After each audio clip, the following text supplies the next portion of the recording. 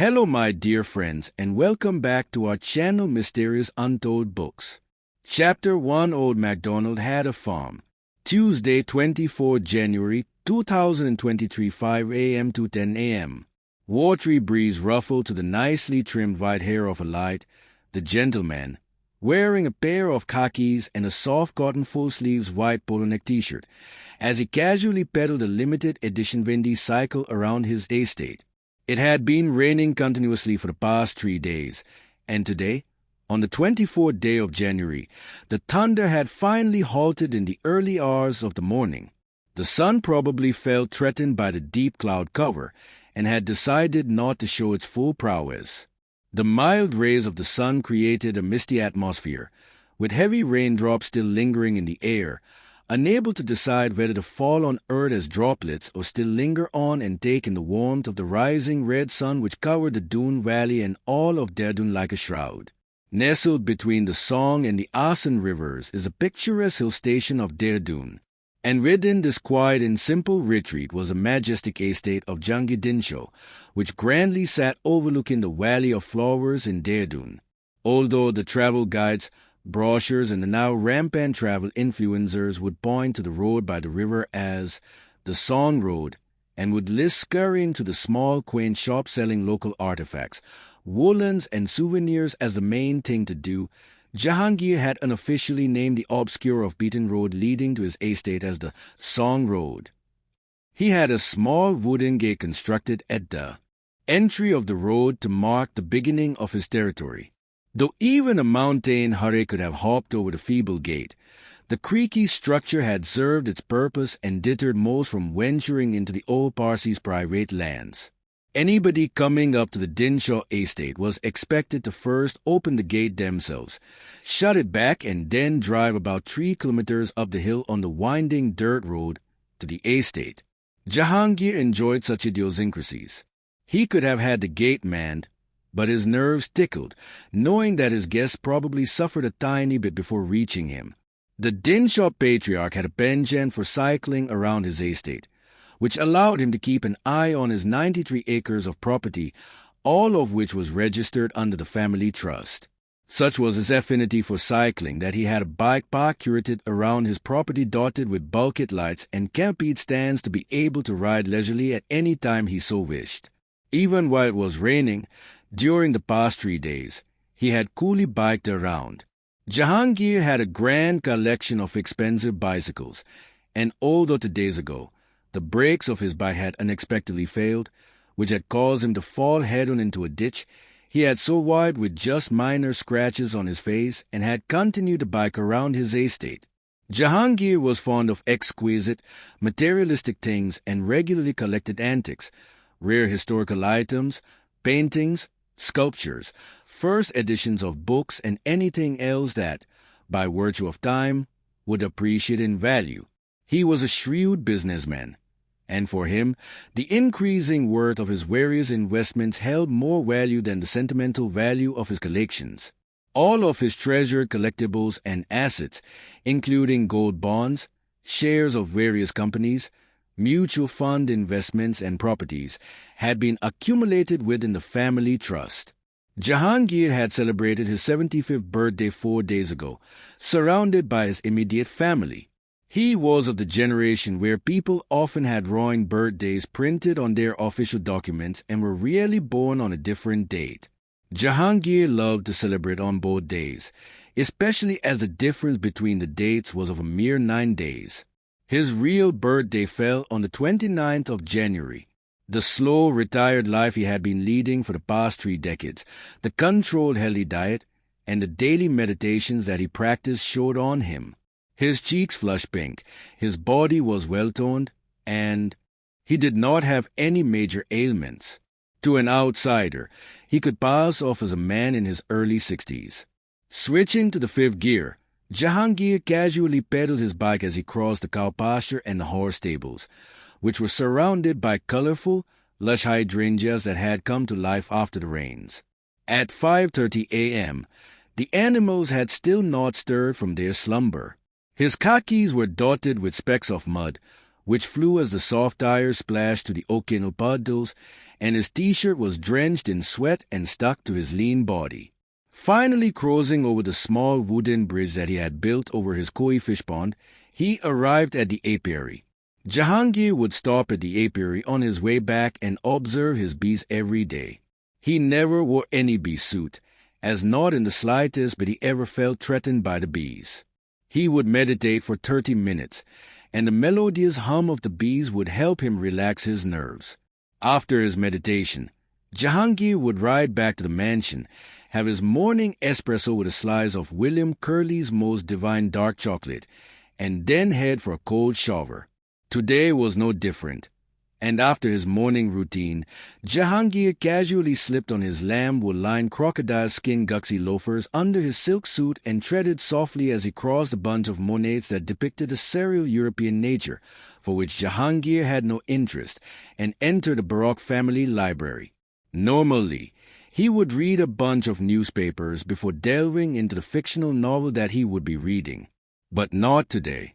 Today, he was going to make some much-required amendments. Since his birthday party, for which all of his family had assembled, he had had a strange feeling. A feeling he was not able to shake off. His subconscious brain told him that he was in mortal danger, and so Jahangir wanted to make some changes before the big party on the 31st, for which most of the now-departed guests would be visiting again. Although to the outside world, he depicted himself as a lion ruling in a jungle, he did at times have pangs of anxiety and felt like a scaredy cat. The bane of sitting on a golden throne was that the iron nails would still pinch the bottoms. Donning his smoking robe that was thrown over his chair to make himself comfortable and warm, with a firm resolve, Jahangir started making meticulous notes. After about 2 hours, he opened the safe that was concealed behind a group of visibly cheerful ballet dancers painted by Ogre Degas, who at the time may never have imagined that his creativity would be used as a front for hiding a numbered locker. Till 9 a.m., Jahangir slowly reread his last will and testament and made copious notes. This was no longer going to be his last will. He had given strict instructions to the house butler, Javert, that he was not to be disturbed and that he would have his breakfast in the library at the usual time. Jahangir was a stickler for rules and had always controlled his surroundings. In his world, meals were supposed to be eaten in the dining room, but he was allowed to break his own rules. In his eyes, these were the small perks of being the head of the family.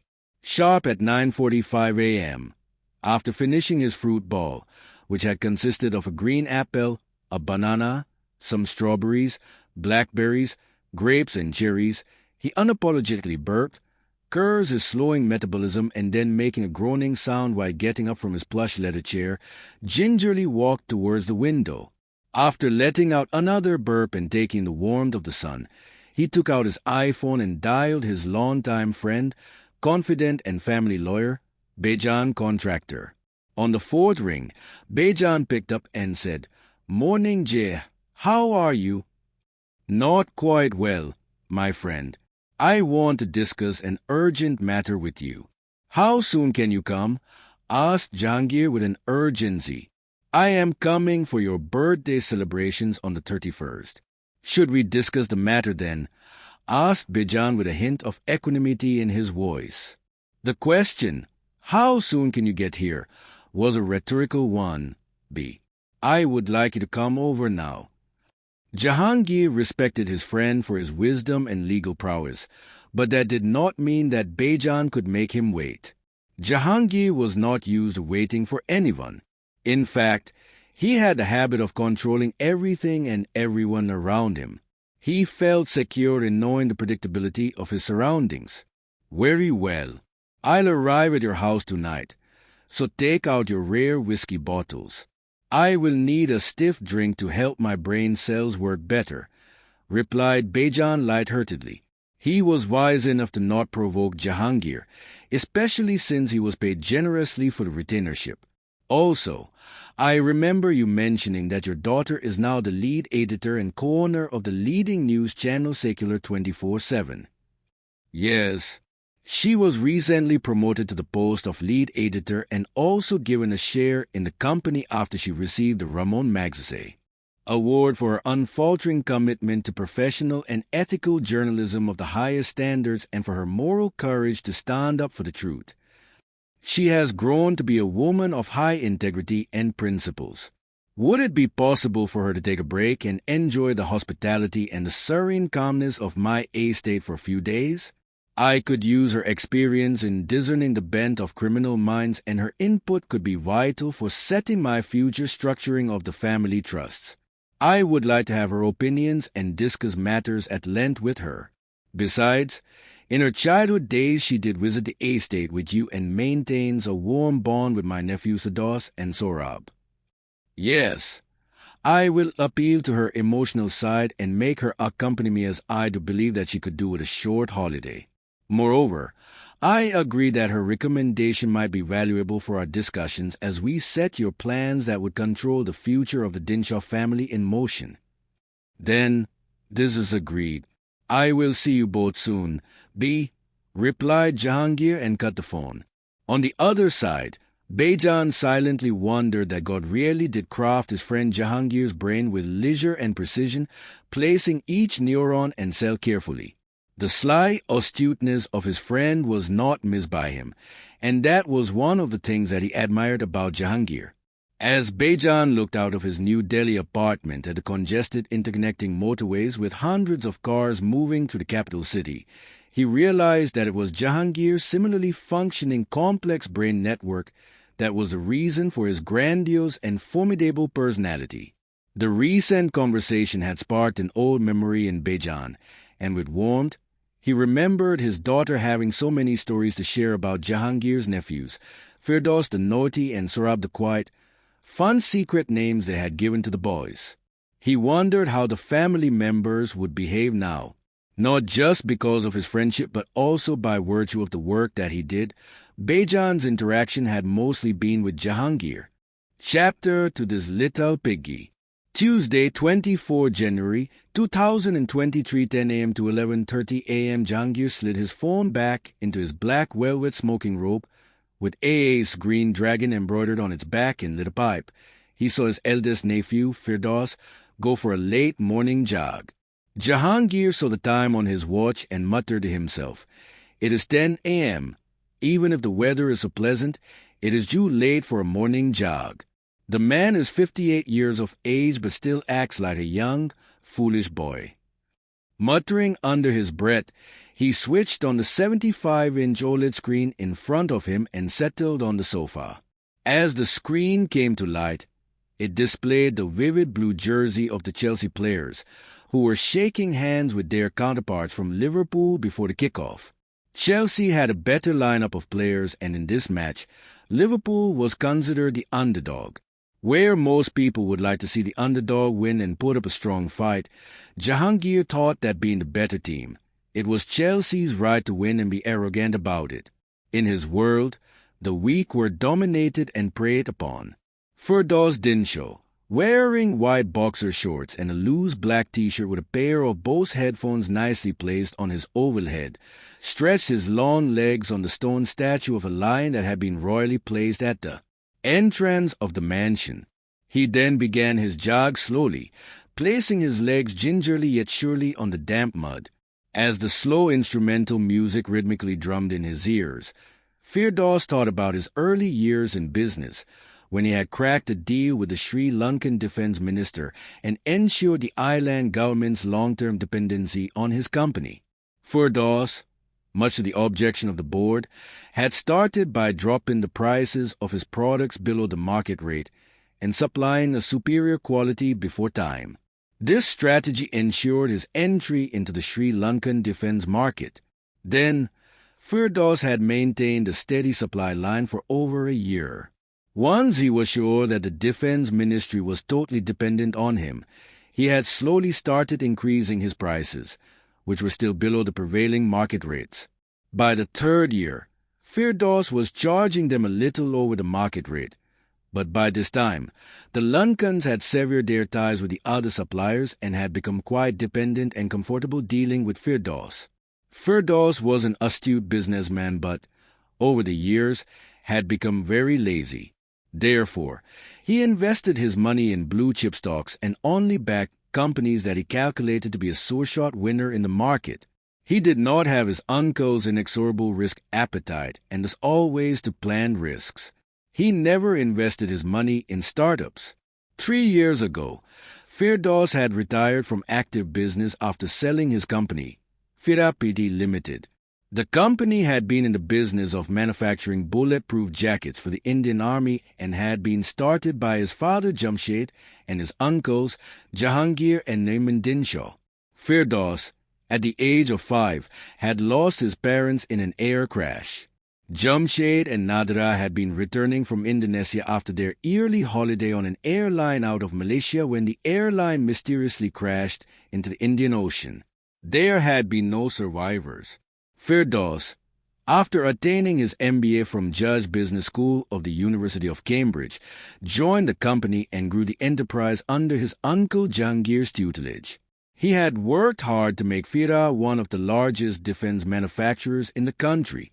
He had brokered contracts with the defense ministries of various low-level countries like Egypt, Turkey, Sri Lanka, and Thailand, and thus had expanded his enterprise. Once he was at a considerable level, instead of taking his company public, he had chosen to sell it to his largest competitor, much to the anguish of his uncle, Jahangir. The consideration offered had been handsome, and Firdaus had used his share of the money to invest in a few real estate ventures to garner a steady rental income and park the balance in bonds and shares. He now enjoyed a routine, quiet life in the hills within the family estate. Unlike his uncle, Firdaus appreciated all forms of art and routinely produced plays for the theatre circuit in New Delhi and Mumbai. This was his one passion where he frequently lost money, merely due to the fact that he would insist on lavish sets and would get the best of the actors to perform for his production company. But his consistency had gained him popularity in the thespian circles of Delhi and Mumbai. Firdaus had a very giving nature and would regularly contribute to charities, especially those that would provide for the destitute and the homeless. He always gave his old clothes to the staff that worked at the estate or helped them out in any way that he could. Firdaus was not a spendthrift, and although he dressed in fine clothes, ate gourmet meals and owned a few sports cars, he was not married to this lifestyle, and so most of his clothes and possessions were a decade old, at least. With sweat drenching his t-shirt, Firdaus continued his jog, with his thoughts drifting towards his investments and the recent loss that he had booked in his production company despite the success of his 18th play, How to Kill Your Family. It was a satirical dark comedy which explored the need for the human mind to right the wrongs that a family patriarch unknowingly passes on to his successors. Finally, after completing his circuit, he arrived back at the estate at 11:15 a.m. Through the entrance on the right was the grand family library, where he saw his uncle smoking his pipe and sipping on a cup of freshly brewed coffee. He could smell the aroma of the Arabica beans, but without a second glance he went to the second floor to have his daily long shower.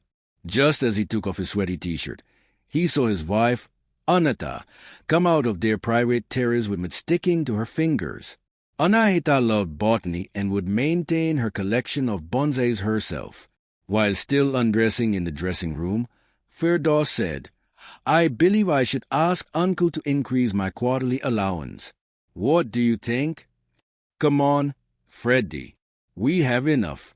Why would you ask him for more allowance? You have invested our share of the wealth well.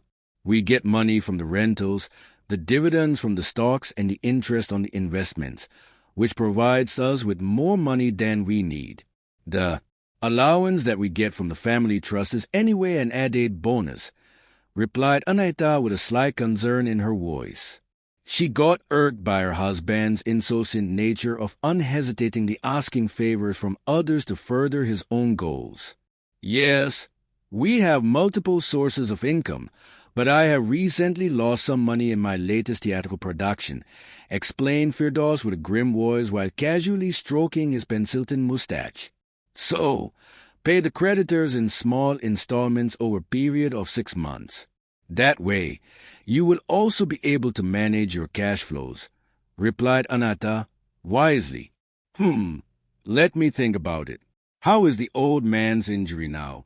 He gave us quite a shock after he fell off his cycle into that ditch, asked Firdaus as he now prepared to step into the hot shower. He is tough as an iron bar. A light fall won't put a dent in him, replied Anata coldly. Then, with a slight sense of irritation, she quickly added, Also, just the other day, Aunt Shireen was grumbling about me spending too much time with my bunnies and not participating much in the house.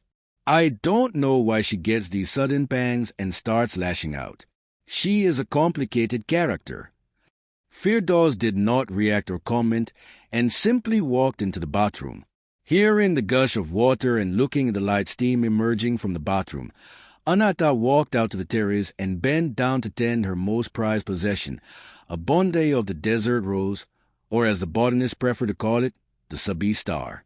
Looking at the stunted thick gray trunk with multiple crooked branches which were enveloped by the rigid leaves, Anata wondered about how ugly this expensive plant actually was.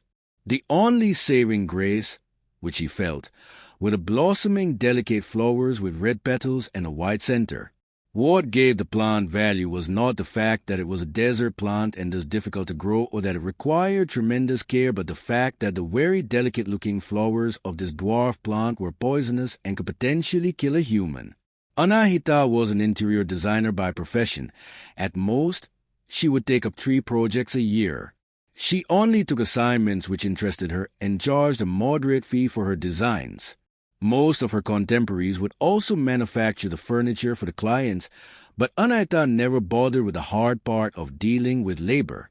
She just gave her clients the designs and left them to fend for the furniture as per their budgets. After attending to the bonsais, she dumped her floor-printed gardening gloves and strolled out from the terrace into a smaller room, which was adjacent to her sitting room. This room had a lot of planters and seamlessly blended with the terrace. Right in the middle of it was a black bossa piano, which she played every day for an hour before lunch. Just as she was flipping to the pages of the sheet music to identify which score she would play, the butler, Javir, softly entered and gingerly placed a flute of chilled mimosa on a side table by the grand piano. Anahita observed the time was 11:30 a.m. and felt uncomfortable at the precise mechanical nature of the butler.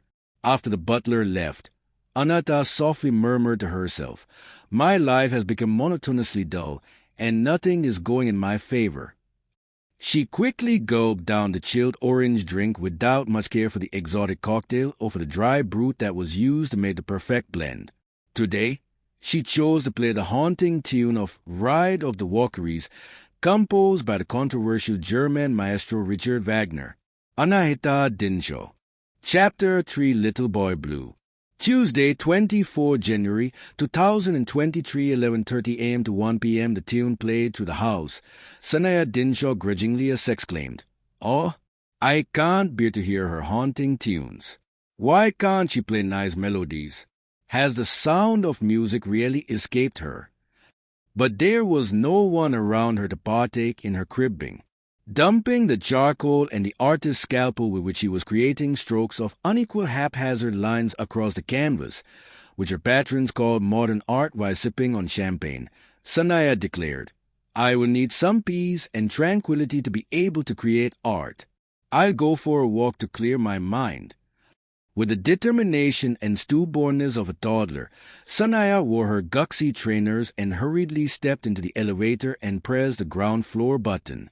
While the elevator slowly clambered down, she put on her AirPods and put on a light instrumental song. Sanaya was the late Nirman Dinshaw's son, Sohrab's wife. She had a very temperamental nature and was frequently irked by the smallest of occurrences. Yet her brain's artistic streak was on point as her black and white modern art sketches were coveted and renowned the world over. Sanaya was born to wealthy Parsi parents and was their only daughter. She was brought up like a princess, and even without the enormous corpus of Dinshaw wealth and family trust of which she was now a part, She was rich in her own right. Yet, she never cared for money or for the exorbitant luxuries that came with it. Her art sales got her enough that she never bothered about the quarterly allowance that came from the trust into her account. Walking eastwards along the dirt road, she reached the tennis court. There, she sat in silence and saw the mustard ball covered in soft brown mud being rallied across the net by the players, who occasionally grunted when the effort to slam the ball across the net became tough. Observing the duo play, she murmured, "Winning is not about not failing, but about never quitting. And so, I must persevere. Hitting a roadblock should not shake my quest. I am determined and will not quit until I have achieved my goal." Of the players, the leaner one with a salt and pepper goatee was her husband, Sohrab, and the other, who was a bit heavier and was constantly finding it difficult to run the breadth of the clay court, was their guest, Jim. He had flown down from Mumbai for his grand-uncle Jahangir's upcoming birthday celebrations. At 12:20 p.m. the players finished their match with the set being called 4-2 in Sohrab's favor. As the players stepped out of the court, wiping their sweat with their respective white towels, Sanaya joined them. As they began to walk back to the mansion, Sanaya asked Jim, "When did you arrive, and how was your flight to Dehradun?" "Oh, I arrived this morning. I had booked my tickets via points, and so I landed a seat near the rear toilet. And there was this rather skinny passenger with a round head, and he kept swaying his head and fidgeting to find a comfortable posture to sleep in, but very quickly he decided to rest his round head on my shoulders, and I had to keep flicking it back." Continuing with his bickering, which was making him feel good, Jim exclaimed, "There was no overhead space for my hand luggage, as everyone else had already placed theirs in the limited space present. I had to keep mine under the seat in front of me, and thus couldn't even stretch my legs. There was also a group of about 40 people traveling together. I gathered that they were coming to attend a wedding, but they were the most obnoxious group of travelers, for they refused to sit on their assigned seats and kept exchanging their seats with each other throughout the journey. All of them spoke so loudly that I can still hear their voices booming inside my head." Then, throwing his arms up in the air, Jim relented to his harrowing experience and stated, "But other than that, the flight was okay, and it landed on time at 6:30 a.m. I reached the mansion just in time to greet Granduncle as he was stepping into the library. Then, after settling in the outhouse, I met Uncle, and we decided to play a game of tennis." "What brought you here?" "I thought you would be busy sketching," asked Sohrab. "I just couldn't stand Anata's haunting music and needed to get away to clear my head," replied Sanaya bluntly. Sohrab gave a slight laugh and while shaking his head said, "The Dalai Lama rightly said, and I quote, 'In the practice of tolerance, one's enemy is the best teacher.' Well, I really don't need to torment myself for your acquiescence. Anyway, you both are stinking and should shower before the family sits down for lunch at 1 p.m., retorted Sanaya with a sense of authority and marched ahead back to the mansion. With an intention of lightening the mood, Jim casually asked, "Is business good? I heard that Uncle Firdaus sold a company that made bulletproof jackets." "Yes, we got good money from the sale. The company's shares were split equally amongst Firdaus, the family trust, and me. The operations of the company were being looked after by Firdaus, though Uncle was not very happy about it. I see merit in Firdaus' decision. The publishing company that I look after is under stress as the industry is going through a tough phase. We have more competitors than the demand in the market. I am trying to export our books and set up a brand name for the arm of the publishing house which publishes school curriculum to be able to sell the company," explained Sohrab with a hint of dejection in his voice. "You seem to be in a tough spot," said Jim sympathetically. "Well, since the company is in losses, I am not able to get any sweat equity, and all the labor and time that I put in is converting into a free-of-cost service. The situation has become quite frustrating for me." The two had now reached the outhouse, and Jim left to take a shower. Lost in his own thoughts and almost like an innocent lamb, Sohrab silently treaded back to the mansion.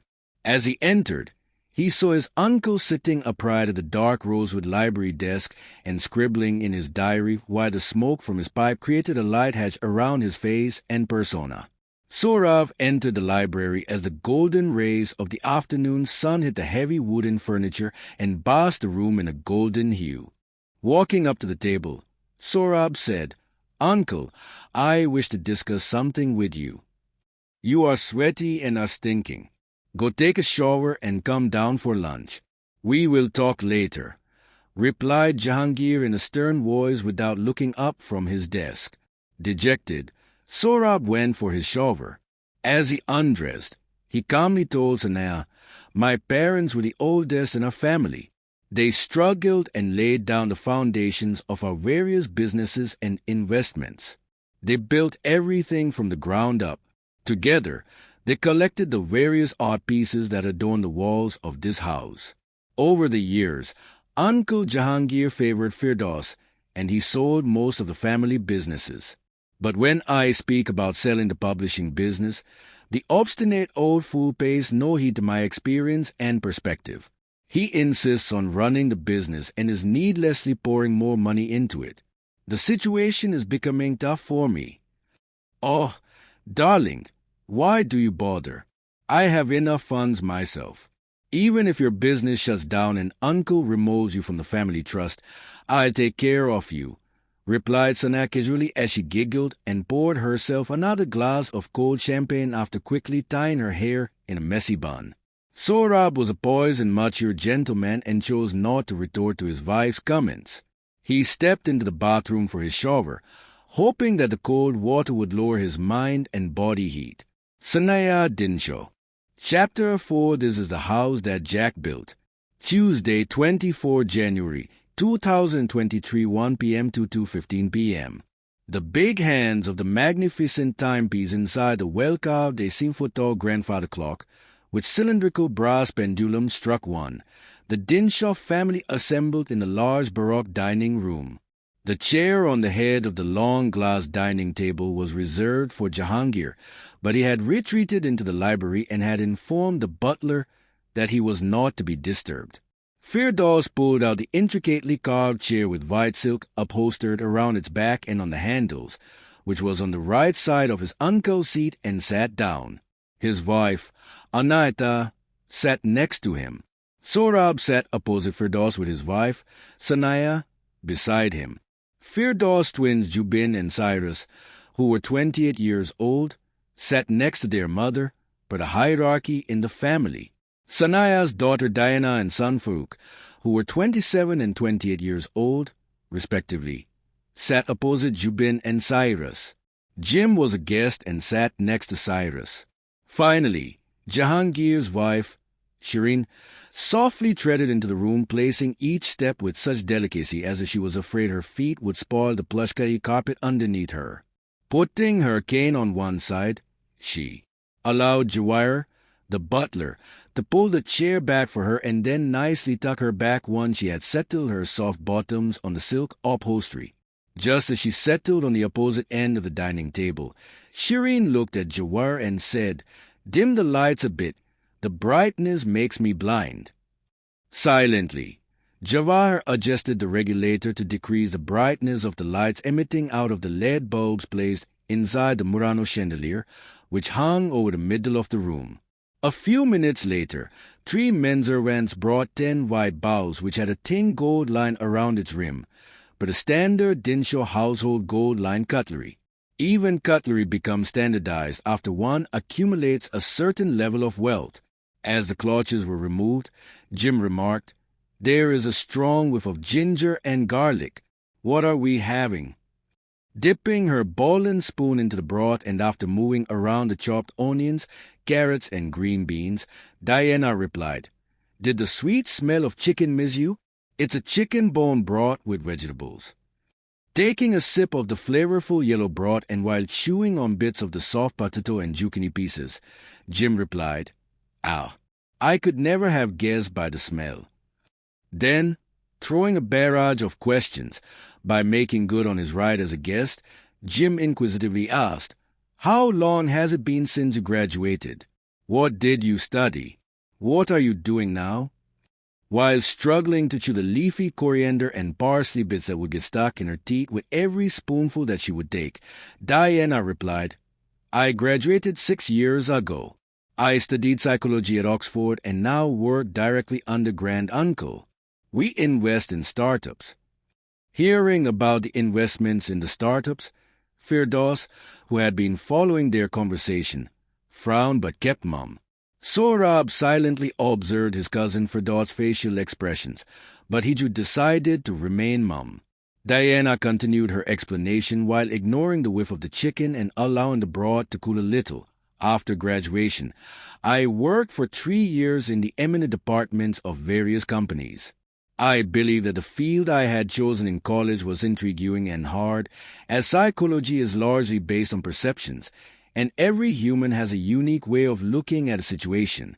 But the ability to study the human mind gives me an edge while assessing the people and their ideas when I invest in their newly founded businesses. As the last of the soup broth was slurped and the bowls cleared, 3 small bowls were placed near everyone's plates, and a large basket of pav was kept in the center along with 2 earthen jars. Taking a few pieces of bread from the basket, Jim said, "I agree with you, Diana, but not everything is a matter of perception." And then, without specifically looking at anyone, he continued, "Statistics and numbers also reflect human and organizational nature." Then, dipping his pav into the first bowl, from which he got a strong whiff of turmeric and ginger, he wrapped a few pieces of succulent mutton chunks in his pav, and as he chewed onto it, Jim could taste the flavors of tomato, onion, and jaggery, and the fact that the juicy meat had been thoroughly marinated in vinegar. Gnawing on the slivers of fried potato sticks that were generously sprinkled on the sari buri, Jim looked at Farouk and asked him, "Are you planning to join Uncle Sohrab in his business?" Farouk, who preferred to eat in silence and was an introvert, had been concentrating on the second bowl, which had tender pieces of chicken wrapped in fiery chilies and spices and again sprinkled with fried potato sticks. It was the chili and not Jim's prying question that made him sweat while softly smacking his lips with each bite. As Farouk continued to dip his pav into the sali margi and eat in silence, Jim, with suppressed eagerness and the meddling right which every guest is bestowed with by virtue of their short-lived elite status at the host's home, again repeated the question in a louder voice. Attacking the inquest, Zubin, Anata's son, smirked and replied, "Uncle Sohrab's business no longer has room for dear old Farouk. It hardly churns any monies, and Grand Uncle regularly injects funds into it from his investments. It would be better for him to start looking at jobs in the UK, that is if he is able to complete his doctorate from Cambridge." Firdaus silently smirked at his son's comment, but, with a straight face, asked Sohrab, "Should I speak to Uncle on your behalf?" Sohrab was a refined gentleman and did not react to such childish condemnation. He understood his position and knew how to take a punch on the chin, and so he confidently replied, "No, Firdaus, I am discussing the matter with Uncle. There may be merit in his point of view, and maybe we can turn things around. Now, I really can't distinguish between you 2 twins. You look and sound so similar, and my eyes are not as sharp as before," said Shireen in a delicately soft yet commanding tone. Bending over, she gently peeled the green banana leaf which had been used to steam the pomfret. The light steam from the cooked meat was filled with the aroma of garlic and chili. Shireen cut a piece, and as she chewed the supple meat and her heart-shaped face bobbed in agreement while she tasted the mild coriander, mint, and coconut chutney that was generously spread on the fish, she then sternly looked up and said, "Which of you are mean, and must you pass such despicable comments about your own kin?" Before Zubin could reply, Cyrus dulled the rising tension by saying, "Oh, Grand Aunt Zubin did not mean to be rude. He was just having fun with Farouk and Jim." Then Cyrus quickly reached for one of the earthen pots, removed its lid and served himself some rice. After chewing her morsel of fish, Shireen, without particularly looking at anyone, exclaimed, "Rudeness is a weak person's imitation of strength." Chewing on the berries and nuts and devouring the saffron-flavored berry plough, Zubin curtly stated, "No matter how good one's heart is, eventually one has to start treating people the way they treat you." "Zubin, you are being unwantedly hot-headed. No one here has ever wronged you. You are making a mountain out of a molehill. Why don't you eat your food in silence and try not to be rude to Uncle Sorab, even if it is inconvenient for you?" stated Anita sternly. The family then continued to chew in silence, but after a while, Sanaya, on impulse, remarked with a sense of excitement, "I believe we should either shut or sell the publishing house. We still own rights to some novels, and we can sell the rights to other publishing houses and to various production houses in tandem with the authors." "Oh, darling, must you behave like the kids and discuss business and disparaging issues on the table?" questioned Shireen, and then flicked her hands, indicating to the butler to clear the plates and bring in the desserts. The manservants quickly brought a platter of cheese sprinkled with candied walnuts and a portion of apple crumble with vanilla ice cream. The family ate the sweets together and suppressed any bitterness they felt as the dopamine kicked in and calmed their nerves. Shireen Dinshaw. Chapter 5, How Does Your Garden Grow? Tuesday, 24 January 2023, 2:15 p.m. to 4:30 p.m. The scrumptious lunch. Shireen softly ambled into the pantry, where after she found a young maid taking out some ingredients as per the list handed over to her by the chef. Looking at the matriarch, the maid hurriedly collected the last of the few items, scanned the list, and withdrew from the room. Shireen prodded around the neatly arranged array of shelves, bumped her walking stick into a stack of grains without any adverse effect on herself or the grains, and finally managed to reach one end of the room. There, she meticulously examined a few jars of pickles that she had prepared herself, opened a few and smelled them, and then as her old, shriveled, bony hands were closing the lid, she unconsciously grumbled, "Sanaya gets excited too quickly. A woman of 56 years of age should show some maturity and restraint. She is always so cold and calculating." Just as she mumbled these words, a pang of jealousy towards Anita and Sanaya hit Shireen, as she felt sad about her inability to have children and being creatively inept as compared to them. On most days, her brain would subdue any such feelings, but the occasional arguments with Sanaya or Anita would revive the suppressed feelings, and that kept her sad for the next couple of days.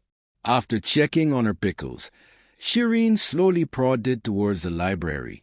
Javahir, who was sitting across the library on a single armchair which sat beside an ornate console table, looked slightly up from the newspaper that he was reading. He knew better than to intrude on the decision of the matriarch to approach her husband.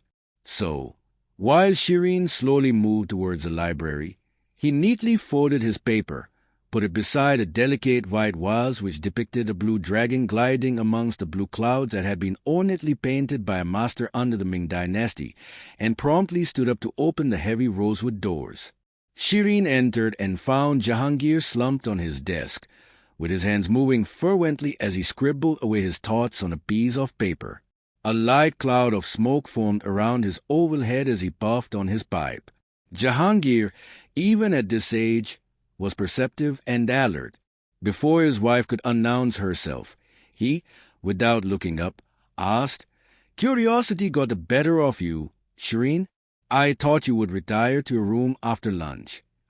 "I walk ever so slowly, without much commotion, with your back turned towards me." "How did you guess that it was me?" asked Shireen, still impressed and in love with the man whom she married almost 50 years ago. "I did not guess. I heard the door open, and as you walked towards me, I could smell the light scent of your rose perfume," replied Jahangir casually. "Well, to answer your earlier question, I came to check upon you." "What has been bothering you?" asked Shireen. Still continuing to scribble, Jahangir said with a slight chuckle, "It is nothing that I can't resolve. With a little firm hand, I'll entangle the unassuming souls together forever. You know, I sometimes wonder if we should have had children of our own or, at least, adopted one. You could have had someone to rely upon, said Shireen with a heavy voice. You know I couldn't have fathered children, and I don't need to rely upon anyone, exclaimed Jahangir sternly. Then, without waiting for a reply, he said dismissively, Anyway, now is not the time to discuss this. Tonight, Bejan is coming over. I must discuss certain issues with him. Then, tomorrow morning, I will convene everyone together. On your way out, please send Jawahar. Shireen got the cue and, guessing the importance of Jahangir's work, slowly ambled towards the door. Over the years, she had learned to suppress her bitterness. With some effort, she opened the door and, with her bony thumb, indicated to Jawahar that his presence and services were required by Jahangir. When Jawahar stepped inside and gave a sly cough as an indication of his presence, Jahangir continued with his scribbling and, without looking up, said, Tell Diana to come and see me at once. Then inform everyone that I want them to gather in the library tomorrow morning, sharp at 11 dot. Understood, replied Jawahar softly and silently left the room. Diana had been riding her chestnut pony around the estate. It was her way of meditating and focusing on the task at hand. After graduating in psychology from the University of Oxford, UK, and her brief stint in the mergers and acquisition sector, she had been under the direct tutelage of her grand-uncle Jahangir. He had molded her into a shrewd businesswoman who now invested in startups.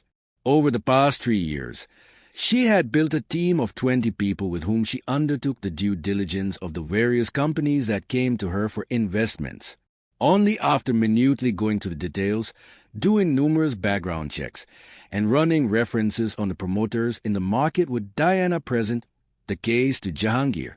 If the promoters were able to satisfy Jahangir's grilling questions and show him the marketability of their vision, Jahangir would invest his money in their company. Of the 25 startups in which Jahangir had so far invested, 9 had gone bust, 3 had given his money back before they were finally shut down, 1 had turned unicorn, and he was still invested in the remaining 12 of them. This was a high-risk, high-return game, and Jahangir was slowly mastering the art of it. Through the GPS tracker put around the pony's neck, Jawahar was able to locate Diana. A manservant was sent in a golf cart to bring back the young heiress from one end of the estate. Almost everyone, including Diana, believed that her grand-uncle had been training her to take over the reins of the family. A while later, Diana hopped off the golf cart, took out her riding boot in the mudroom located near the entrance of the house, and strutted into the library. As she entered, she saw her bag, still kept on the sofa, which she had placed there the previous evening during her conversation with her grand-uncle. They had been discussing the status of their existing investments in the various companies.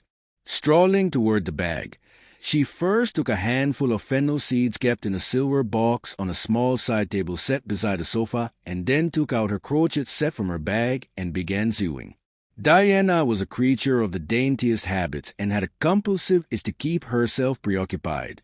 Her sharp mind did not allow her to remain idle. A few moments later, Jahangir got up from his table and settled onto the armchair next to the fireplace.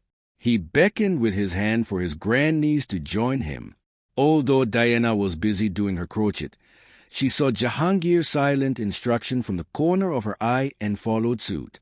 She took her crochet set and sat opposite Jahangir. Over the years, while working under Jahangir, Diana realized the virtue of being patient and mastered the art of listening without reacting. With a piercing gaze, Jahangir looked at her and exclaimed, Diana, listen to me carefully. Over the years, I have mentored you and have taught you everything I know. But there are still many lessons for you to learn, for which I must now set the stage. Our family trust holds most of our investments, the publishing company, the estate, and our jewelry. The interest the investments earn are used for giving allowances to the family members, the upkeep of the estate, and to keep the publishing company running. Other than the light crackle of the faint fire combined with the silent movement of Diana's deft hands moving about the crochet needle and the thread, only the deep baritone of Jahangir could be heard through the library.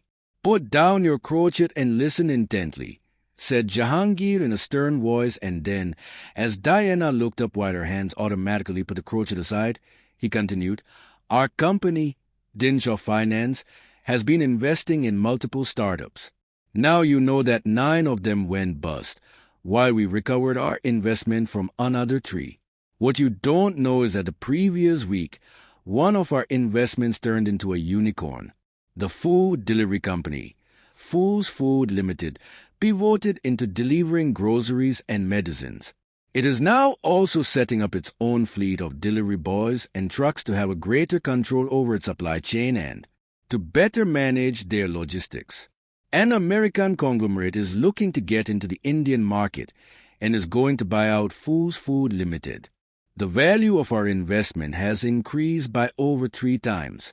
We had a 1% stake in the company, and the company at the time was valued at $3 billion. But last week, I made the exit at a valuation of $9 billion. This morning, I received the $90 million. Diana, who had been carefully listening, realized how her uncle began the conversation with "we," but ended it with "I."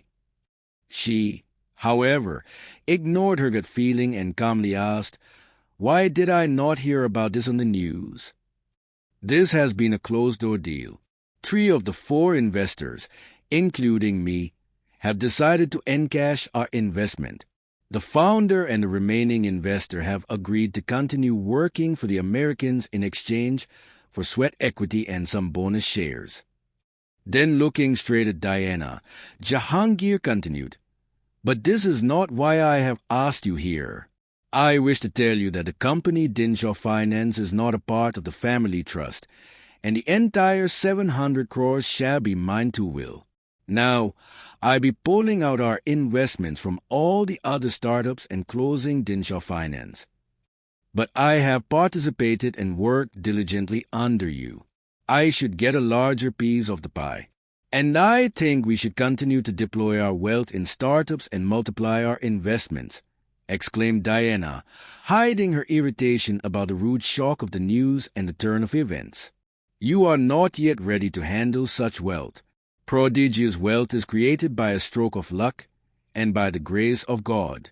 I do not wish to play this gamble anymore. You must find some other work to do or make good with the allowance from the trust. In time, after Shireen and I pass away, this wealth will be used for the betterment of the family and its future generations. And in my lifetime, if anyone proves to be more capable, then I'll give a bigger piece of the pie to that person. Till then, work hard, prove yourself, and enjoy life," explained Jahangir in a stern voice. "I am not some hamster in a wheel or a pig in a pen, which you can use or slaughter as per your convenience." "You are being unfair, grand uncle," blurted out Diana in a fit of rage, with tears welling up her eyes. The situation had made her go against her very nature. "Your thinking reflects your immaturity. You have a lot to learn. Money is not for you to toy around with. Creating and handling wealth is a game of patience." Then jutting out his bony index finger and pointing it towards Diana, Jahangir continued, "The English poet William Shenstone rightly said, 'A miser grows rich by seeming poor. An extravagant man grows poor by seeming rich.'"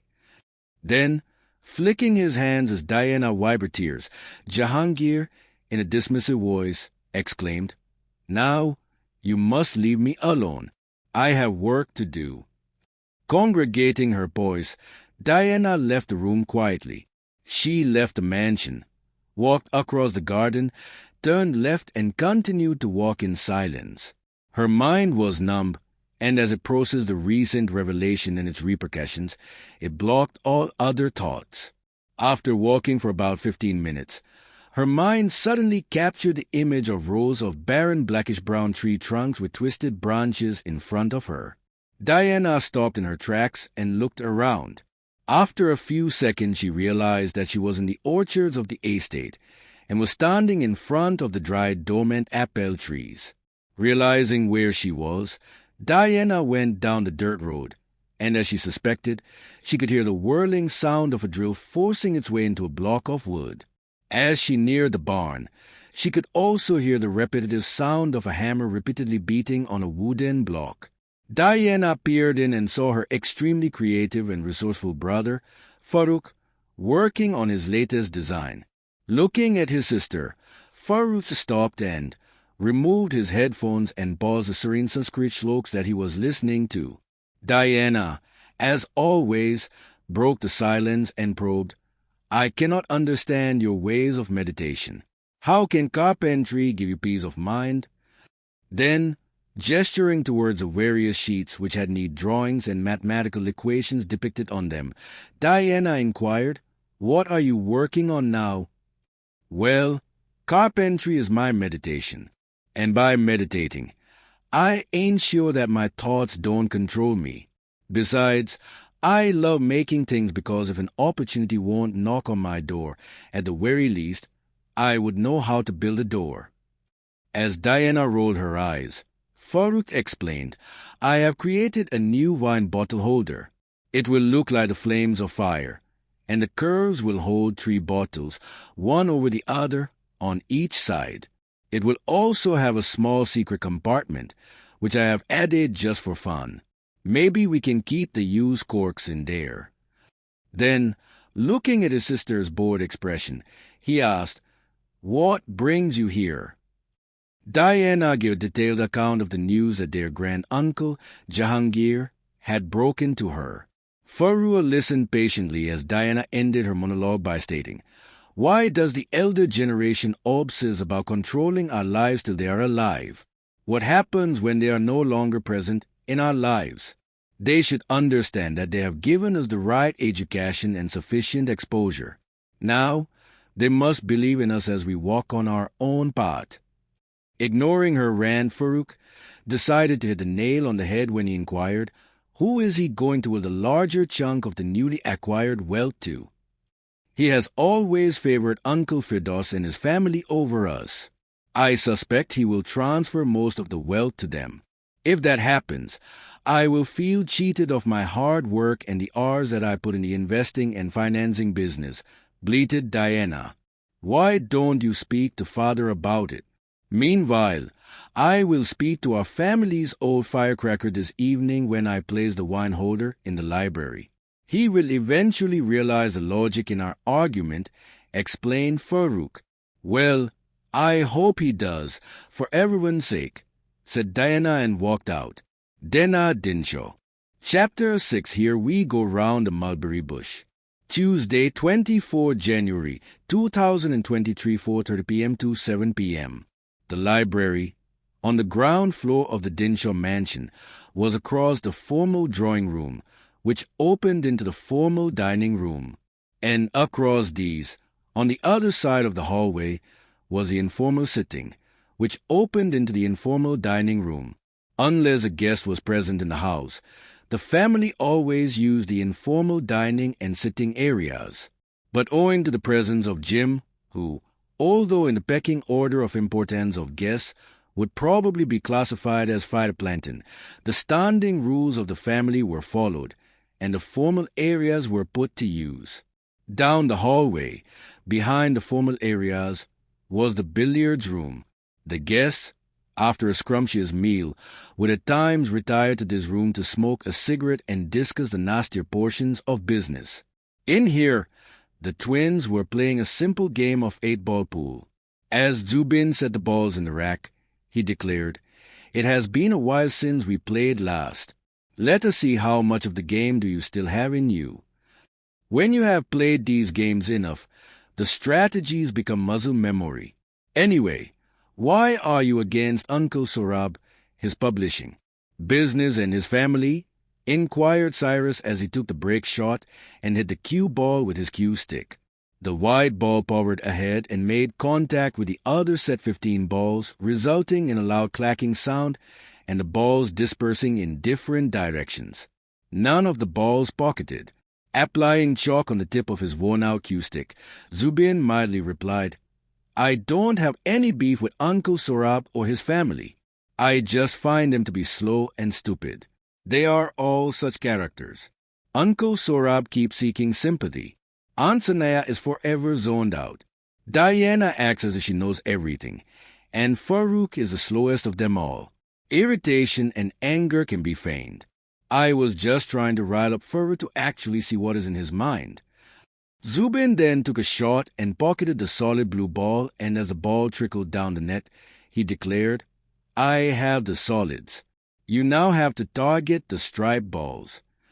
Once again, after rubbing chalk on his cue stick, Zubin took another shot, pushing the red ball and the yellow striped ball closer to the pit. Cyrus hit the cue ball and targeted the green striped ball, which pocketed easily, as it was anyway dangling very near to the pocket, almost like an old man ready to trip into his grave. But what would you gain by harassing poor old Farouk? He is an introvert and hardly makes his presence felt, inquired Cyrus as he prepared to take another shot. Targeting the yellow striped ball, Cyrus hit the cue ball with quite a force, but instead, this had the opposite effect, and both the red solid ball and the yellow striped ball rebounded off the edge and settled back in the center of the table. Looking at the effect of Cyrus' force, Zubin replied, "When you apply force, you are not always sure of the outcome of how things and humans react. I am not too happy about the family wealth being depleted and thrown down the drain for the sake of keeping the publishing business active and to ensure that Uncle Sorab remains busy." Then as Zubin took the shot, Cyrus rebuked, "Uncle Sorab himself wants to shut the business or sell it, but Grand-Uncle won't let him do it." Zubin pocketed the green and the maroon balls in quick succession before losing his turn to Cyrus. As Cyrus prepared for his shot, Zubin replied, "Well, at least we know now that it is true and that Farouk has no intention of trying to revive the business. I had once heard Mummy expressing concern to Dad about Uncle's business. Now the rumor seems to be confirmed." After Cyrus took his shot, he said, "I saw Dinah enter the library earlier today, but a while later, when she came out, her eyes were watery and her face looked like she had seen a ghost. I don't understand the science behind becoming a venture capitalist. It seems tough to be able to work for the eccentric old man. Jawahar told me that the family lawyer is due to arrive later this evening, and also that Grand-Uncle has called for a family gathering the following morning. I hope common sense prevails on the elders," answered Zubin while flicking his head in a bout of irritation. "Well, I am going to pursue a PhD in economics and become an economist. I don't want family politics to ruin my future. I also hope they are either able to revive, sell, or shut the publishing business," explained Cyrus as he hit another powerful shot and pocketed the last of his striped balls. "Will you be able to survive in a demanding job as that of an economist?"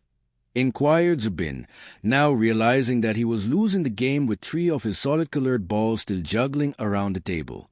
"Well, what other option do I have? Isn't the allowance that we get from the trust enough?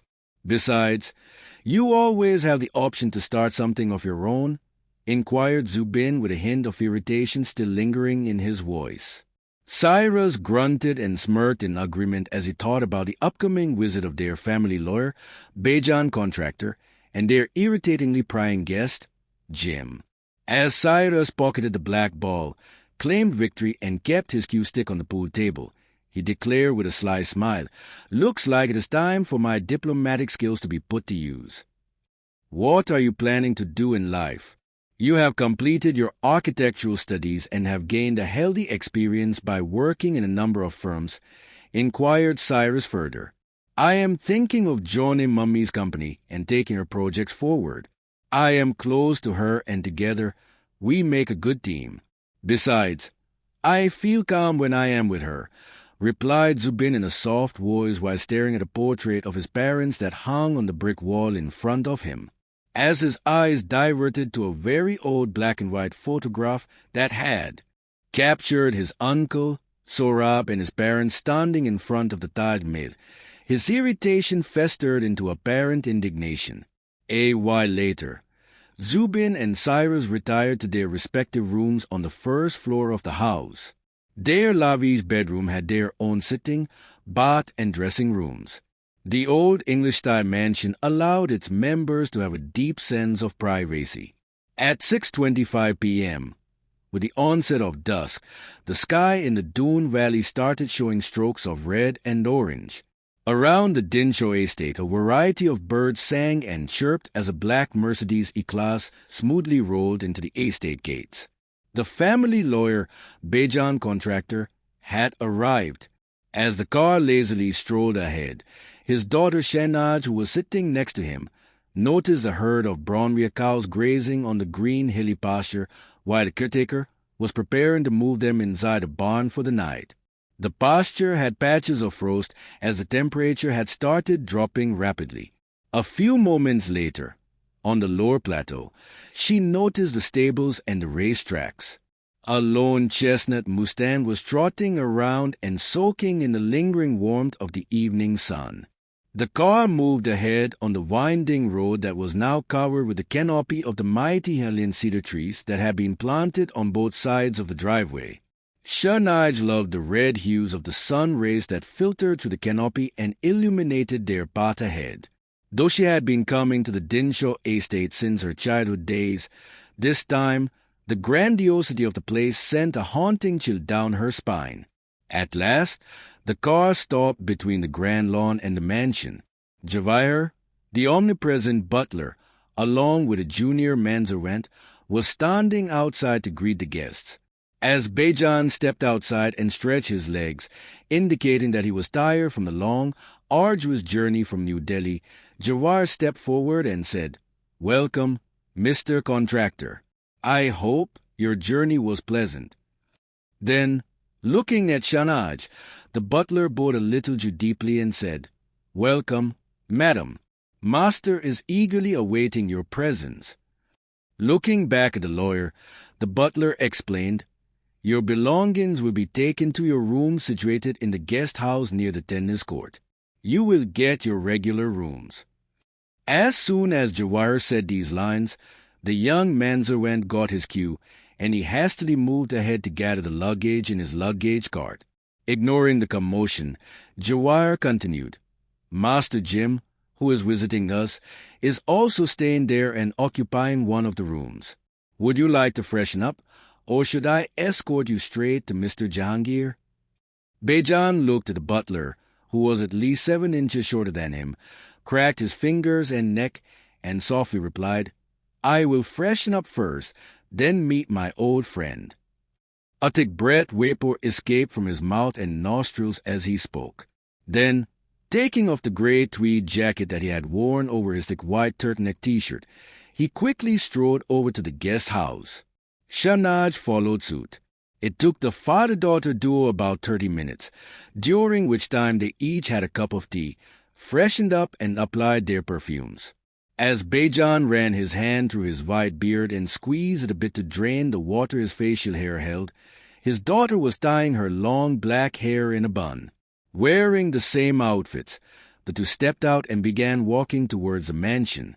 While en route, Bejan, who, despite his tall height and commanding personality, had a very soft voice, said, "Listen intently to what Jahangir says. Do not give your opinions to him too easily. He has a tendency to not rely on opinions and options shared too quickly and too easily.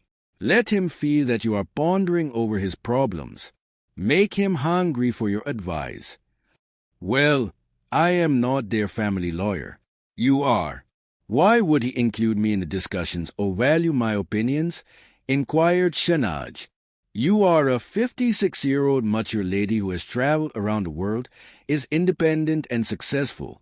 Your ambition has driven you from starting as a crime reporter to becoming the co-owner and lead editor of one of the top news channels of the country," explained Bejan, and then, looking at the disbelieving look on his daughter's face, he continued, "Darling, You are wise and perceptive. Everyone is hungry for wisdom, but be careful while you impart it. When Bejan and Shahnaj entered the mansion, they found Jawar sitting on a petite visitor's chair by the console table, which was neatly placed near the entrance. The uninvited visitors were expected to wait by this table, while the butler would ask the master where the guests would be entertained. In this situation, however, the guests were expected and eagerly awaited. So, Jawar took them straight to the library. As he opened the heavy, ornate 10-foot-tall door and heaved his way in, the visitors quickly squeezed behind him to the door, not wanting to handle the heavy door by themselves. Once inside the library, they saw Jahangir sprawled across the sofa with his chest discreetly puffing. Bejan crept up to him and tapped on his shoulders. Jahangir woke with a start. After looking at Bejan for a few seconds, his sluggish brain comprehended the fact that his guests had arrived. Rubbing his eyes, Jahangir said, "I decided to take a quick power nap, for I have much to discuss with you and realize that we may be in for a long night." Then, looking at Jawar, he instructed, "The three of us shall have our dinner here. We are not to be disturbed." "Understood," replied the butler as he closed the door and left. Then, indicating his guest toward the fireplace, where the dimly lit fire still crackled, Jahangir settled himself comfortably in one of the armchairs.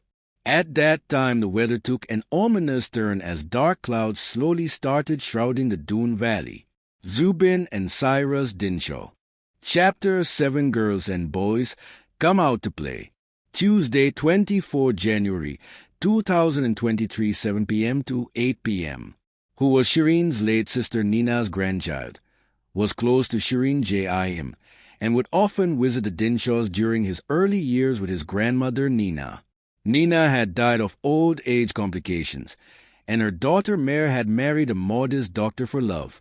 Jim realized that in the pecking order of society, he sat comfortably in the middle. Strolling about in the archery range beside a lawn tennis court, Jim occasionally did feel the pangs of jealousy, looking at the casual opulence of the Dinshaw family. With a variety of thoughts going through his head, he picked up a bunch of arrows, and as he took aim at the target placed 20 yards away, an arrow flew from behind him and hit the bull's eye.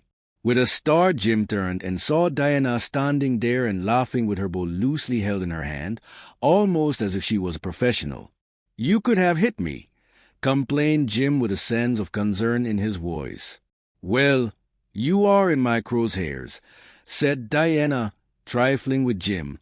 As his cheeks flushed, Jim, determined to show off his skills too, carefully aimed and punctured the target right next to where Diana's arrow had landed. Then, whistling casually, he ran his hand through his hair and looked at Diana and said, "You seem to be in a jovial mood today. Care to share the news?" "Well, I have just been used like a hamster in a wheel and discarded of by grand-uncle Jahangir. So, I have come to let off some steam and think what I am going to do in life now." "Let us go for a walk, and you can tell me all about it," said Jim. "Are we allowed to be romantic?" inquired Diana while sliding her arm in his. "We are not related by blood, so that should not raise any eyebrows, and besides, love does not require any explanation," said Jim as the boat decided to walk toward the koi pond, which was situated on the other end of the estate. With a cocktail of giddy and mushy feelings with little butterflies fluttering in their stomachs, the newfangled couple slowly walked out of the archery range as Jim thought to himself, "Cupid's arrow seems to have hit his mark," while Diana thought, "He is nosy, inquisitive, and does not look conventionally attractive, but he is intelligent and charming." The dark clouds that had spread over the estate now thundered, and with the last rays of the sun fading out, a light drizzle started. The solar lights and lamps illuminated the vast property, making the area look like it had been swarmed by fireflies. Just outside the library was the secondary lawn, which was where the swimming pool was located. To work up her appetite for dinner, Anaita was rapidly completing one lap after another as the heated swimming pool started to lose its warmth owing to the drizzle and the drop in the climate temperature. The lights in and around the pool shimmered and made her dusky complexion appear golden. Sanaya was observing her from the covered pergola of her second-floor balcony and briefly thought about creating a sketch of a woman drowning in water. Then, talking to herself, she said, it would be a depiction of the struggles humans have to bear throughout their lives. How just to sustain themselves and to remain afloat they must keep kicking the water. Yet in the end, we all die, and the earth consumes us all. But an instant later she changed her mind and decided to complete her existing work. Sanaya kept changing the location as she progressed through the art. She would start in her studio, then would set her easel and tables in her veranda or at times in the lawns or wherever she desired to seek her inspiration from. Once, she had gone to the apiary, but her persona could not become one with the bees, who, for some reason, decided to sting her the moment she had set up her paraphernalia there. The cow pasture and barn had an acute smell of cow dung, and after stepping on a fresh pool of warm cow dung and spoiling her guxy loafers, Sanaya decided never to set up shop there again. Although the smell of dung, urine and hay was not really present in the equine quarters due to excellent ventilation, regular cleaning and changing of the dried hay mattresses in the stables, the horses, too, had not taken fancy to Sanaya's presence. When a young, playful filly had decided to buy the canvas on which Sanaya had spent months, she had angrily flung her tools at the poor, ignorant animal. Her behavior had not gone unnoticed by the joey's mother, who had decided to charge onto Sanaya despite the jockey's best efforts to calm the horse down.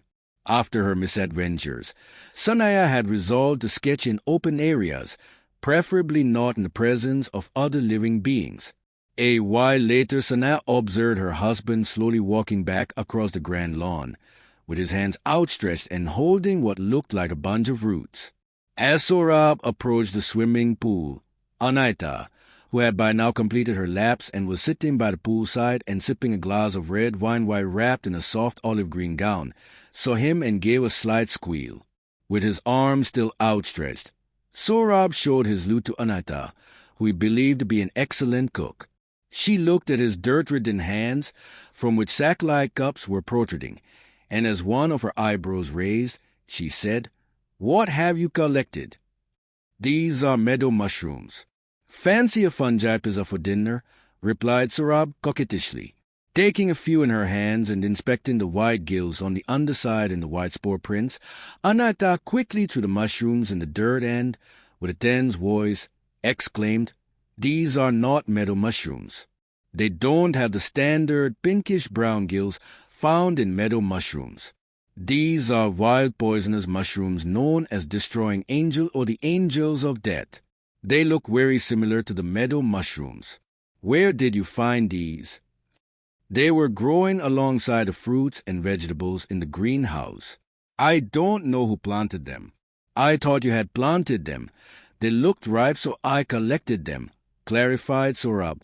"I will have these removed from the greenhouse." "We must now wash our hands," replied Anaita, smiling at Sorab's innocence and simple nature. Sanaya, who had heard the conversation between her husband and Anaita, owing to the latter's booming voice, flicked her head and agitatedly muttered to herself, "He is an idiot and keeps making a fool of himself. If I wasn't his wife, his family would have cast him aside long ago. He doesn't even know how to stand up for himself." Elsewhere in the estate, when Diana and Jim reached the apiary, they found Firdaus rapidly texting someone. Finding her uncle there made Diana feel uncomfortable, so she quickly let go of Jim's hand and announced, "Oh, it is already 7:45. I am hungry and do not want to be late for dinner." "Why don't you go ahead? I want to have a quick word with Uncle Firdaus," said Jim. As Diana stepped out, she heard Jim saying, "I saw your play, How to Kill Your Family. I was at the performance when the troupe performed in Delhi. Later, I also came to the green room to congratulate you. By this time, Diana was out of earshot and could not exactly hear what Jim was saying, but a few moments later, she could hear the two of them arguing loudly, and it was apparent that Uncle Firdaus was very upset. As he yelled, "This is preposterous!" his angry voice could still be discerned by Diana, who was now walking back to the estate and wondered if Jim had probably said something to irk Firdaus. In her mind, Jim had the capability of getting on someone's nerves. Thinking of exploring this subject and probing Jim later, Diana hurriedly reached the mansion. Chapter 8, Old King Cole. Tuesday, 24 January, 2023, 7:15 p.m. to 9 p.m. The library. Jahangir was in the midst of a deep conversation, and while I using his index finger to punch numbers on his scientific calculator, he explained, "As you are aware, the family trust that was set up by my late elder brother and his wife, Niman and Aladdin Shah, was done so with the purpose of ensuring the financial stability of the future generations of the family. The trust now has 300 crores invested in mutual funds, bonds, equity shares, and debt structures. Since our idea was to preserve the wealth and the principal, the investments are conservative with the aim of yielding enough returns to beat inflation and sustain our lifestyle. The instruments roughly yield a cumulative annual return of just 12%. Then, clacking away at the calculator again and presenting an Excel sheet to Bijan, Jahangir continued, "Therefore, on an average, we receive an annual amount of rupees 36 crores, which means 3 crores per month. The monthly breakup of funds is that half of this money gets reinvested, while the other half is distributed as follows. About 40 lakhs is spent on staff salaries, upkeep of the livestock, maintenance of the estate, general repairs, and footing the medical bills of anyone, including the staff, who may have fallen ill. 10 lakhs are allocated to our charitable trust. 20 lakhs are allocated for paying the premiums of the life insurance of the family members. Me and Shireen collectively receive 50 lakhs, while each of my nephews, along with their wives, receive 13 lakhs. Lastly, each of my grandnephews receives a sum of 1 lakh every month. While everything seems to be covered by the trust, what do the family members spend their monthly allowance on?" inquired Shanaj. "Well, there are certain standing rules, which everyone must abide by, like everyone pays for their own toiletries and dry cleanings. The holidays that they take and any shopping that they might do or an experience they might indulge in are borne by the members themselves. Any tuition or classes outside of their school or college is borne by the members," explained Jahangir, while his shaking bony hands filled the vanilla-flavored tobacco in his pipe. After a few long drags, as the nicotine tingled his throat, he continued, "If more than 3 friends are visiting, the hosting member must pay 2,000 rupees per guest. For a gathering of more than 20 people, a flat fee of 30,000 is charged to the grandnephews and a fee of 50,000 to my nephews. Although the fee does not always cover the decor and liquor charges incurred during a formal party, the rules ensure that no one treats the resources of the estate frivolously.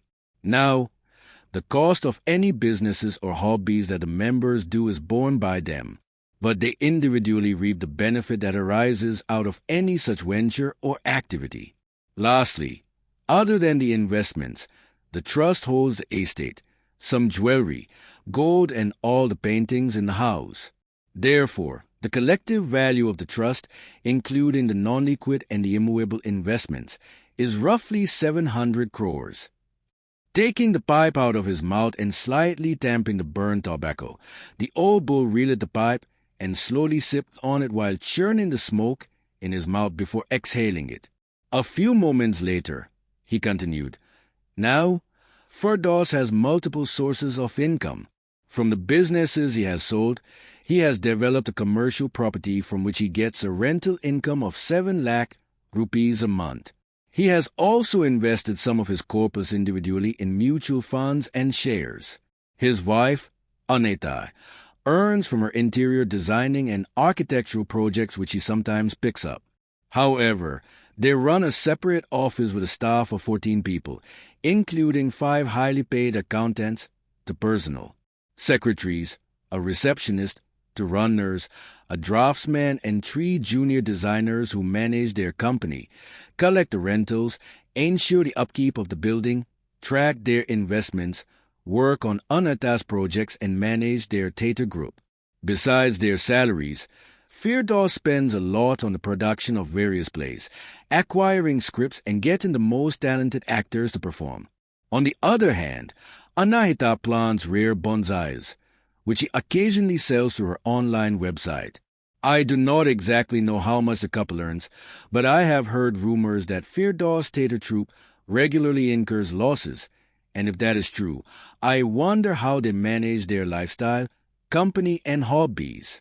Also, of late, I have noticed that Firdaus has mentally aged a lot and has decided to pursue a slower life. He may be under stress, or maybe the high-octane life that he led for so many years has left a scar on him. The weather had taken a turn for the worse, and it had now started raining heavily, with pellets of hailstones hitting the windows and creating continuous racket. Wanting to stretch his muscles and with his active mind demanding some activity, Jahangir got up and softly paced the room. He called Virend, owing to the chilly weather, instructed him to increase the wood chunks in the fire to increase its intensity. Turning towards Bejan, who had been intently listening, almost like an obedient student, the mature matriarch continued, Sorabchu has invested some of his money in mutual funds, but he keeps changing his hobbies. For a long time after his marriage, he would regularly trade in his wife's art pieces. He even opened a music studio for some time. He installed the best recording equipment and facilities there. His staff at the studio were skilled at operating the equipment and were thus highly paid. But a venture that was supposed to give him rental income, the genius managed to run it into the ground owing to a high working capital requirement. He then switched to trading of Kashvi carpets. Although he was making good money there, he grew tired of it and, one fine morning, just gave it up. Now, other than the publishing company, which he is struggling to keep afloat, his newfound interest seems to be planting organic crops in the greenhouse and betting on horses. He is naive enough to think that nobody knows about his gambling habits, but his secret seems to be common knowledge amongst the family members. I suppose his mood swings can be attributed to his temperamental wife, Sanaya. Flicking his hands in a quick stew of irritation and wanting to light his pipe again, Jahangir fiddled with his tobacco pouch. Pinching the tobacco, he continued, Sanaya comes from money. Through her artworks, she earns a lot, but she also spends a lot on herself. She regularly purchases antiques and jewels, but she is shrewd and intelligent, and from what I have observed and seen over the years, she handles her money astutely. I wish Sorab was not so fickle-minded and rushed towards every new venture that opens in front of him. To keep him in check, I insist that he does not retire and keeps working at the publishing company, for unlike Firdaus, I don't think Sorab can handle his retirement with grace. I fear his callousness may cost him his share of the wealth. As Bejan took extensive notes about the facts surrounding the family and the personal thoughts of Jahangir, his daughter Shanaj pressed on with her inquiry. What about your grandnephews? Are they happy with their allowances? And how do they spend their money? Well, until their graduation, their share of the money, though transferred to their individual bank accounts, was invested into the debt structures of the market and in gold bonds. The idea was to preserve the wealth but not yield a very high rate of return. The trust does not want to be blamed for any loss of wealth. Now, Zubin is a trained architect and interior designer. I suspect sooner or later he will join his mother. He is hot-headed, but I believe he has a sense of shrewdness buried within him. He is close to Anaita, so it seems only natural that he would continue under her tutelage. I am not sure where exactly he has been spending his time or money after his graduation. Young adults are difficult to predict these days. His brother Cyrus is wise and diplomatic and very perceptive of the situations around him. I know that while acquiring his master's degree in economics, his dissertation topic was the impact of mergers and acquisitions on the productivity of firms in an economy, and his thoroughly researched paper backed with logical reasoning won him the gold medal from the London School of Economics. He is generally quiet unless he is sure that his speech can positively impact the conversation. I like the young boy. He has the capability to achieve his goals by any means once he puts his mind to it. I feel he will carve out his own path. As Jahangir settled back in his seat and eagerly sipped on his pipe, an air of thick smoke filled the room with the essence of vanilla lingering around.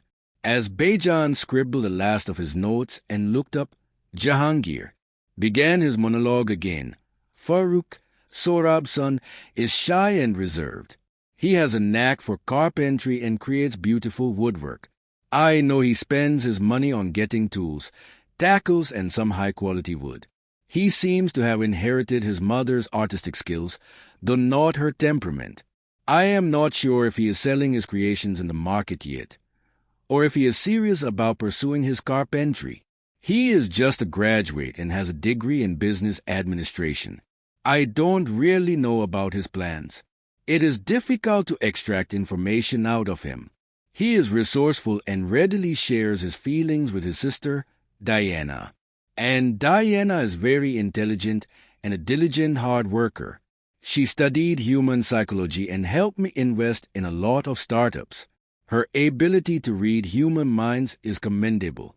Under my guidance, she learned a lot about business, and I, too, learned certain tricks about how to read human minds through their behavior and gestures. She is sweet but needs to go out in the world and explore for what it truly is. I believe she has the potential to carry this estate and family fortune forward.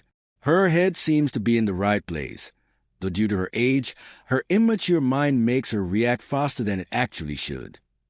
Well, you seem to have everything worked out. What do you need my help for? Inquired Baijan, feeling slightly confused. Of the various startups that I was investing in along with Diana, one of them turned into a unicorn, and I received 700 crores. I formed a company which was not a part of the family trust, and therefore I am currently sitting on crores of liquid money. This money and its possible distribution are the root cause of my worry. You surely haven't called me here for financial advice. Is something else the matter? After a long pause and looking directly into Baijan's eyes, Jahangir softly said, I believe one of the family members is trying to kill me. I believe myself to be in mortal danger. Who in the family knows about your newfound wealth? Well, I told Diana out of moral responsibility, for she was involved in the process from the very beginning. Firdaus and Sohrab get daily updates about our bank balances and investments from our chief accountant.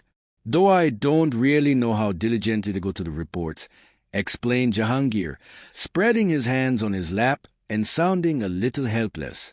How do you want to distribute the wealth? Your nephews and their children will anyway get the wealth after you pass away. You are 75. Why would anyone take the risk of killing you and going to jail? They could shrewdly wait in misery.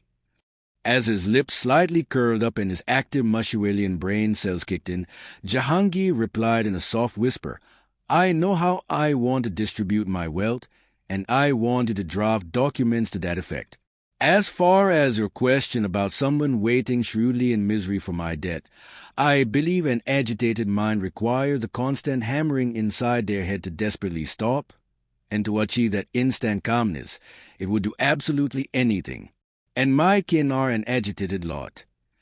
As Jahangir, Baijan, and Shahnaz talked and deliberated further on the matter at hand, the family, who had just finished their dinner, was now dispersing to their respective rooms. Baijan and Shahnaz Contractor. Chapter 9 Baba Black Sheep. Tuesday, 24 January, 2023, 9 p.m. to 11 p.m. First floor, Anatai, wearing a long, lush golden silk nightgown on with intricate lacework running along its borders, was sipping her hot black coffee and reading about the adverse effects of certain rare orchids in a book titled The Big Bad Book of Mayan Botany. Looking at his wife, Firdaus, still irritated after his argument with Jim, grudgingly said, "You are always preoccupied with your plants and botany books. You don't take interest in anything else that is going on in this house or in the lives of those around you. I am quite aware of everything that is going around me.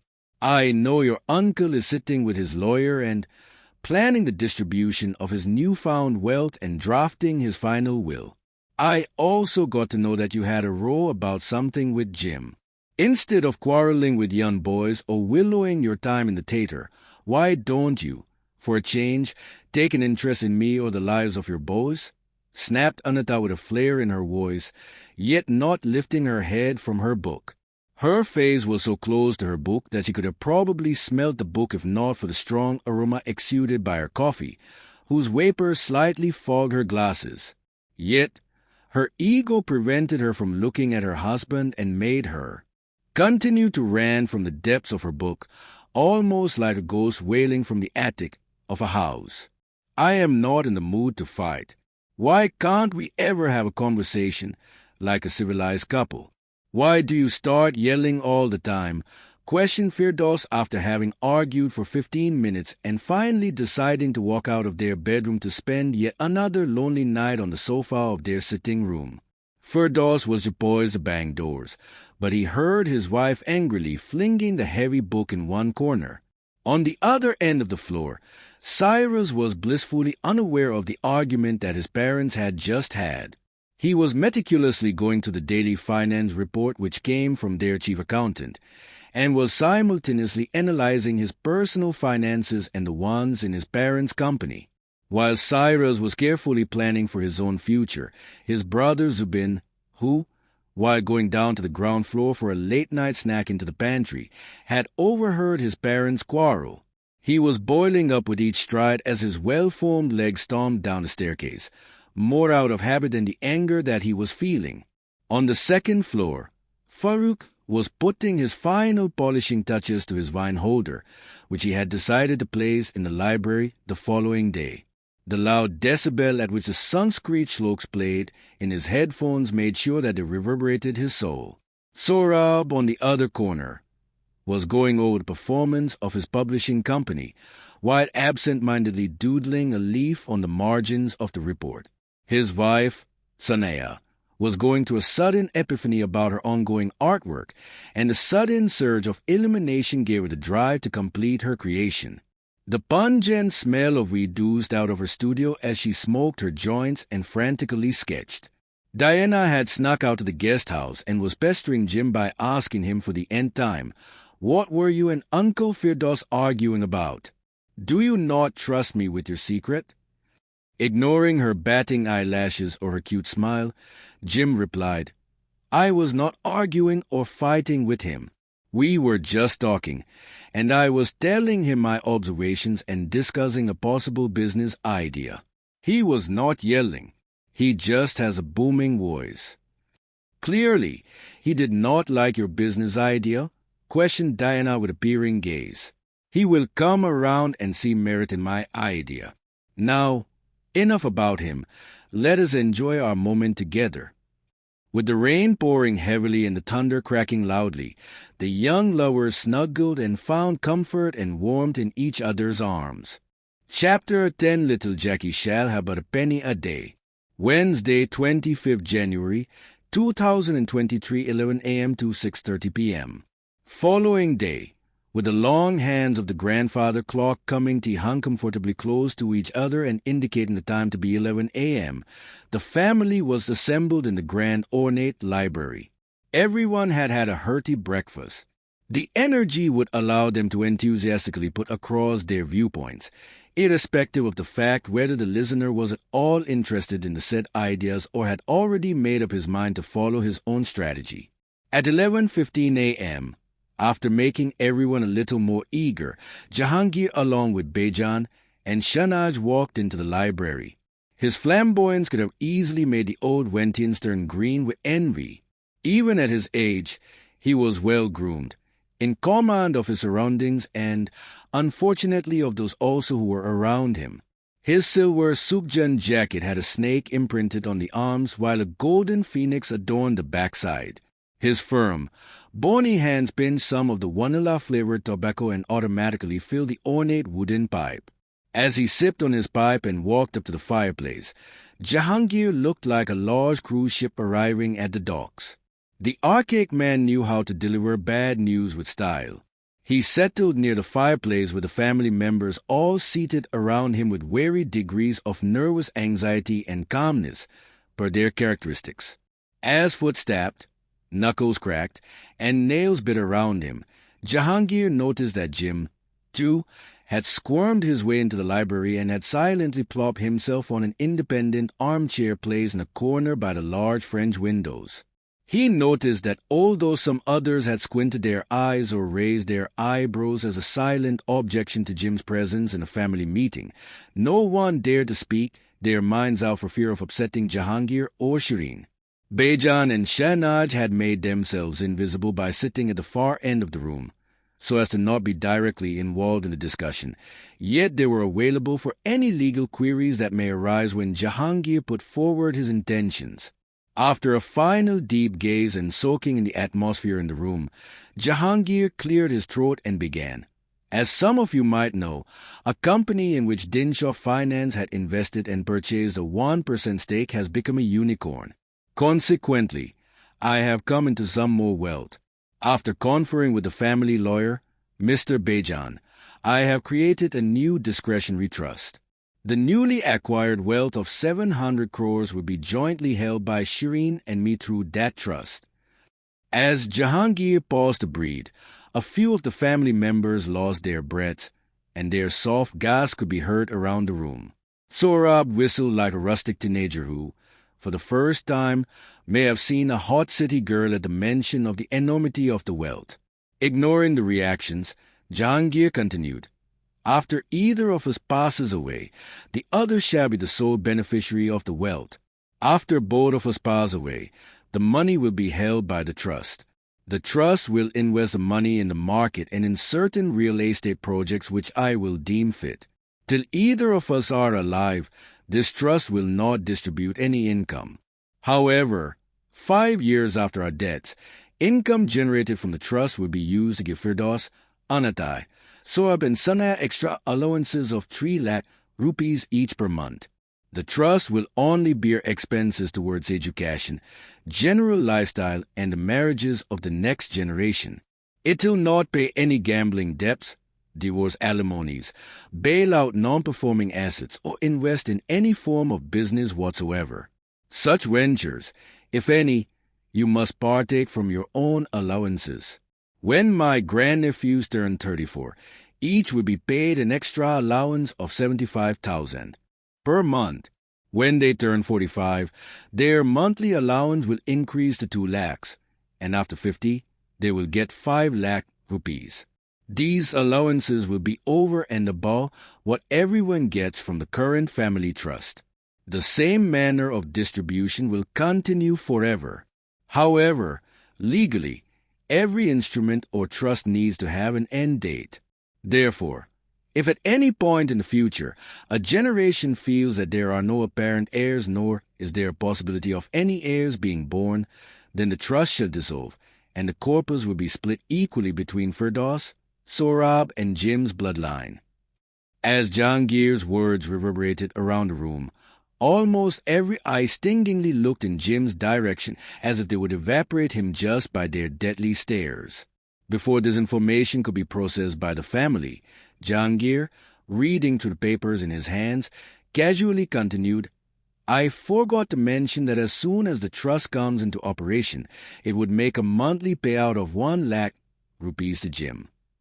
Diana, who was particularly bothered about the allocated sums, intervened and said, Grand Uncle, the payouts will ensure a comfortable lifestyle but would never allow us to venture into business. I want to move ahead as an angel investor. Sweetheart, My intention is for you to have a comfortable lifestyle. I neither want you to gamble away this money nor do I want you to slog through life. Still, if your ambitions remain unsatisfied, then study hard. Become a professional, amass your own capital and pursue your dreams. This capital does not belong to any one generation. My intention is to secure the coming next generations of this family. Twitching his lips, Jahangir then commented, "Besides, I don't believe any of you have the guts to create and control a vast empire." "Well, I don't think everyone here agrees with your school of thought, but they are too scared to voice their opinion," commented Sanaya with an air of indifference. "This is no way to put forward your thoughts. You must not be indignant and arrogant. At your age, you must have the wisdom to stabilize the future of your family," rebuked Shireen while speaking in defense of her husband. "My daughter worked hard under you and presented the opportunity which allowed you to create such wealth. We should get a bigger share of the pie," said Sohrab, now visibly agitated about the turn of events. "As I said before, this wealth does not belong to any one generation. And Sohrab, you need the publishing business as a means of stability in your life, as you are a very fickle-minded person," said Jahangir. Then, turning his gaze towards Sanaya, he exclaimed, "I really don't care what anyone thinks. This is how things are going to be." Everyone's face in the room was white, and it quite matched the pristine snow that was now falling across the Doon Valley and the estate. With a very satisfied and smug look, Jahangir walked back to his room.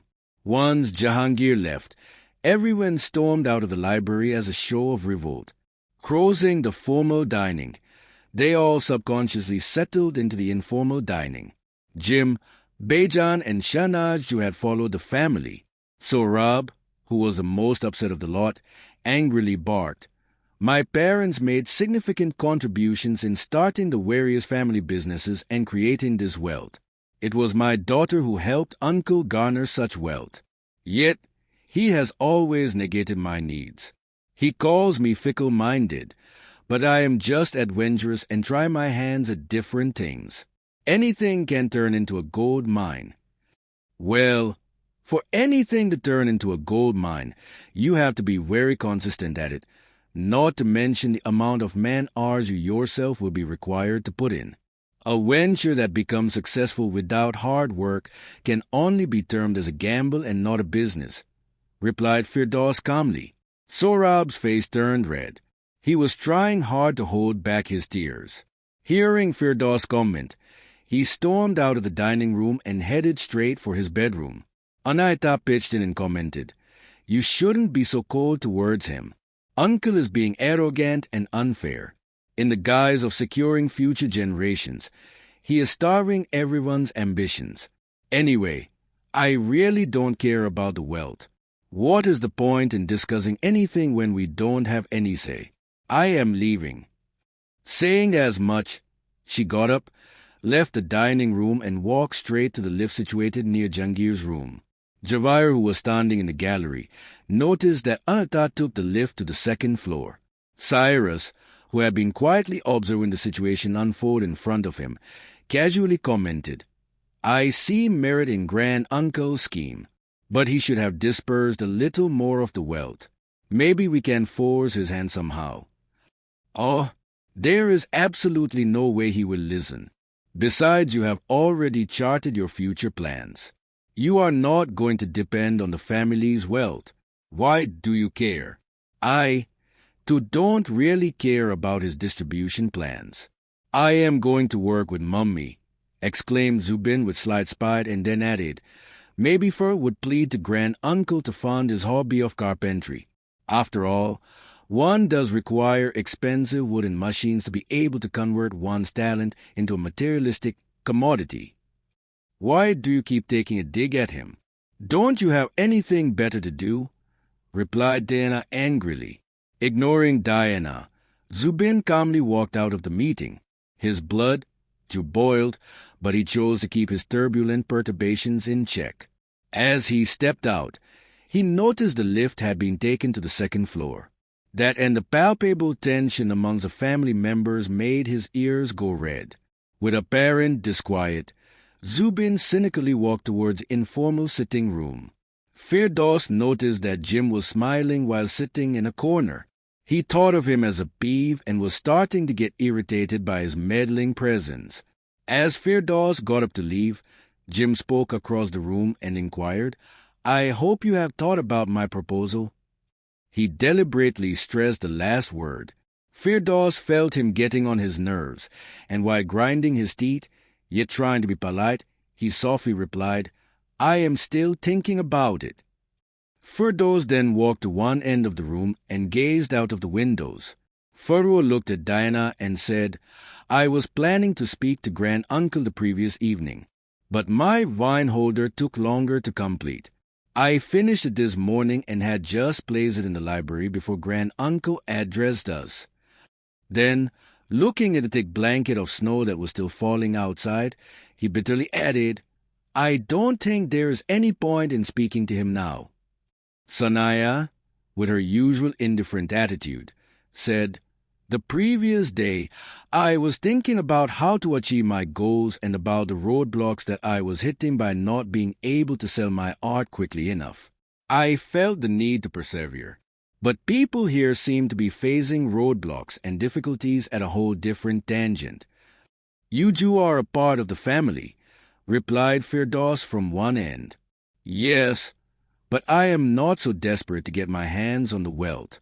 Sooner or later it would come to us," replied Sanaya, who was now getting up and preparing to leave. "You seem quite sure of yourself and of the fact that the future would turn in your favor," replied Firdaus as he, too, decided to leave the room. Without reacting to his comment, Sanaya left the room. Firdaus, too, left the room but did not follow her. He climbed the stairs to his unit, while Sanaya decided to go for a walk in the brutish, chilly weather.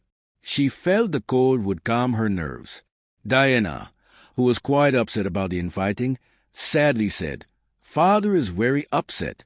I would like to spend some time with him and lighten his mood." She then beckoned Jawahir and said, "I would like you to bring a nice bottle of wine to my room, which I shall then give to him." "Very well, miss," replied the butler and scuttled towards the door. At the gate, Jawahir observed Zubin exit the informal sitting and trudged towards the billiards room.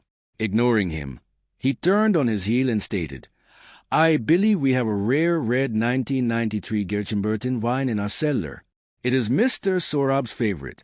I shall bring it up to your room at exactly 7 p.m. "Thank you," replied Dana as he left the room. A while later, everyone dispersed. Given the circumstances, the heated altercations, and as a mark of revolt against Jahangir's rules, everyone decided to have lunch in their own respective bedrooms and sitting rooms. Only Bejan, Shahnaz and Jim found themselves eating lunch in the informal dining area. Post-lunch, after the hearty meal had satiated her, Shahnaz decided to interact with the family members individually. She wanted to slyly assess their thoughts and feelings without them realizing about it. The idea made her feel ticklish, and with a slight squeal, she said to herself, "If I am able to peek inside their minds, maybe I could open a doorway to their fears. If fears are put to rest by affirmative actions, then maybe tensions can be eased and altercations avoided. I might just be able to help Uncle Jahangir." So, with a firm resolve, Shahnaz first walked towards Farooq's workshop. The snowfall covered her jacket and made her look like a snowman waddling through the snow. She reached the workshop and observed Farooq diligently working on his creation. The wood pieces and tools were all neatly organized. On a chalkboard behind him, there was a complete drawing with calculations of the final product that he was going to produce. "I see that you are very meticulous," remarked Shahnaz, feeling impressed by the young adult's diligent and neat style of working. "I like to plan for everything in advance. Once I analyze everything in my mind, I reproduce the same on paper. Only when I finalize the working sheet along with all the calculations do I actually start working on my creation. The process, at times, causes the workshop to become quite untidy, but I find it distressing to sort the clutter. So, did you just clean your workshop after Uncle Jahangir's revelation about a newfound wealth? Well, it isn't the best of news, you know. At times, you have an opportunity within your reach that can enhance your future, but the obstinate behavior of the elder generation just holds us back. What would you have done with the money? I don't know. Money has a funny way of being a boon and a bane. It is never enough. I could always upgrade my tools, hire apprentices, and build my brand on social media.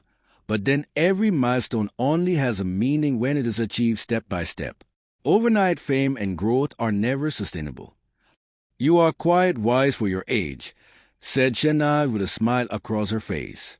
It's not age but your experiences and environment that molds you, remarked Farooq casually as he picked up his tools again and started working. Shanad got the cue, and she left the young boy to work.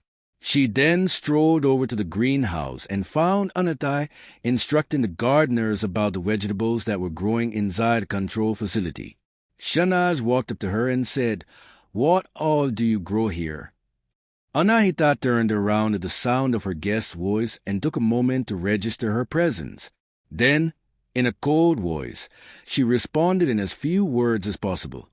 "We grow all kinds of fruits, vegetables, and fungi at the estate. We never shop for them." How very interesting. You have thoroughly imbibed the farm-to-table concept. How are you doing? How's life? Expressed Shanaj while placing a hand over Anata's shoulder casually. Shanaj had spent time with the Dinshaw family during her early years. She was a regular guest at the estate until the time Farooq was in his early teens. The kids were young, and the couples were in their early years of marriage with love still lingering in their hearts. So, Shanaj had in the past spent a great deal of time with Anata, Firdaus, Sorab, and Sanaya. Over the years, because of her hectic work schedule, she hadn't been able to make time to visit Dehradun, and so for the past 15 years, her interactions with the Dinshaws had reduced. But Shanaj had an inkling of how their minds worked and knew about their inherent natures. Hence, she was able to sense that Anata's wife was of distant coldness. She seemed to be lost in her own thoughts, and so after aimlessly looking into the distance for a few silent seconds, she remarked, "The estate has always grown its own fodder, but of late we seem to be reaping the effects of certain bad implants." Then, without any provocation, almost as if she was lost in her own world, she continued her rant and stated, "Life has started to become a bit morose. I wish Firdaus wasn't so aloof all the time. Whatever did he retire from business for?" Before Shahnaz could react to the comment, Anata seemed to zap out from her zone and quickly said, "I must hurry back to the mansion. I have some errands to run. I shall see you in the evening for dinner." She then hurriedly scurried off. The snow now fell in larger chunks and at a much faster rate. The sun was not visible, and the sky was ominously dark. Yet, Shanad decided to walk toward the secondary lawn situated next to the library. There, she found Sanaya sitting in the middle of the lawn in a yogic pose. Shanaj found her behavior odd, and so she walked up to Sanaya and asked, "Why are you sitting here like this?" "Oh, I am just cooling my mind off. The snow feels so good. I feel bad that you had to witness so much of infighting. We are generally a cordial lot, but when frustrations mount up then situations get tense. Though it is an unusual occurrence in our house, but it was a long time coming," explained Sanaya casually. "Why do you say that?"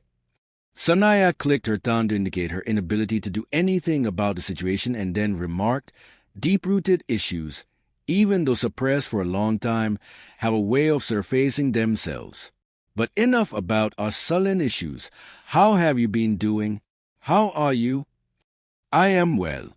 Progressing through journalism while sticking to one's ethics is tough, but I am surviving, kicking and floating through the turbulent waters. Why don't we move inside the library? Suggested Shanaj as the melting snow started to drench her jacket. The two ladies ventured into the library, where the staff was clearing up Sanaya's art paraphernalia, which was strewn across the carpet. Looking at the mess, Shanaj looked at Sanaya questioningly. The eccentric artist immediately replied, I had thought of working in the library and had asked the staff to bring my belongings here. But then, after my stroll, I changed my mind and told them to take everything back to my studio. Though Shanaj appreciated Sanaya's warmth, she could sense her artistically inclined temperamental brain. While walking over to the sofa, Sanaya casually asked, Have you married yet? Oh, no. I had a prospect from a cousin of mine, but I honestly felt that marriage would interfere with my career growth. I just didn't want to be bogged down by the additional responsibility. I need space, flexibility, and freedom to fly. Marriage can be fun, but it is baggage I don't think I will ever be ready to carry. You go, girl. I like the way you think. Then, flicking her head sideways, Sanaya slowly commented, Marriage sure brings a mountain of baggage with itself. The two spoke casually for about an hour, first in the library, and then they shifted to the informal sitting room. A while later, Sanaya decided to go back to her art studio. Shanaj was toying with the idea of working on her next report and had just opened her laptop when Cyrus came strolling into the room. He looked a bit surprised to see Shanaj there. He sat down quietly across her. Shanaj opened the conversation by asking, How are you? What have you been doing? Cyrus ran his hands through his curly hair and said, I am aiming to become an economist. I am applying to universities for attaining my PhD. I also love studying finance and follow the market regularly. I invest some of my own money in the markets. Though unlike Diana and Granduncle, I only invest in blue-chip stocks. My risk appetite is much like my father's, cautious and calculated. Shanaj smiled. Cyrus then, after careful contemplation, asked her, How hectic is your life? Journalism seems tough. It is when you have to stick to your ethics. These days, anything can be sold as sensational news. I started as a crime reporter and reported about murders and white-collar crimes without prejudice. There is often a lot of pressure to squish stories about scams. Now, as the lead editor, I have a more diverse array of subjects on which I am working. Spot fixing in sports is a big issue in the country, and that would be our next revelation. We are working with our sources to expose the corrupt elements of the system. The two spoke for a while, and then Cyrus excused himself and ambled out of the room softly. Shanaj then went over to the pantry, sourced some fox nuts for herself, and settled in the informal dining room. It was 5 p.m., and the weather outside was chillingly cold. It was not just the snowstorm but the winds that made the weather brutish. As she was opening her packet of the fox nuts, from the corner of her eye, she saw a silhouette of Cyrus through the frosted bevel glass, passing by but not just as quietly. Chapter 11 Wee Willie Winkie. Wednesday, 25th January, 2023, 6:45 p.m. till late at night. The basement, right next to the staff staircase, was the wine cellar. Adjacent to the wine cellar was the butler's office. At 6:45 p.m., the staff was mostly in the kitchen preparing the dinner or around the house making rooms for the night. Jawahir was going over some expense bills when he heard hurried footsteps entering the wine cellar. Not sure about what he heard, he put down his pen and tried to intently hear for any sound that may arise out of the adjacent room. A few moments later, he heard the door of the wine cellar open again. Staff was not permitted to go inside the cellar without his permission. Besides, he had already decanted the wine they would serve for dinner that evening. With a sense of unease, Jawahir quickly scrambled outside his office. But the intruder had left, and he could hear the footsteps marching up the staff staircase. Jawahir went inside the cellar and noticed that none of the bottles were missing or had been opened. Looking at the time, he picked the bottle that Dana had requested, locked the cellar and his office, and then marched on towards her room. Shahnaz, who was sitting in the informal dining room and munching on some fox nuts, was reminiscing about her past when she, Firdaus, Sohrab, and some of the distant cousins of the Dinshaw family would play hide-and-seek in the mansion during their childhood days. She remembered that time with fondness when everyone was simple and easygoing. A faint memory recollected in her brain wherein she hid in the staff staircase, as none of the family members ever used that area of the house, and that had made her exceptionally difficult to find. Smiling at her ability to disappear in plain sight and wanting to look at her hiding place again with fond memory, Shahnaz walked up to the door leading to the staff staircase. As she approached the door, she heard someone stomping hurriedly to the staff staircase on the floor above her.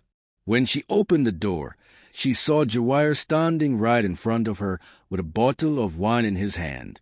The butler looked at her suspiciously and questioned in a polite tone, "Was there something that you wanted, madam?"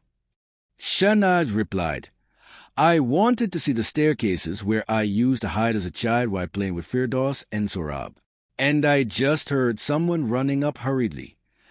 "I, too, heard someone. Maybe it was one of the younger staff personnel. Now, I must go and give this bottle to Miss Diana." As the butler went on his way, Shahnaz casually walked up the steps and noticed some snow and mud had fallen on some of the steps, and that the snow had just melted into the carpet, making the wet mud stick to the fibers. Shahnaz made a mental note of the layout, and while remembering her past, she slowly walked up the staircase. On the landing of the first floor, she noticed the smudged mud on the carpet, but the trail seemed to end there. As she climbed onto the floor above, she found the carpet to be clean. Ignoring the negligent working of the housekeeping staff, Shahnaz strode back to the informal sitting area while reminiscing the sweet memories of her childhood. Brooding while sitting on the ledge of his four-poster bed, Jahangir seemed lost in thought. Shireen looked at him with affectionate concern and said, "Don't worry. They are young and rash. Your decision is correct and will have a long-lasting positive impact on the future generations of our family. Jamshed, Nariman, and you shared a tight-knit bond, just like them. You do have a penchant for business astuteness. They would have agreed with your foresight. Everyone thinks that I am trying to control their lives or that I am a miser. No one understands my vision. No one has the wisdom to look at the bigger picture. They all just want to live for the moment without ever thinking about the future. During olden times, wars may have allowed the kings to forge great kingdoms, but copious amounts of wealth are what is required to sustain a kingdom," explained Jahangir in a soft voice. The lack of support from his family made him, for the first time in his life, feel glum. "Don't worry, they will come around. Give them some time to process the information," said Shireen as she wobbled out of the room, wanting to fix herself some hot toddy owing to the chilly cold weather. Despite his fur-lined loafers, Jahangir felt the icy marble under his feet, and the cold suddenly reminded him of the stares that his family members gave him as he had left the library. Switching his thoughts to the recent past events, as a sense of morbidity crept up, he grumpily muttered to himself, "The shy Boyaruk is very skilled with tools and tackles. I wonder if he tampered with the brakes of my bike. I am also in the crosshairs of Dana and Sohrab now. I wonder if any of them would have the heart to kill me." For Jim, fortunes had turned in his favor, and he did not care in the least bit about the uncomfortable atmosphere that now lingered in the Dinshaw estate. He had seen some of the family members piercingly look at him, but their gazes had just bounced off his skin, and he had just smiled back at them, sheltering himself behind the veil of honor which is bestowed upon guests. Shahnaz and Bejan, though felt a bit awkward about their presence in the house, were compelled to stay, as not only Jahangir held them back, but also the weather had now taken a turn for the worse, with an extreme snowstorm enveloping the hill station. The family members were disconcerted and expressed their agitations differently. Not everyone took the obvious path of agitation and anger. Farouk was of a reserved nature, and his introverted mind had the habit of processing information silently without expressing his thoughts outwardly. Post-dinner, he had planned to walk to his carpentry shed to clear his thoughts. But the snowstorm prevented him to go all the way, and so after a short walk, he had turned back and had now planted himself in the library. The heat emitting from the fire made the library cozy, yet Farouk felt cold and numb as he paced around the library to generate some body heat. He regularly pinched his arm or ruffled his hair to remind himself that his brain had not imagined the recent happenings and to keep himself associated with his conscious surroundings. Cyrus was again working on the financials of his parents' company and his own personal savings. This time around, he created two sheets, one of the existing positions and the other after taking into account the effects and benefits of the new trust which held the family's newfound wealth. Although Jahangir had stated that the wealth would only be distributed 5 years after Bochireen and he would pass away, Cyrus had calculated those 5 years from present time. Zubin, who was feeling cold, which the red color of his nose and cheeks indicated, decided to pour himself a generous portion of wine. As his body shivered, he gulped down the wine quickly and tucked himself in bed.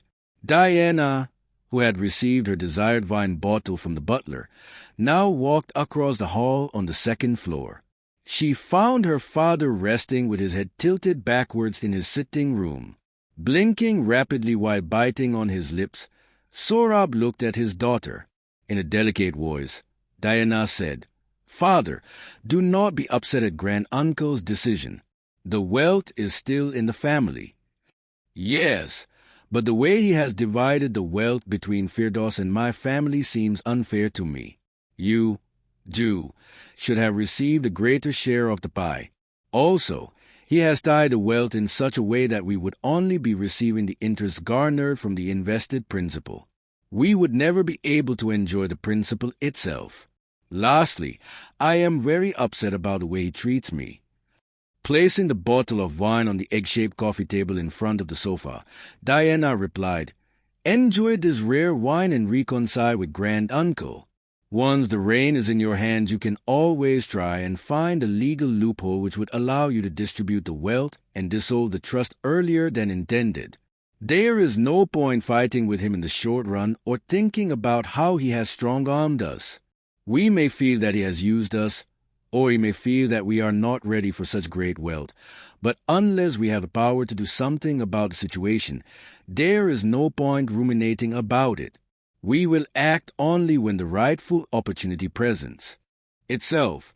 Besides, even though I don't agree with the way he has acted, I do believe he has our best interests at heart. I see that he has groomed you well. I see wisdom in your words and shall ponder on them. Now, off you go. Get some sleep. Time solves everything, even convoluted family politics," replied Sohrab in a heartening tone. He was calming himself as much as he was reassuring his daughter. As Diana left, Sohrab gazed at the bottle of wine and cynically muttered, "Opportunities seldom present themselves. Wisdom dictates that prospects must be created and not waited upon." On the first floor, Firdaus was texting rapidly and was getting peeved after every text that he would receive. In his anger and irritation, he was typing faster and in bold capital letters, often before the reply of his previous message could come. Owing to the late hour of the night, Anata asked with a sense of concern, "Who do you keep talking and texting to all the time? Is something the matter?" Hearing Anata's words and taken aback by her observation, Firdaus mentally took a step back and immediately calmed himself. He sensed danger and the possibility of an altercation with his wife. So, to douse the situation, he calmly responded, "Oh no, it is just one of the theater actor who is acting prisy and throwing her weight around. Nothing that I can't sort out." From his years of experience in business, Firdaus had realized that lies mixed with certain truthful facts always worked. He had been speaking with the lead actress of his theater company, who was being unreasonably harsh on him. Only it was not in relation to their professional relationship, but was about their personal one. It is late at night. We should sleep now. I also feel that you should speak to Uncle on behalf of Sohrab. I feel he has been unfair in the division of funds. We are all quite well off, and it does not make sense to quarrel over a little extra portion of the wealth. Firdaus did not want to pick a fight with his wife, so he feigned interest in what she was saying. He also got the opportunity to astutely change the subject and divert Anata's attention away from their recent conversation. Consequently, Firdaus immediately replied, "Yes, I agree with your analysis. Tomorrow morning, before I go for my jog, I shall speak to Uncle." Then, just before switching off the lamp on her bedside, and much to Firdaus' irritation, Anata inquired, "If that actress is pestering you, why don't you stop casting her? Maybe once she is out of a job, her head will balance evenly on her shoulders." Firdaus felt stumped for a second. He did not like the fact that his wife had registered his narrative. He realized that he, too, would have to remember his lies, lest he gets called out on it and caught in a philandering act. Not wanting to give much attention or importance to the matter, Firdaus grunted and replied, "Well, if she keeps up her tantrums, I will no longer be able to cast her in my place." Not wanting the matter to extend further, Firdaus too switched off the lights on his side of the bed and prepared to fight his battles another day. Sleep often allows people to buy time and defer sensitive matters. The only member of the Dinshaw household who remained unperturbed by the occurrences around her was Sanaya. She, in her carefree attitude, continued to paint and sketch. A while later, as she stepped back to analyze her creation, she saw that her mind had made her draw a man on a barren piece of land, walking painstakingly with a huge boulder on his head, which in turn was held over his head by a gigantic hand. Looking at her own creation, Sanaya smirked and murmured to herself, "Often in life, we unnecessarily carry a burden that is forcefully placed upon us by others. I should show this artwork to Sohrab and explain to the poor fellow that he need not burden himself with his uncle's decision. He has nothing to fret. He is financially secure, and our position will be better off if he stops gambling. Besides, I have funds to bail him out of his debt, but I can't keep funding his habits all the time. I need to save for the future and for our kids. Maybe I should ask Uncle to help him out. If he bails him out, he will ensure that Sohrab stops gambling." To the dark, cold night, the wind howled, and snow poured from the sky as if God was generously pouring powder on himself and getting ready for some mischief for the night. Everyone in the family was reserved and lost in their own thoughts. Some were contemplating what they would be discussing with Jahangir the following morning, while some were plotting schemes to deal with their future. Chapter 12. The king was in his counting house. Thursday, 26 January 2023, 7 a.m. to 12:45 p.m. Day broke. Snow still fell through the sky, and the sun hid behind the dense cloud cover, making the hill station appear misty, bleak, and gray. At 7 a.m., Sohrab slowly strode down the stairs. Dressed in a warm fleece tracksuit and carrying his wind cheater in one hand and the unopened wine bottle that his daughter had gifted him the previous evening in the other, he entered the library. Right in the middle of the room, by the fireplace, sat Jahangir sipping on his pipe and reading a novel. Sohrab approached him and sat on the sofa next to him. Jahangir noticed that his nephew had crossed his legs by putting the ankle of one foot on the knee of the other, making a 4, and was actively showcasing a position of power. Contradictory to his characteristic, Sohrab spoke with a sense of composed conviction. "Uncle, I am sorry for lashing out yesterday. I have come to reconcile. Please accept this rare red wine as a token of my apology. I realize the importance of your efforts and sacrifices that you have made for this family." Smiling, Jahangir put his pipe aside and accepted the bottle of wine. Then he lightly jingled the copper bell, and the sound alerted the butler, who instantly came in. Without looking at him, Jahangir said, Get me a cork opener." Then, turning his gaze toward Sohrab, Jahangir asked in an exhausted voice, "Does this mean that you would continue to work at the publishing company and try to turn it around?"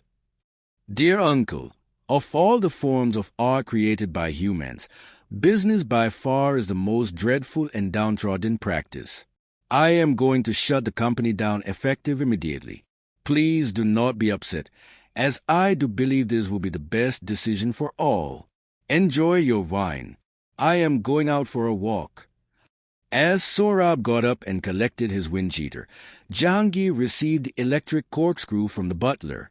Without a sound, the cork popped out, and with the same deafening silence, Sohrab walked out with his head held high. Jahangir poured some wine for himself, relit his pipe, and smirked as he mumbled, "Poor fellow. This is the first time he has shown some confidence and resolve, even if it is for the wrong thing. He doesn't understand it yet, but he will have to work per my guidelines till I am alive." After about 3.5 hours, at almost 10:30 a.m., Firdaus strolled down wearing a pair of faded black jeans and a worn-out red leather jacket that had shone brighter during its prime years.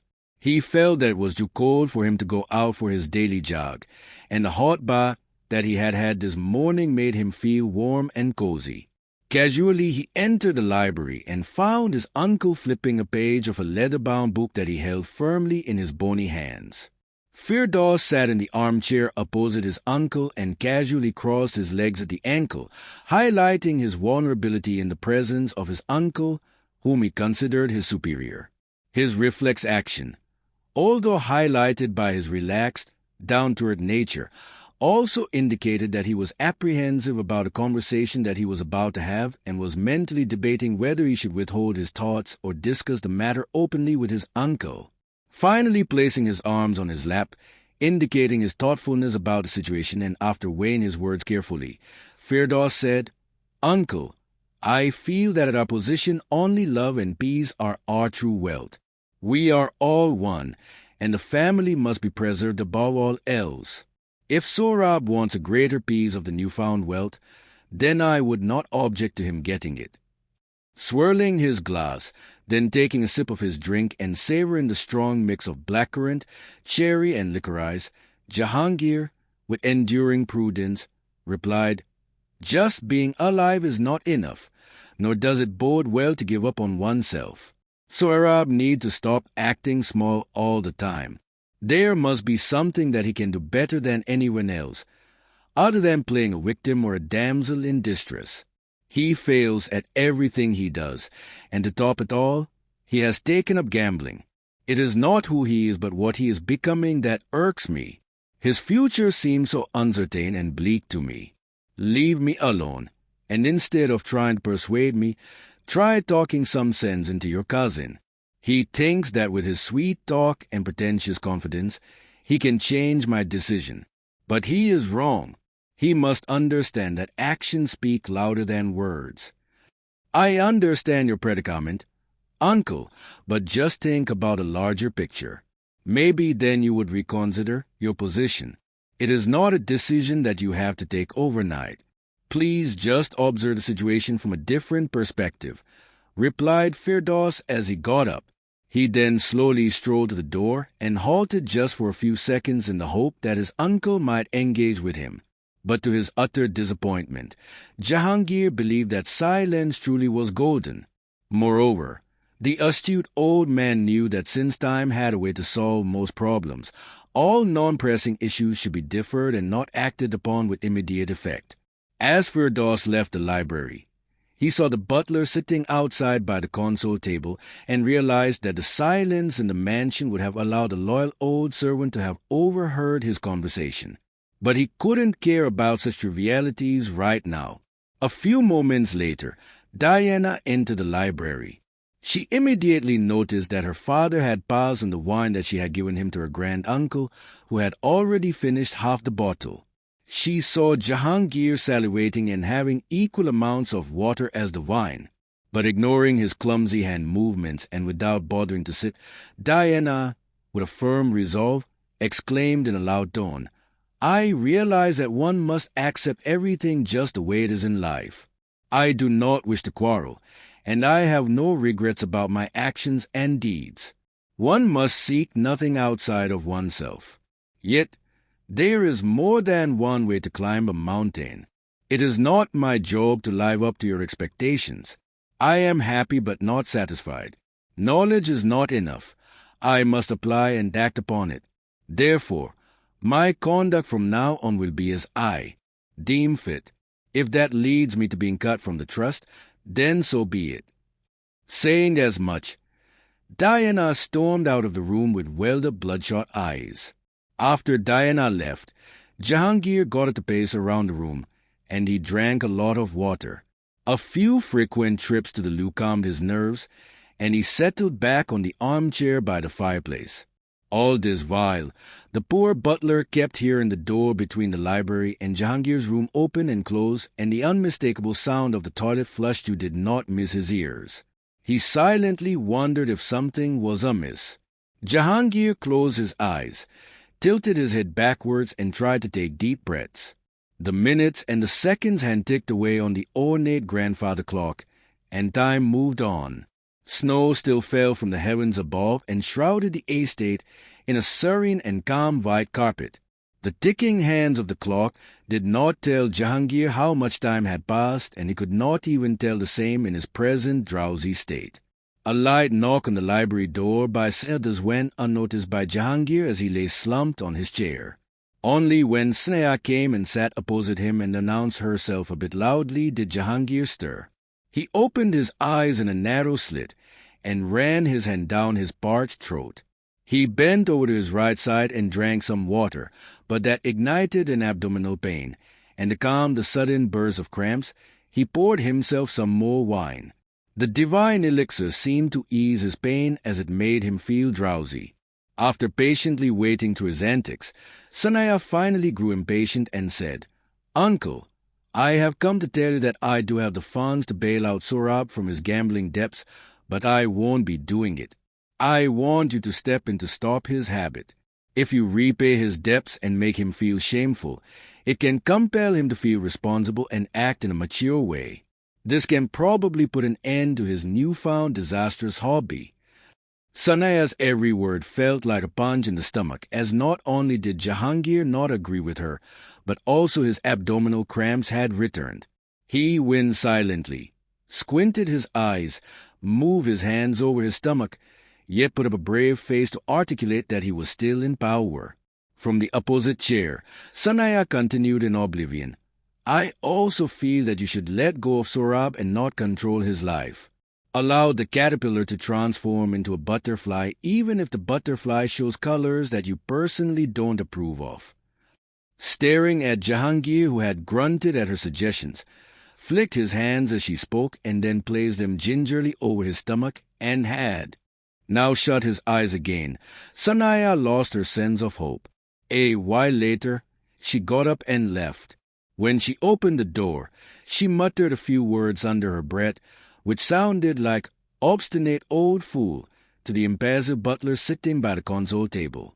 A while later, Javert, who was reading the daily newspaper but by virtue of his job had to keep an ear pointed towards his master's direction, heard the internal door connecting the library to Jahangir's bedroom being slowly shut. It was unusual for the ubiquitous Javert to witness such a disagreement amongst the family members. He had served long enough to realize the long-subdued ambitions and inherent characteristics of everyone, yet his maturity made him aware of his position. He knew it was not his place to judge or comment, for despite all the years of loyal service, he would always remain an outsider. He was an orphan who had carved his own way in life through hard work and determination. He owed all his success to himself. He had observed and imbibed. The lonely, cold corridor where he sat reflected the mindsets of its occupants and the current family turmoil. He almost had an urge to find a solution to settle the troubled waters, but realized that his position was vulnerable, just like that of his true masters.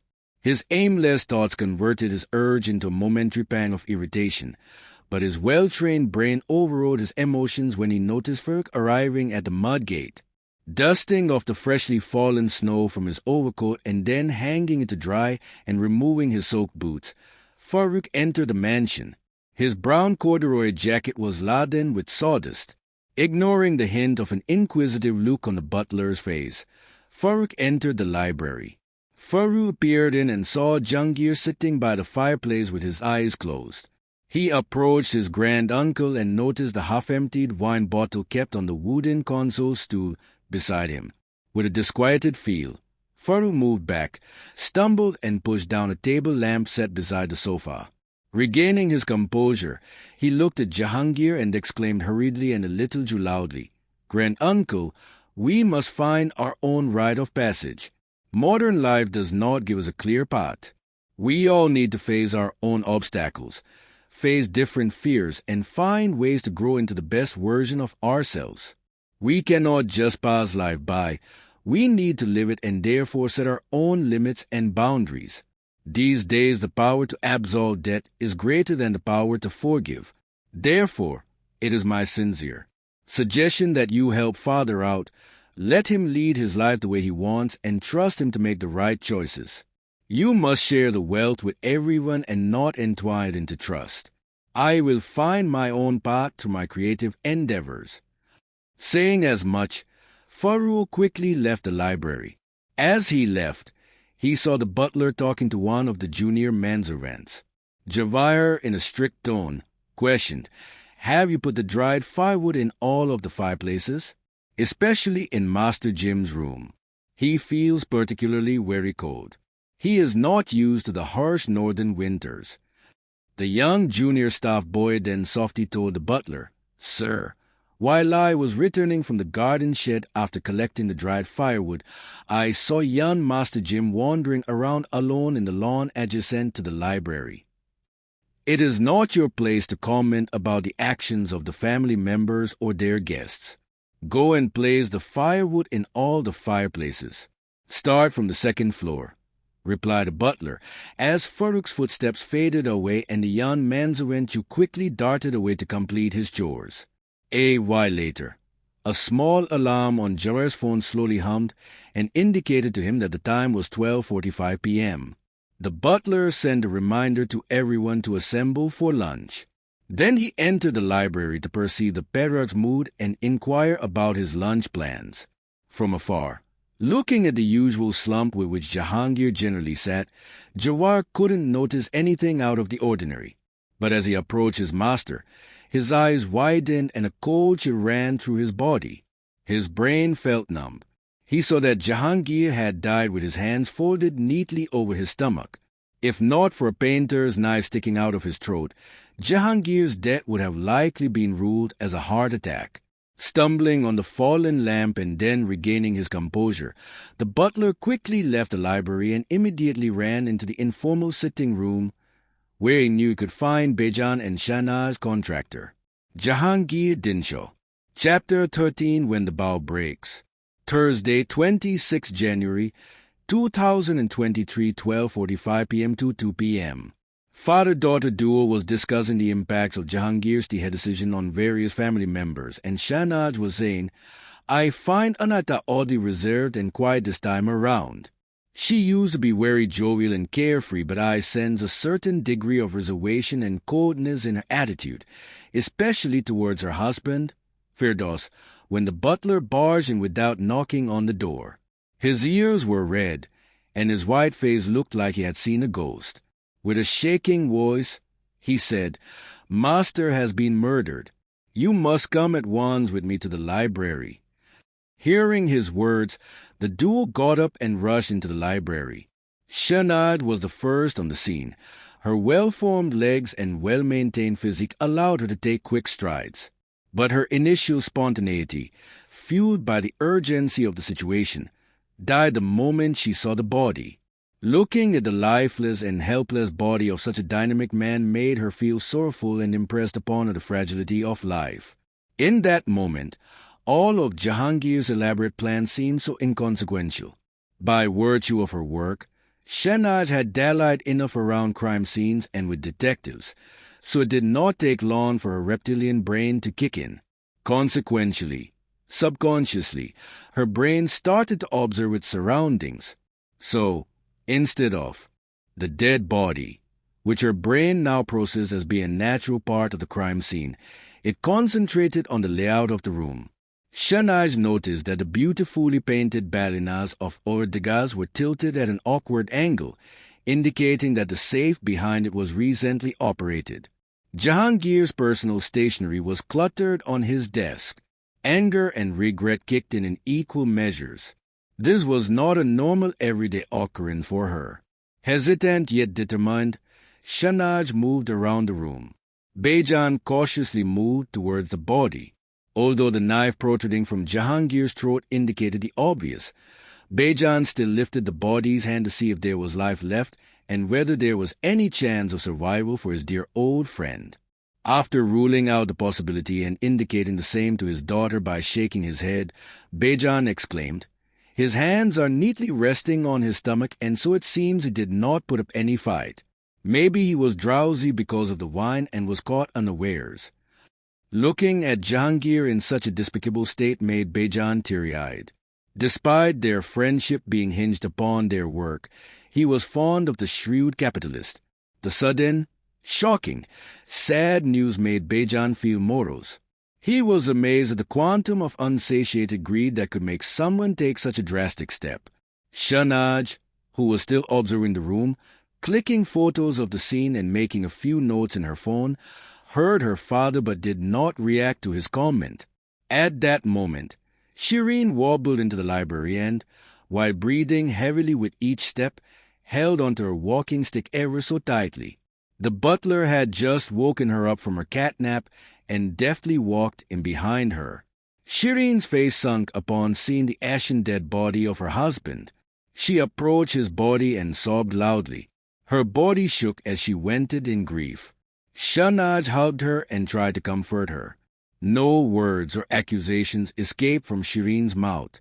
She just cried and blew snot into her kerchief. Although Shanaj found this to be a bit odd, she diverted her attention to the fallen lamp, the half-emptied bottle of wine, the empty glass of water, and the blazing embers emitting from the fireplace. Finally, she stared at the victim's stab wound and observed the neat puncture made by the artist's knife. Shanaj observed an oddity, but before she could voice her opinion, the large library doors swung open like floodgates and the remaining members of the Dinshaw family swarmed into the room, each reflecting a varying degree of surprise and on their face. Everyone took their position around the room. Few sat on the chairs at the far end, though no one stood or sat beside the victim. Everyone's curious eyes routinely darted towards Jahangir's slumped body and the knife that protruded from his throat. Slowly, hushed murmurs started doing the rounds in the room. Amidst the confusion, Cyrus asked the first coherent question in a slightly raised voice. When was Grand-Uncle last seen alive? Who met him just before his death? Around the room, the necks craned, and the ears strained as everyone, from their position, tried to look at Cyrus as he spoke. But before his question could be answered, Firdaus interjected and diverted everyone's attention by exclaiming, "Are the windows open? Did anyone enter the estate? We need to get the entire property swept for intruders." Innately, Jawahar responded, "Immediately after informing Mr. Bejan and Madam Shireen, I informed the security to close all gates and man all stations. They have even let all of the 16 guard dogs loose on the property. I checked the windows. They were sealed shut, just like I had left them this morning." Then, looking at Mr. Bejan, he continued, "I keep all the keys. I do not believe that my keys or these locks have been tampered with." Shanaj observed Zubin, who had been staring at the dead body and shaking. Whether his reaction was driven by anger or some other emotion, she could not yet tell. Then she heard him mumble, "Where did the strange knife come from? Who does it belong to?" Hearing the words, Sanaya approached the body with caution and apprehension. The realization that the knife sticking out of Jahangir's throat was hers gave her a rude, unpleasant shock. She felt the intense gaze of a few prying eyes on her. Then, shaking her head, clicking her tongue in disagreement and taking a few steps back, Sanaya commented, "Everyone knows that this is my knife. Someone has purposely used my stationery to put the blame on me. But I am not stupid enough to murder someone with my knife. Clearly, the killer's ruse has failed." Bejan instantly responded, "No one has entered the estate, so it is one of you who has murdered Jahangir." Then, looking at Sanaya, he continued, "You could very well be the killer, and to throw everyone off the track, you could have purposely used your knife. Who made you in charge? Where were you and Shahnaj this past hour?" "Since this morning, Shahnaj and I have been present in the informal sitting. Jawahar is witness to our constant presence there. Even Shireen dropped in to check on us after breakfast. Lastly, we are the only ones who are financially unaffected by Jahangir's decision. Therefore, we have the least motive and are in a position to question everyone till the police arrive." Shireen's red nose bobbed up and down along with her round head as she nodded in agreement to Bejan's statement. After blowing some more snot, she commandingly said, "I agree with Bejan's reasoning. He and Shahnaj will question everyone about their whereabouts and actions till the police arrive, and I want everyone to cooperate with them." Taking the cue, Shahnaj quickly took command of the situation and exclaimed, "We will interview everyone individually in the formal drawing room." "Oh, all of this is too much for me to bear," exclaimed Dinah as her ears turned red, and she slightly swirled before quickly regaining her composure and settling on the sofa. To avoid his sister crashing into him, Farrua's instinct made him move a few steps back and he stepped on Zubin's toe. Zubin yelped, turned away from Farooq and stepped onto the fallen lamp. The lamp further unbalanced him, and Zubin fell across the side table, pushing over the bottle of wine in the glass from which Jahangir had been drinking. The bottle and the glass landed into the burning fireplace and shattered as it hit the burning logs. The wine was a good fuel to the fire, and it now burned as ferociously as Zubin's rage. As he got up, he yelled at Farooq, "Are you blind? You almost pushed me into the fire." Shahnaj acutely observed the scene and its characters as it played out in front of her eyes. As the young adults were quarreling, Shahnaj observed that now the weather had changed for the worse. A heavy snowstorm had started. Owing to the critical nature of the situation, Shahnaj immediately called up her acquaintance in the state's Crime Investigation Department, CID. She tried a couple of times, but the call disconnected as the signal dropped. Then, using the landline, she called again. The phone rang, and the superintendent of police, Arun Mohan Joshi, picked up the call. "Hello, Arun, it's Shahnaj here." "Oh, Shahnaj, how are you? It's been ages since we last spoke." "I am at my uncle's house in Dehradun," exclaimed Shahnaj, now shouting in the phone as the disturbance in the line increased. "Oh, you are at the Dinshaw estate. I heard that the family is a bit cuckoo. Is it true?" "Arun, my uncle has been murdered. How soon can you get here?" asked Shahnaj while straining her ear and holding the big receiver close to her ear. "Oh my, this is a nasty business. But the weather will not allow us to get to you for another 48 hours, at least. The estate is up in the hills, and the snow avalanches have caused roadblocks. We can't even use our helicopter in these storms. What should I do? Then close the house down. Do not let anyone leave. Question everyone in my stead. Take whatever steps you think are necessary, and take care for the killer might." And the line went dead as the snowstorm severed the connection. Shahnaj put the receiver down and gazed around the room. Her left ear had gone red because of the heavy receiver that she had pressed against it. All eyes were now on her. Everyone had heard her speak to the police.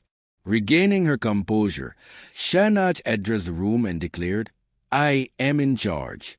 The police shall arrive in the next 48 hours. Till they arrive, the body is not to be moved and nothing else is to be touched. No one is to leave the compound. S.P. Arun is my acquaintance, and I shall question everyone in his stead. Why is he taking 48 hours to reach here? Inquired Dana, shifting her gaze from Zubin to Shahnaz. The snowstorms have caused roadblocks, and the winds will not allow a helicopter to land here, stated Shahnaz while slightly rolling her eyes. She did not like wasting time over things she perceived to be of common sense. Zubin calmly sat down in an armchair and stared at the fire. His face and ears flushed bright pink, almost like a flamingo. Was it because of his anger, the murder, or something else? Shahnaz again could not say, but she did make a mental note. Her gaze darted towards Farooq, who looked pale. Probably the poor introvert was upset about the turn of events, and the yelling by Zubin had clearly not helped.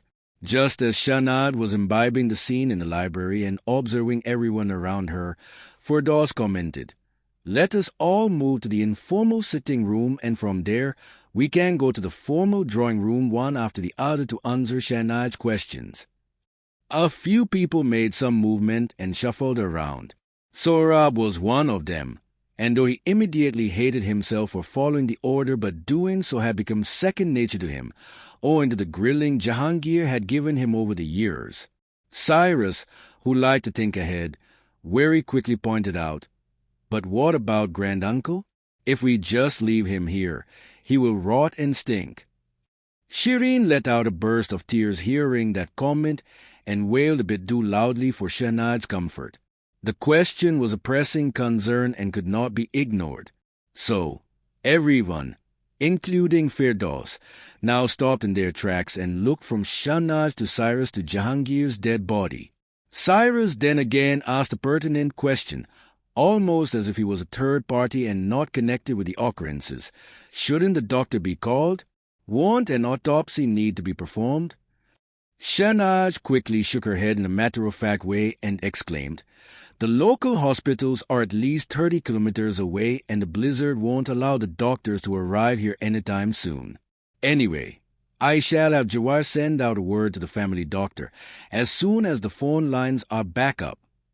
It had been around 30 minutes since Jahangir's body was discovered. Jahangir's fair skin looked pale as pallor mortis set in. The body had also begun to cool down. Shahnaz now realized that soon the muscles of the body would stiffen and the body would start swelling as gases accumulate inside. While Shahnaz contemplated her options, a soft fart was heard from Jahangir's body in the eerily silent room. Nobody laughed, and the amateur sleuth realized that she needed to quickly make a decision. To make matters worse, a discussion started about what should be done with the body, and everybody started giving their opinions. Everyone bickered as to why their suggested outlook was the best possible option and wanted to come out on top. To Shahnaz, it seemed that finding the best solution was not the intent of the bickering family members. Rather, getting their suggestion passed and approved had become the goal. Sohrab questioningly opened his hands while emphatically suggesting, "Let us open the windows and douse the fire. The cold air shall slow the decomposition." Shahnaz just swayed her head disapprovingly. Looking at her reaction and without waiting for her explanation, Sohrab agitatedly asked, "Why?" "For the very simple reason that when the snow will drift in and melts, it will interact with the crime scene. Any footprints or fingerprints might get washed away, and the melting snow will decompose and spoil the body further." Then, taking back command of the situation, Shahnaz declared, "This is a crime scene and must remain intact. All the windows and doors will be bolted and sealed. The body, along with the chair on which it sits, shall be transferred to the chiller in the basement. It is a huge cold storage, which was designed to deep freeze a lot of food and vegetables, but I believe we can comfortably place the body as it is." 5 minutes later, as Jawar along with the junior manservants moved into the library to move the body of the once grandiose Jahangir Dinshaw, the family started trickling into the informal sitting room. Shanaj made the butler and the servants wait as she diligently took multiple photos of the crime scene and the body with her iPhone. As the family members started to move out of the library, Firdaus stated, "Given the circumstance, I will ask the butler to discard a prepared lunch. We can all have some sandwiches while we answer Shanaj's questions." "Well, I shall stick to my diet. I am to have a feta salad and some leek soup today for lunch. My soul won't be satisfied by a common man's working lunch," expressed Tana as she stormed off. Jawahar, the butler. Chapter 14. The Saints Go Marching. Thursday, 26 January, 2023, 2 p.m. to 3 p.m. The informal sitting room. The family members settled on the sofas. I and Shireen, Shanaj and Bejan settled themselves on armchairs, indicating that they were in control of the situation. Shireen chose the armchair as at her age and given her health, she felt more comfortable sitting on a sturdy plush seat than getting sunk in a sofa. Shanaj had crossed her legs, and her posture radiated the fact that she was in control. The somewhat meek behavior of the family members reflected the guilt that they all harbored. Taking out her diary and pen while addressing the whole room, Shanaj softly said, "This is a moment of great loss for the Dinshaw family, the Parsi community, and the nation in general. Uncle Jahangir was a great businessman and a generous philanthropist." Rolling her eyes, Sanaya commented, "Darling, we all know about his achievements and shortcomings. Why don't we get on with the business at hand?" Sohrab tapped Sanaya's hand as an indication for her to remain quiet, but such subtleties often missed her. She questioningly looked at her husband and loudly asked, "What?" Dejectedly, Sohrab shook his head and looked towards Shanaj. Taking the situation back in command, Shanaj continued, "We all know Uncle Jahangir was murdered. To establish a timeline, I first wish to know the chronology of events. Before his death, some of you visited him. Right now, I just wish to know the timing of your visits. Then, accordingly, I shall question you all individually." Sohrab looked around the room, then ran his hand over his face before finally stating, "I presume I was the first one to meet Uncle today at 7 a.m. "I met him at 10:30 a.m., commented Firdaus, who was a creature of habit and was always aware about his timings. "I met Grand-Uncle at 11:15 a.m., said Diana. As Diana said this, Jim had a disconcerting look on his face. He tried to hide it, but his initial response to Diana's revelation did not miss Shanaj. "Well, I also met him sometime late in the morning but before lunch. I generally do not keep a tab of the time, so I cannot tell you when exactly I met him or for how long," exclaimed Sanaya coolly. At that moment, Jawahar came and announced his presence in the room by giving a slight cough. When Shanaj looked towards him, he said, "Mr. Jahangir is now resting in the freezer. I noted the time when Madam Sana visited the library. It was 11:51 a.m. A while later, at 12:30 p.m., Master Farooq visited Mr. Jahangir. I believe he was the last family member to have visited him.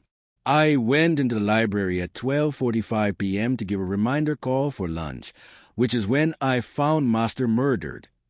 The slight quivering voice of Jawahar did not go unnoticed. To Shanaj, he almost looked like he was on the verge of breaking down and crying. Farooq silently nodded in agreement to the butler's comments as some of the eyes in the room darted towards him. The stares of his kin made him feel like he was soon going to be behind bars. Farooq imagined himself doing his carpentry in jail but quickly brushed aside the thought. Well, that seems to have settled the chronology of events. Now I shall move to the formal drawing room, where each of you shall come and answer my questions in detail, exclaimed Shanaj as she got up from her armchair. After taking a few steps toward the formal drawing room, she turned and looked toward Shireen and asked, "I don't want to bother you, Aunt. If you could please answer my question as to where you were this morning." "Well, darling, as you know, After breakfast, I came to check up on you and Bejan while you two were sitting in the informal sitting area. After that, I quickly went to the pantry to check on my pickles. Post that, I took my daily diabetes and blood pressure medicines in my room at around 10:45 a.m. By 11:15 a.m., I felt tired and decided to take a nap. I was woken up by Gerard to this devastating news. Finished Shireen as tears welled up in her eyes again. "And you are sure you did not get up any time in between?" inquired Shanaj while looking piercingly at Shireen. "I am quite positive. I am a sound sleeper," replied Shireen while blowing some snot in her silk kerchief. "Auntie, why don't you go and lie down for a while? You need some rest." "I think that is a good idea. I shall escort her to her bedroom," replied Diana as she deftly got up and held Shireen's hand. Shanaj then turned on her heel and marched straight into the formal drawing room. A few seconds later, Sohrab meekly followed her, his head hanging down, almost as if he were a little child who was about to be scolded for being naughty. Without a second glance, Shanaj quickly crossed the gigantic 127-centimeter Bellaby globe, which royally sat in the middle of the formal drawing room, and planted herself in the most prominent armchair in the room. She motioned to Sohrab to sit across her. "I will get straight to the point. Sohrab, when did you learn that your uncle's investment had turned into a unicorn?" "Only when he explicitly told us so. I don't really go to the financial reports that are shared with us," explained Sohrab, while slightly shrugging his shoulders. "What was your immediate reaction after the revelation? I did see you go to your room upstairs. You were clearly upset." "Yes, I was very upset and did retire to my room." Then, without any prompting, Sohrab exclaimed, "I gave Uncle the bottle of wine this morning. I offered it as a token of truce between us." "Where did you get the bottle from? Was it open when you offered it to him? Did you also sit and have wine with him?"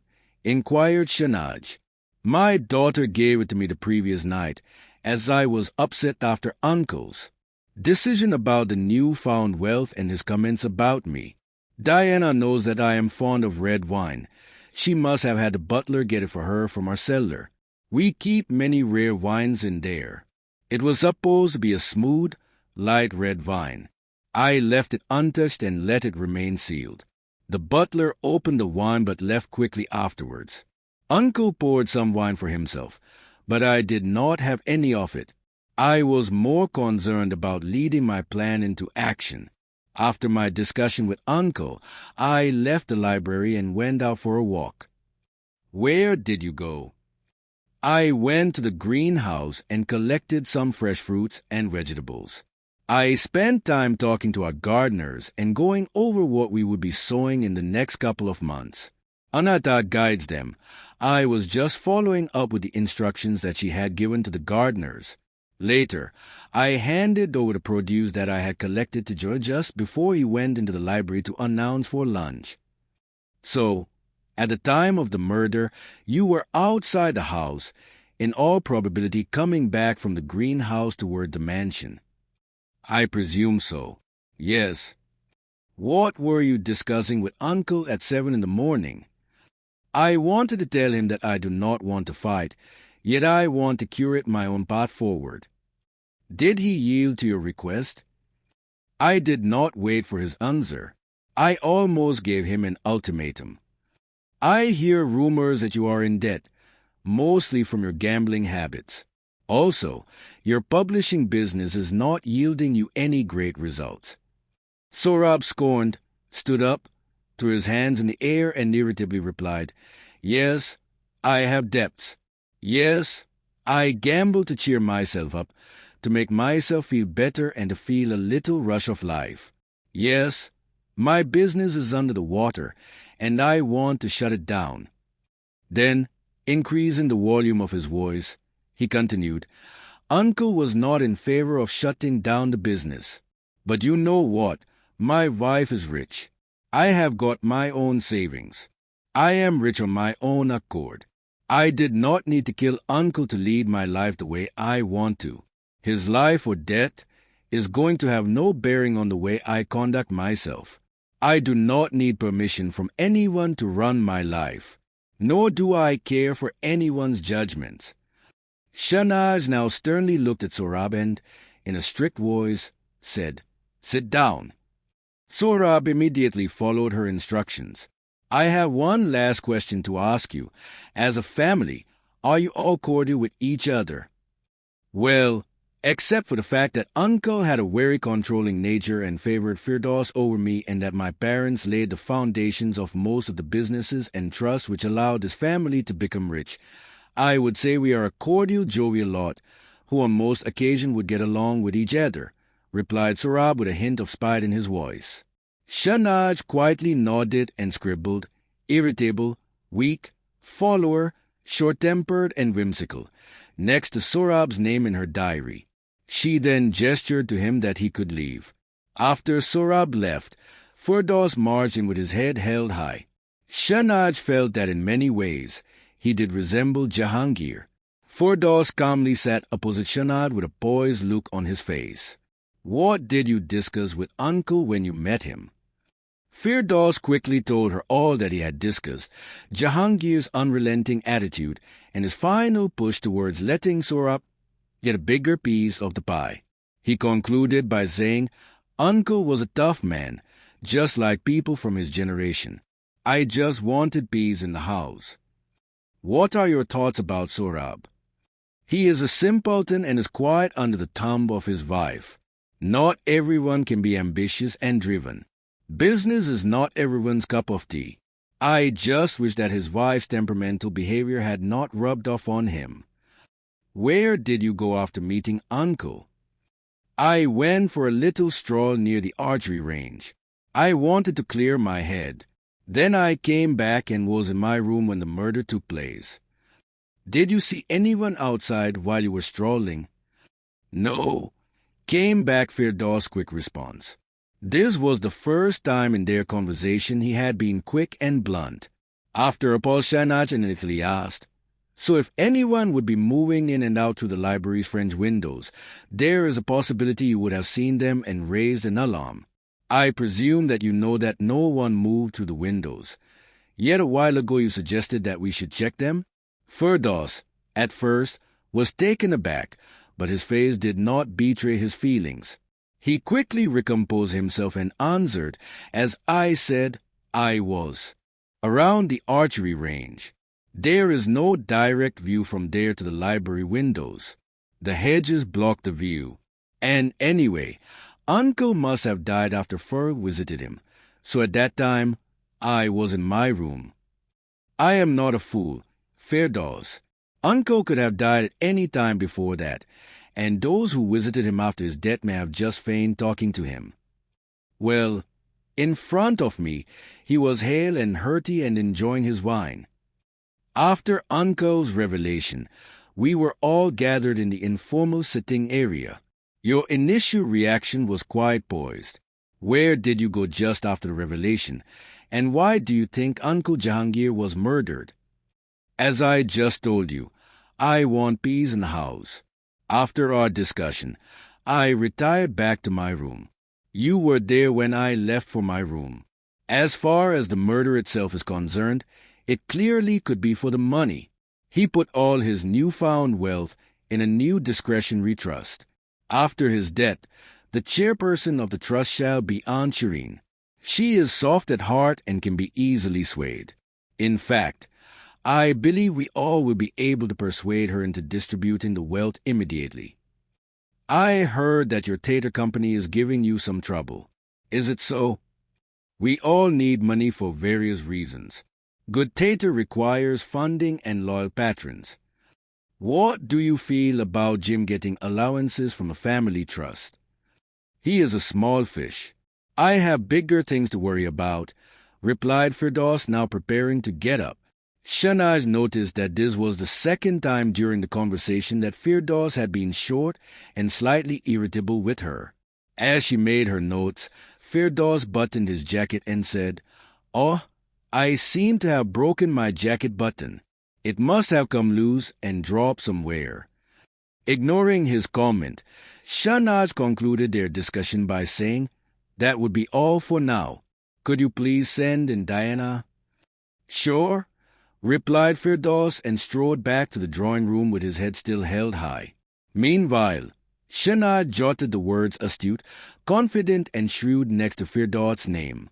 She then even added, "has a way of deflecting questions pointed at him. He may be hiding something." A few moments later, Diana walked in. She seemed reserved and alert. She quickly sat in front of Shahnaz and narrated everything that she had told Jahangir. After listening intently, Shahnaz asked, "The wine that you gifted to your father, he gifted it ahead to your grand-uncle. Did that bother you?" "No, not at all. In fact, it was I who pushed him to reconcile with grand-uncle and wait for the opportune moment to make things right." "What do you mean by that?" "Well, just after the revelation by grand-uncle, Papa was upset, and I went to his room to talk to him. I told him that after grand-uncle passes away, eventually, he and Uncle Firdaus would be at the helm and in control, so they could work out a way to dissolve the trust earlier and distribute the monies. Because legally, after the settler is dead, neither cannot bring about any changes in the trust constitution, nor has Uncle Jay left any provision which would allow us to do so. Uncle Jahangir has surely trained you well. By the way, how did he look or behave when you were speaking to him? Did you notice anything out of the ordinary?" I was so overwhelmed with emotions that I really did not notice much, but now that I think about it, he was salivating a lot, drinking a lot of water, and his hand movements did seem a bit clumsy. Grand-uncle was always conscious about his health and kept regularly having water. At the time, his behavior did not seem extraordinary to me," explained Dinah earnestly. "I understand," replied Shahnaz, as she scribbled the words intelligent, wise, and emotional in front of Diana's name. Diana then got up and left, just as silently as she had entered. Chapter 15, Scavenger Hunt. Thursday, 26 January 2023, 3 p.m. to 4 p.m. Entered with some flair. Her heels clacked on the rosewood floor. As Anaya, she casually toyed with the gigantic globe and spun it around, eyeing the countries of the world. Then she crossed to one corner, where a large dome peacock was majestically placed by the window. By its side was a bar cabinet. Sanaya opened it, added 3 cubes of ice, and poured herself some whiskey. She then slowly swirled the golden liquid, taking in the smoky aroma of the aged oak barrels. Shahnaz quietly watched Sanaya's antics as she walked over to her. Sanaya sat across Shahnaz and crossed her legs like a princess. After having a sip of her stiff drink, she said, "I never took you for a sleuth. You seem to be really enjoying yourself." Shahnaz smiled and replied, "No, I am just trying to find the truth. A murderer cannot go unpunished. I am not trying to play God here. I speak from position of responsibility and not authority. My intention is not to disrespect anyone here. Your marbles seem to be in the right place. What do you want to know?" "First, tell me all that you discussed with Uncle Jahangir." Sanaya told her how she wanted Jahangir to step in and put an end to Sohrab's gambling habits. She explained everything very slowly and at times repetitively, but not with a lot of detail. "How was Uncle when you met him?" "Well, I don't notice much of my general surroundings, but Uncle was slumped when I entered the library. His eyes may have been squinted, and he was having water and wine regularly in equal amounts." "Was he in some apparent pain?" "Well, I don't think so. I surely didn't realize if he was." "He didn't say anything to that extent," replied Sanaya coldly. "Where did you go just after the revelation?" "For a while we were all discussing the matter in the informal sitting room. Then your husband, Sohrab, got upset. Did you go to console him?" "Darling, first of all, we were not discussing the matter. You are a family friend. The family was discussing the matter, for the decision of the old man was impacting only the family members. And no, I don't follow my husband around. I went out for a walk, and the chill helped my mind cool down. Later I retired to my studio, next to my bedroom, and was toying with ideas for my art.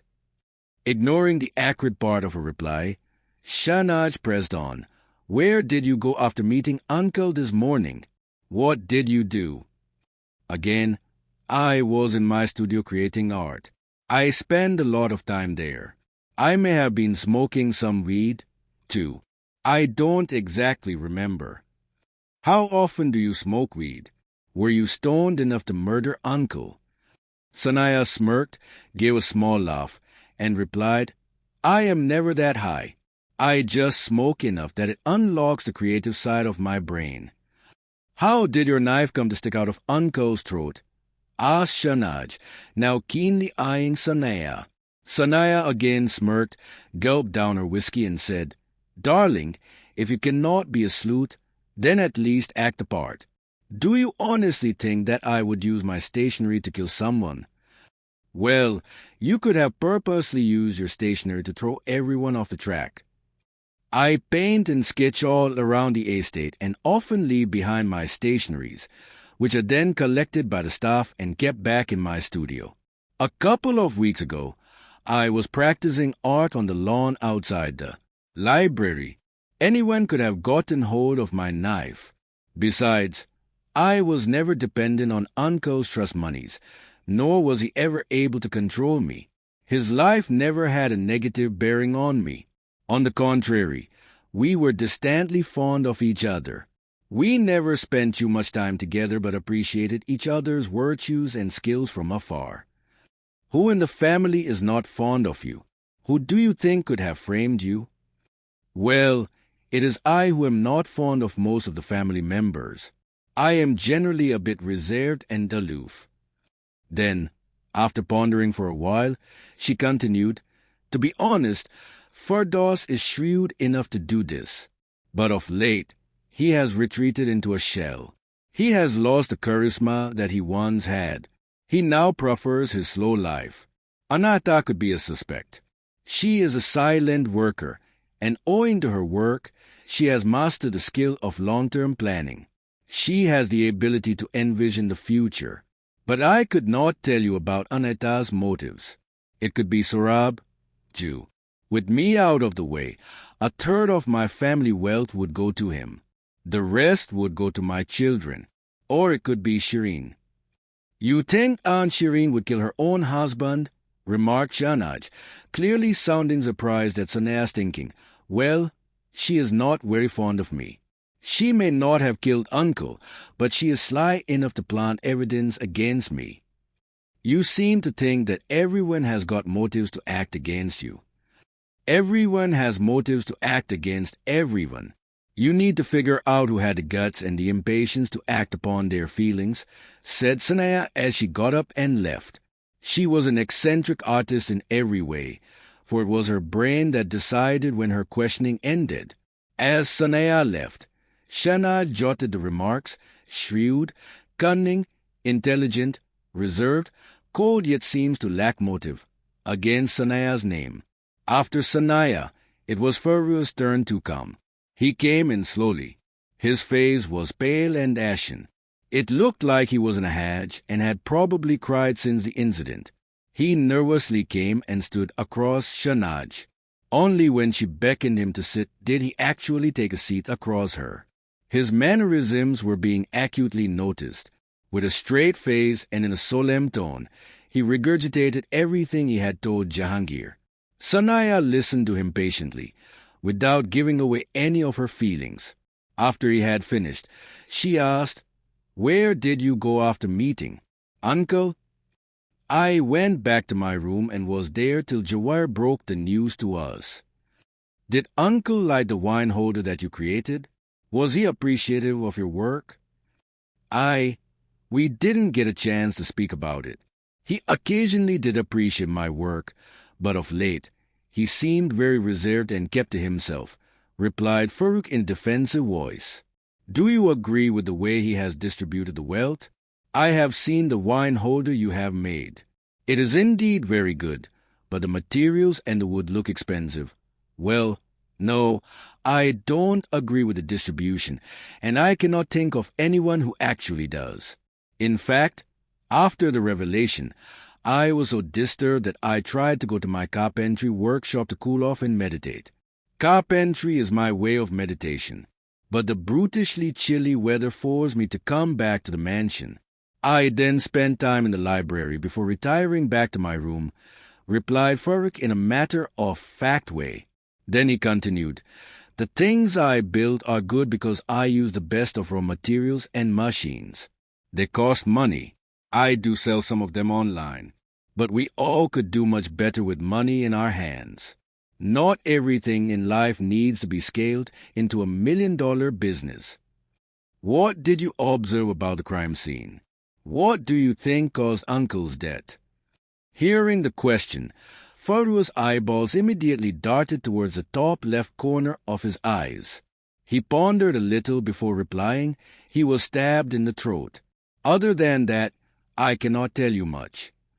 You were the last one to visit him.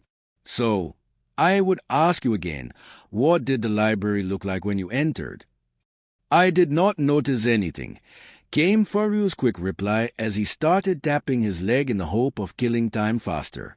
Shahnaj couldn't yet contemplate whether Farou's nervous pans were because he was lying or that he was feeling intimidated by the whole situation. Silently observing on, she questioned further, "So nothing was out of place?" "No. What about the lamp that was fallen on the ground? Don't you think it is weird that Uncle was murdered while he was sitting on his armchair? Yet, when we arrived in the library, the lamp looked like it was toppled over, and his stationery was strewn across the carpet," pressed Shahnaj, while pensively looking at Farouk. I did not notice any lamp fallen on the floor." Don't you think it was rather convenient for the wine bottle and the glass from which Uncle was drinking to have fallen into the fire? I don't know what you are talking about," replied Farua, looking visibly confused. "Diana felt dizzy after looking at Uncle's dead body. She swirled, but instead of holding her, you moved out of the way and stepped onto Jubin. He tumbled onto the fallen lamp and pushed the wine bottle and the glass into the fire. Either you stepped onto him purposely, hoping that he would crash into the wine bottle and the glass, or Zubin purposely overreacted. What do you think happened?" Tears flowed from Farouk's eyes. His face welled up and flushed pink. His ears turned red. Desperately trying to control his emotions, he replied with a hoarse voice, "You are cooking stories." Diana had a natural reaction, and I had a reflex action to her reaction. Nothing about my actions was premeditated. I am done with this. Farouk got up as a mark of revolt. As he was preparing to leave, Shahnaj said, "I am not saying you killed Uncle Jahangir, but you are hiding something. Who are you trying to protect? You must know that I will get to the truth." "You are unnecessarily being delusional," replied Farouk angrily and left in a haste.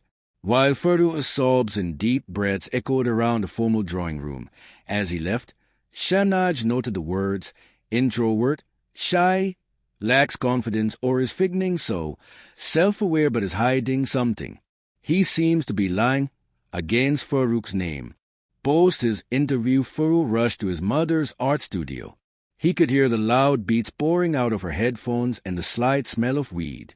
He softly crept up to her and touched Anaya on the shoulder. With a start, she turned around and exclaimed, "Gee, kid, you startled me. What's up? Has the newbie sleuth done interviewing you?" Farouk understood that his mother used weed to calm herself down. He did not judge her for that, though he did wish she found other, better coping mechanisms like yoga, meditation, or practicing Tai Chi. Ignoring the slightly inebriate state of his mother, he emphatically and with a lot of caution stated, "Mum, I want to discuss something about Granduncle's death."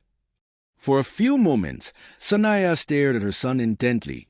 Then, for no apparent reason, gave her widest grin and said, "Oh, I am done discussing that morose man and his debt. I need some peace and me time to let the steam off. Can we do this some other time? Sweetie, I am sure you must have questions about the will and the disbursement of the wealth, but I assure you that you will be taken care of, and you have got nothing to worry about."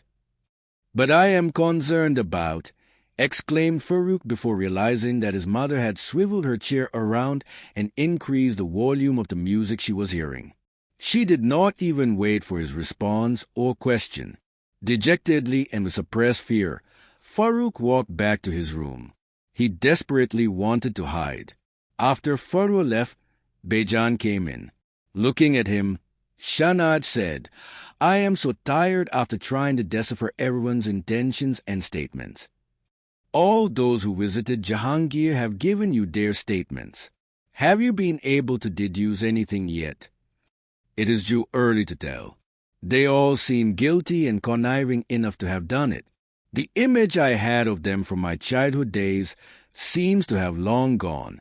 These are some very convoluted adults who seem to have taken their midlife crisis a bit too seriously," explained the amateur sleuth while turning the pages of her diary. Unknown to her, Bejan had come into the room to check upon his daughter. He felt scared for her, given the fact that his daughter was intending to find the one person in the house who had already taken a life and may do so again if he or she felt threatened. Shahnaz closed her eyes and tried to think of the events that had unfolded since her arrival at the Dinshaw estate. The silence of the room was occasionally broken with Bejan opening the bar cabinet and pouring himself a generous pour of the nutty Oloroso. From the corner of her eye, she questioningly gazed at her father. It was not the most convenient time to raid your host's liquor collection.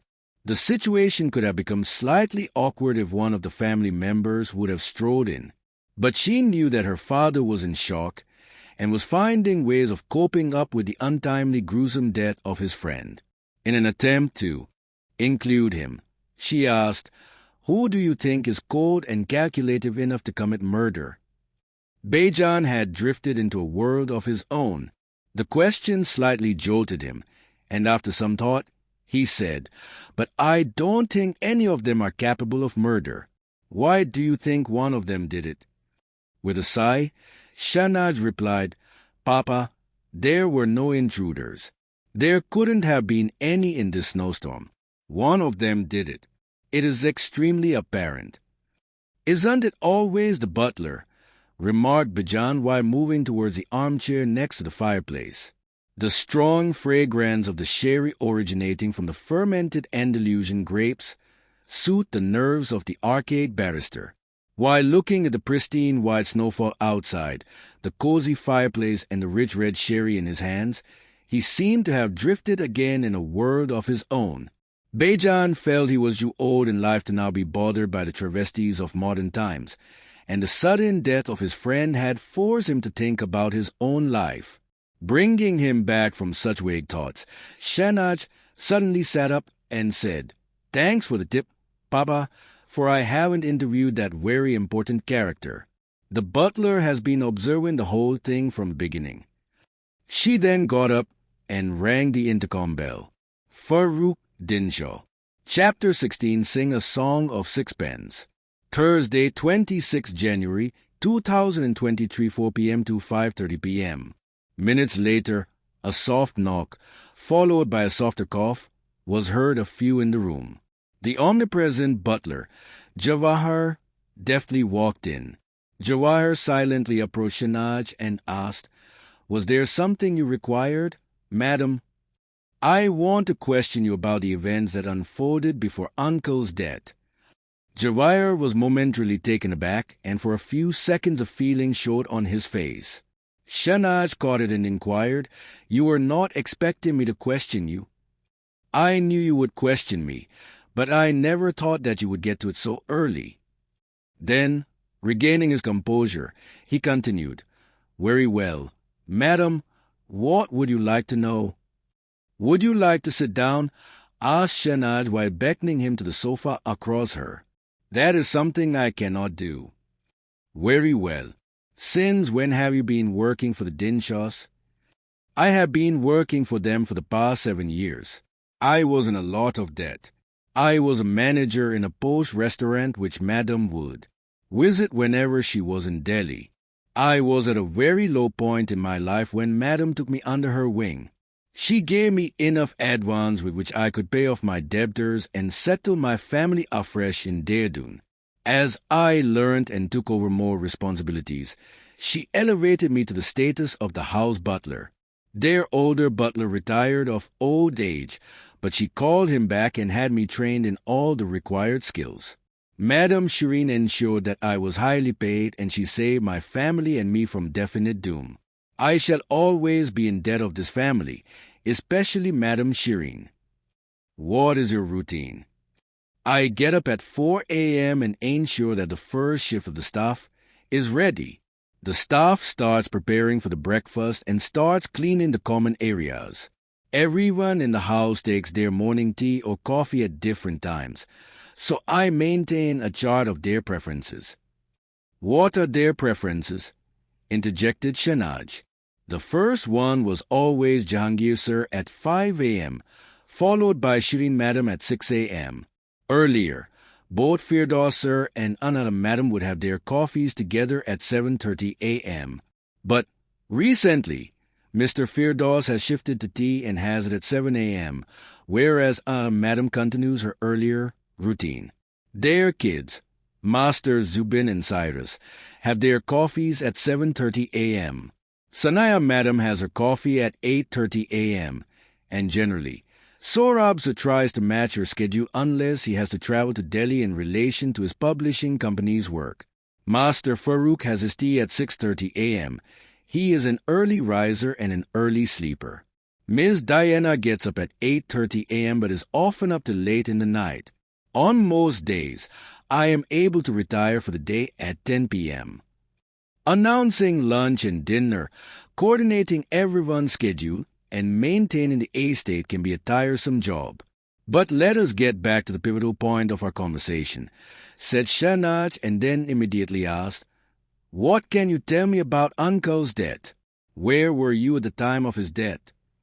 This past week, Jahangir had gone to Delhi. After he came back, he seemed anxious.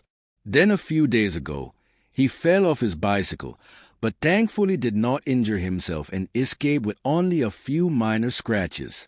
After that, he seemed more disturbed than usual. Quite often he would retire alone to the library and sit there for hours.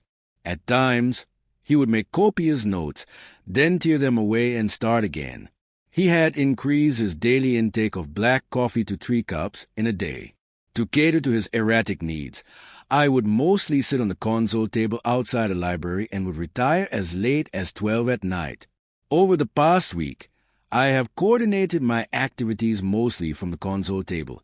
It had become my working desk. Did you specifically hear or see anything earlier today? Pressed Shanaj, while taking notes of her own. Well, after Madam Sanel left at 12:01 p.m. and before Master Phil came in at 12:30 p.m., at exactly 12:06 p.m., I heard the door between the library and Madam Shireen's room open. There may have been a very slight sound that came from the library that sounded like a wail. But Jahangir had been wincing since early morning, so it may have been him. A few minutes later, at 12:25 p.m., I heard the door between the rooms shut again. "Is Aunt Shireen a sound sleeper?" inquired Shanaj, now thinking ahead. "Yes, she is a deep sleeper. I know what you mean. It is possible that someone could have either climbed through Madam Shireen's window and accessed the library or came in and left through the bedroom door that opens into the hallway. Wouldn't you have seen the person leaving through the main bedroom door?" "No. I sat facing the main door of the library. My back was towards the other half of the hallway. The hallway is long and carpeted, so if someone was careful enough, they could have tiptoed out," explained the butler earnestly. "The previous evening, we bumped into each other at the staff staircase when you were carrying the wine bottle for Diana. At the time, I told you that I had heard someone running up the stairs hurriedly, and you agreed. Could you elaborate on that? Jawahar was always alert. He did not need to strain his brain to recollect a memory from the previous day, though much had happened since then. He quickly narrated to Shahnaz how he thought he had heard someone move in the wine cellar beside his office, but upon inspection had found no one. Noting down the points, Shahnaz continued to press on. When Farua left the library, did you notice his expression or his behavior? At that time, I was talking to one of the junior manservants. He had just informed me that Master Jim was roaming outside the library.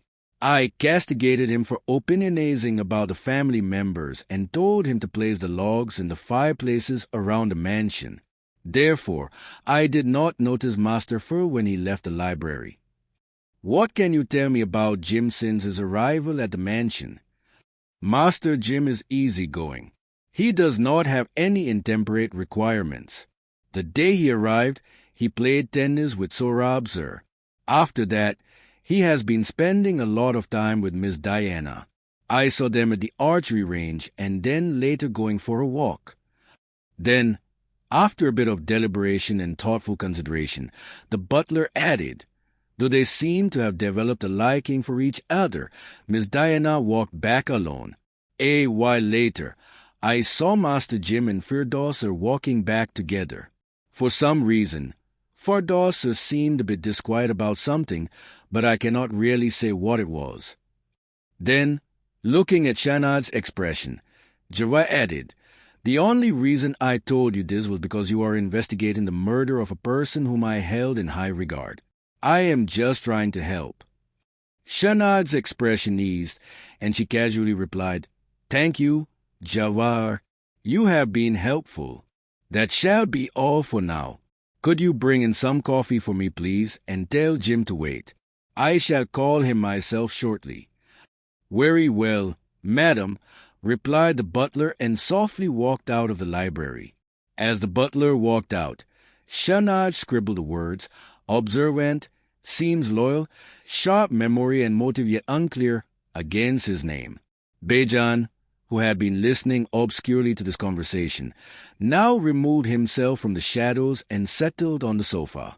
After taking a sip of his red wine, he asked Shahnaz, Now, what do you think about the crime? Have you made any headway? Before I answer your question, I would like to ask you one. What are your thoughts on the crime and the crime scene? I really don't think I can help you there. Darling, I am a corporate lawyer, not a criminal one. Okay, I will throw an observation at you.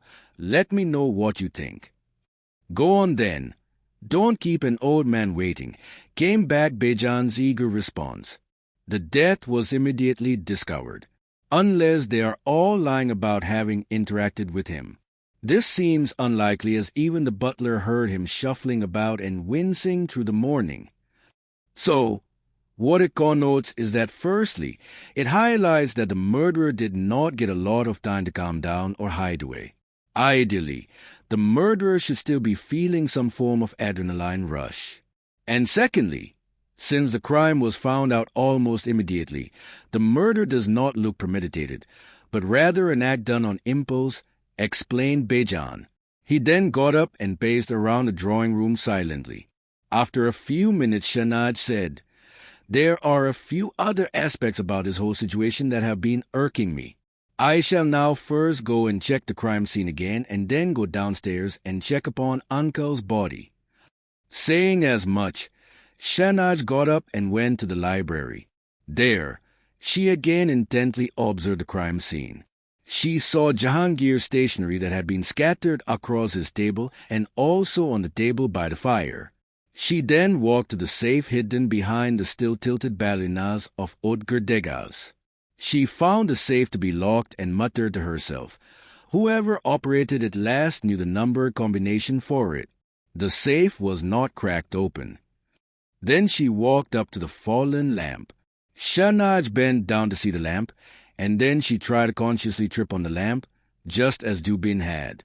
Next, she checked the fireplace. From here she collected the burned bottle and glass of wine, out of which Jahangir had been drinking. While bending over, she observed that some of the wine had spilled onto the carpet, and a tiny amount was also still present on the marble beneath the armchair.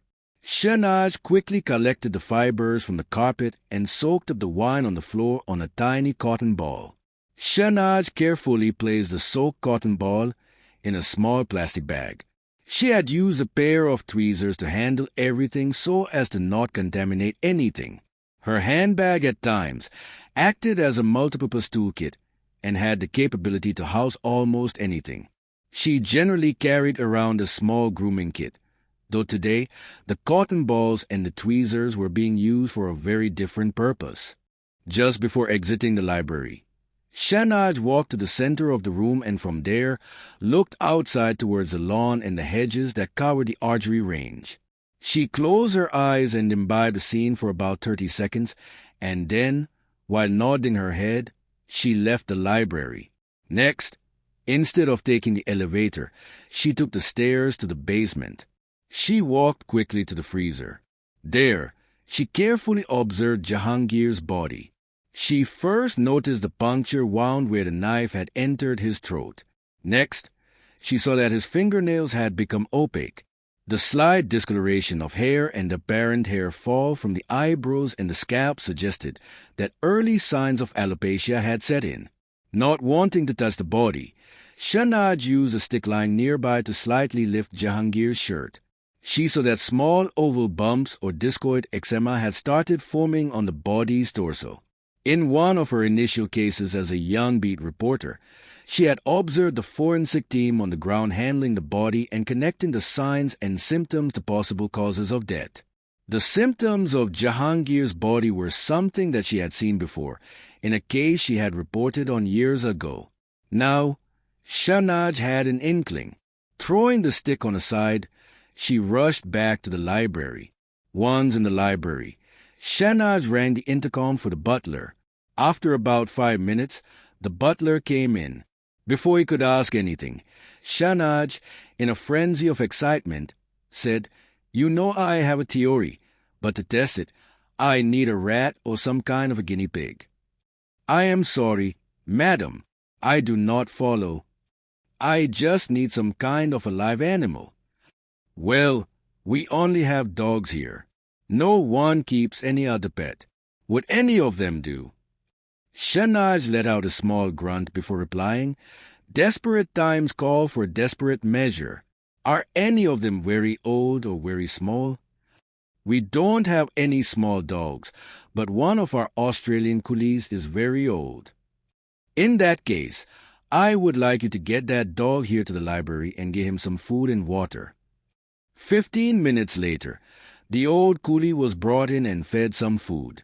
Just as the butler was about to get the coolie some water, Shahnaz stepped up and dropped the wine-soaked cotton ball into the water. Using the forceps, she ensured the contents of the cotton ball dissolved and mixed well with the water. The next 15 minutes saw the library be filled with the painful wailing of the old dog as he succumbed to the effect of the ingredients dissolved in his water.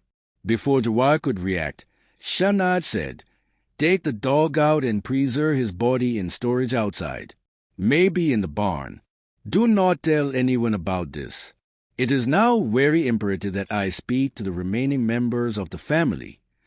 But before the amateur sleuth could rush back to the formal drawing room, her father, Bijan, called out, "Stop there! What in God's name are you up to? You killed their dog. For Christ's sake, I need to know what's going on in your mind." Shahnaz stopped in her tracks, turned and slowly walked back to her father. Placing an arm on his shoulder, she explained, "From what I have just observed, there was not a lot of blood that had spilled from Uncle Jahangir's stab wound. From all my experience as a crime reporter, I can confidently say that such a thing can only happen if the injury was inflicted after the person had died. Therefore, someone saw Uncle Jahangir dead and then, as an afterthought or on an impulse, stabbed him with Sanaya's knife. It seems someone deliberately wants to implicate her. So, the stabbing does not seem to have been pre-planned.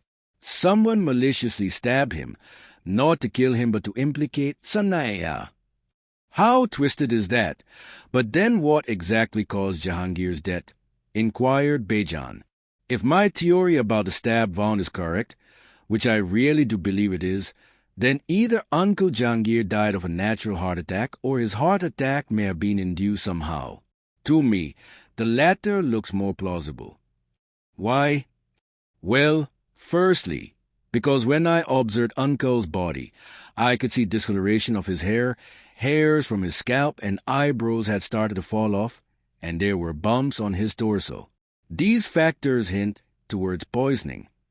Then, flipping to the pages of her diary and while thinking hard about the facts in front of her, Shahnaz continued, secondly, Diana stated that Uncle was salivating a lot, drinking a lot of water, and his hand movements did seem a bit clumsy. Sanaya also added that Uncle was slumped when she entered the library. His eyes may have been squinted, and he was having water and wine regularly in equal amounts. Also, Javahir had heard someone in the wine cellar that is located next to his office. So, prima facie, it seems as if the wine was poisoned. But why would someone poison Jahangir's wine? What do you think is the motive? As she was flicking through the pages of her diary, a complex web of occurrences formed in Shahnaz's mind. She had the ability to remember the minutest of details, and now she was trying to join the dots. She closed her eyes and remembered everything that everyone had told her. Then it struck her like a bolt of lightning, and Shahnaz softly replied, "Nobody poisoned Jahangir's wine." "What do you mean?" "Then it was the knife that killed him," inquired Bejan, now totally confused. "No, the wine was poisoned, but that bottle was not meant for Jahangir. It was meant for Sohrab. Someone knew that Diana was about to give her dad a bottle of wine, and the perpetrator induced the poison, believing as much. But nobody could have thought that Sohrab would give the wine to Uncle. This is not a planned murder, but rather an accidental one," explained Shahnaz, now sitting up straight on the armchair. Shahnaz then got up and declared, "I must first speak to all those who are left and then announce my findings to the family." "Do you think that would be wise? The killer is still amongst us?" inquired Bejan, looking at the extreme blizzard outside and silently cursing the fact that he was trapped in a house with a killer on the loose. "That would be imperative, father, for the killer has missed their target, and I want the killer to know that I have caught on this mistake," replied Shahnaz with a smile. She then rung the bell, and after a few minutes, when the butler showed up, she requested him to send Jim. Chapter 17, Dame. What Makes Your Ducks to Die? Thursday, 26 January, 2023, 5:30 p.m. to 7 p.m. Walked in with the confidence of a classic middle-class man who has some to lose and some to gain, but always exhibits as if he has nothing to lose. The smile on his face even made Shahnaz forget for a second that she was investigating a murder. Jim realized his place in the world and so sat right in the middle of the sofa, across Shahnaz's armchair. "So how can I help you?" inquired the young lad with a false smile that only engaged his thick lips but failed to encompass his round face. To showcase her position, Shahnaz pushed back her shoulders and spoke with a sense of power, by telling the truth. "Start by telling me about your whereabouts at the time of the murder, and then about your equation with the Dinshaw family."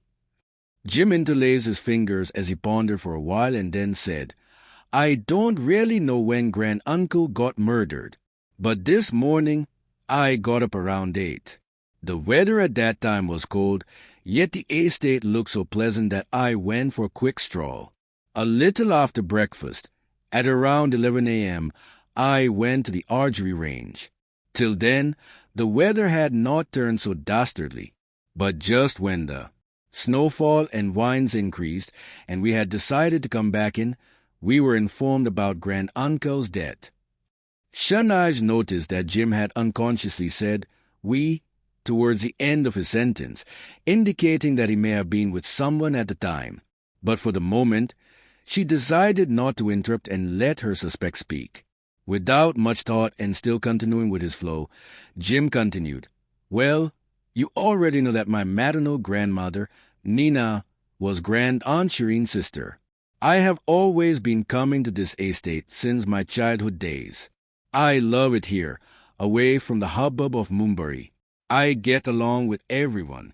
I am an easy person. I hear that you have been getting along pretty well with Diana. What is your equation with her? The few extra blinks of Jim's eyes told Shana that her suspect was feeling a tad bit nervous. As she jotted this down, Jim, still portraying his usual demeanor, stated, "Yes, we have been getting along really well. We have known each other since our childhood days, but this was the first time I actually was able to spend quality time with her. Though we have very different tastes, given the fact that she has always been exposed to the finer aspects of life, whereas I never had such opportunities, we have been able to find a lot of common ground to talk about." How so? I made the effort to read and research a lot on varied topics. I talked to a lot of people to understand their perspectives. I am a social butterfly, said Jim, while slightly laughing self-deprecatingly at the last bit. Do you feel a sense of lack in your life? No, but I am ambitious, came back Jim's curt reply as his smile faded off. This was the first time he had given a curt reply, without wanting to push the topic. Yet noting her suspect's antics down in detail, Shehnaz moved forward and asked, "How do you think the other members of the family contemplate about your inclusion in the trust? Has someone said anything to you?" Regaining his smile, as if he was back in his element, Jim replied, "Other than the death stares I got when Grand-Uncle disclosed his intentions, nobody has actually said anything to me. I suspect Uncle Firdaus and Aunt Sana don't really care much about my inclusion. They seem to have a lot of money of their own. Diana looked happy for me. I am pretty. Sure, the brothers, Zubin and Cyrus, and their mother, Aunt Aneta, were upset." Then, while trying to reassure himself, Jim declared a bit confidently, "But now nobody can do anything about it. The fate of that wealth seems to have been sealed. You just said that Diana looked happy for you. She is wealthy and smart. I have been told that you have been going on long walks around the estate." Shanad's insinuation did not miss Jim. He was a bit healthy, but the extra fat did not suppress his intelligence. Crossing his hands over his chest and after letting out a mild grunt, Jim replied, "Yes, we go for walks around the estate. I am fond of her and have fallen for her. I would not twist words. Her wealth is an added bonus, but that is not why I am in love with her. I am capable in my own right, you know." Not forgetting the actual motive of the questioning session, Shehnaz now pulled the conversation towards her investigation and in a stern voice asked, "I have been informed that from one such walk, Diana returned alone. Later, Firdaus and you were seen coming back together, and Firdaus looked quite disquiet. Do you have anything to say about the matter?" Jim became a bit defensive as he sat up straight on the sofa, and the raised eyebrows and the shaking of his legs demonstrated his inner shaky feeling. While trying to curb his involuntary actions, he replied, "I was discussing a private matter with Uncle Firdaus. It is of no consequence." "What is this private matter?" asked Shehnaz now more sternly. "I was giving him a business proposal. I thought it would be profitable for me, but Uncle hasn't yet come around to it." Jim's usage of the word me and not us while discussing the probability of the said venture was not missed on Shehnaz. Earlier during their conversation, he had used the word we while affirming his location at the time of the murder. Looking at Jim's reaction and body language, the amateur sleuth decided that it was time to turn on the heat. Jogging her memory, she remembered that Jim had a disconcerting look on his face when Diana had mentioned that earlier in the day she had met Jahangir at 11:15 a.m. Shehnaz also remembered that Firdaus had given her a curt reply when they had spoken about Jim. And lastly, by his own admission, Firdaus had revealed that after speaking to Jahangir, he had gone towards the archery range. Culminating the data in her head, Shahnaz decided to attempt a tightrope walk. She lied when she said, "I have been told that after Firdaus met Uncle Jahangir, he met you at the archery range. Someone observed the two of you talking from the library. What is cooking between you two?" A streak of annoyance flashed over Jim's face, which he tried hard to hide by feigning confidence and by trying to keep a straight face. Yet his annoyance was apparent in the louder decibel of his voice when he replied, "You are unnecessarily being pushy. There is nothing to know about. I am trying to convince him for a business deal. I just want to make some money. The venture seems profitable to me." This was the second time Jim's rattled mind mentioned the venture being profitable to him alone. Shahnaz tried to push the questioning further and probed, "Is the venture going to be profitable only for you?" It took a while for Jim to contemplate Shahnaz's insinuation, after which he really got flustered. Throwing his hands in the air, he declared, "I really don't know what you are talking about. It is just a simple deal. I really am tired of this interview. If there is nothing more, then I would like to excuse myself." Jim got up slowly. He was unsure and somewhere believed that Shahnaz was going to shout at him and pull him back down. But Shahnaz did nothing of the sort. She was going to be patient. She still had an ace up her sleeve. As Jim left, Shahnaz wrote the words, "opportunistic, eager to please, ambitious, motive not yet clear," against his name. A few minutes later, Anahita walked in. Her fair complexion was enhanced by the black silk scarf that she had stylishly knotted around her neck. Her almond eyes darted around the room and imbibed the atmosphere in there. She noticed Bejan, who was quietly standing by the window, hardly making his presence felt in the room. She did not stoop while walking. Her well-developed legs and rounded hips ensured that her strides were quick and sure-footed. But unlike Sanaya, Anahita's persona reflected calmness.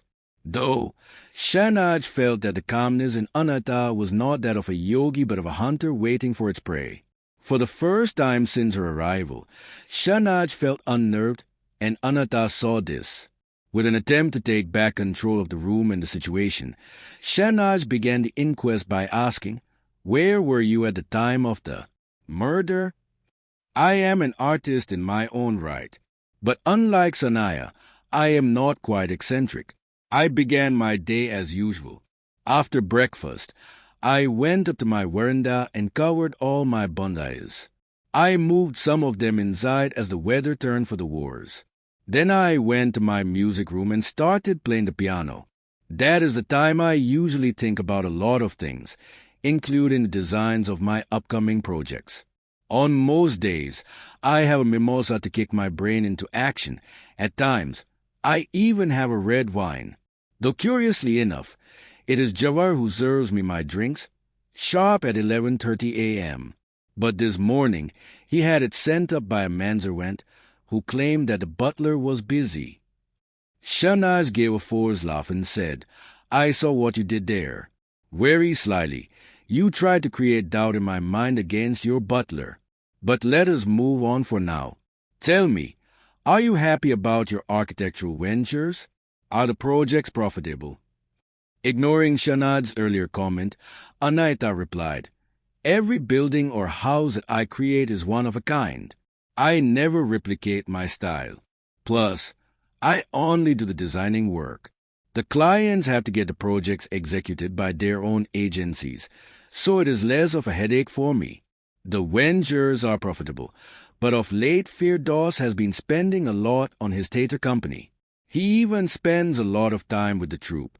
Last evening, he was complaining about his lead actress throwing some tantrums.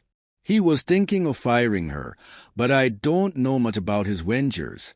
I just wish that he would take his retirement more seriously and spend some more time with me. What do you think about the way Uncle decided to disperse the newfound wealth? Do you agree with the allocations?" "Well, at the moment, we could all foster better with some liquidity. I know Sohrab has started gambling, and his wife refuses to bail him out. Poor guy, I really feel sorry for him. He tries so hard to fit in. Just the other day, he was trying his hand at botany, but he harvested poisonous mushrooms instead of the edible ones. I don't know where his mind is, as nothing seems to last with him. I wonder why he fails at everything he does and what his kids would do now. Again, Shahnaz smirked and let out a laugh and said, I like how you keep slyly implicating others, but when I asked you about your opinion, about the disbursement of funds, I really wanted to know about its effect on you and your family.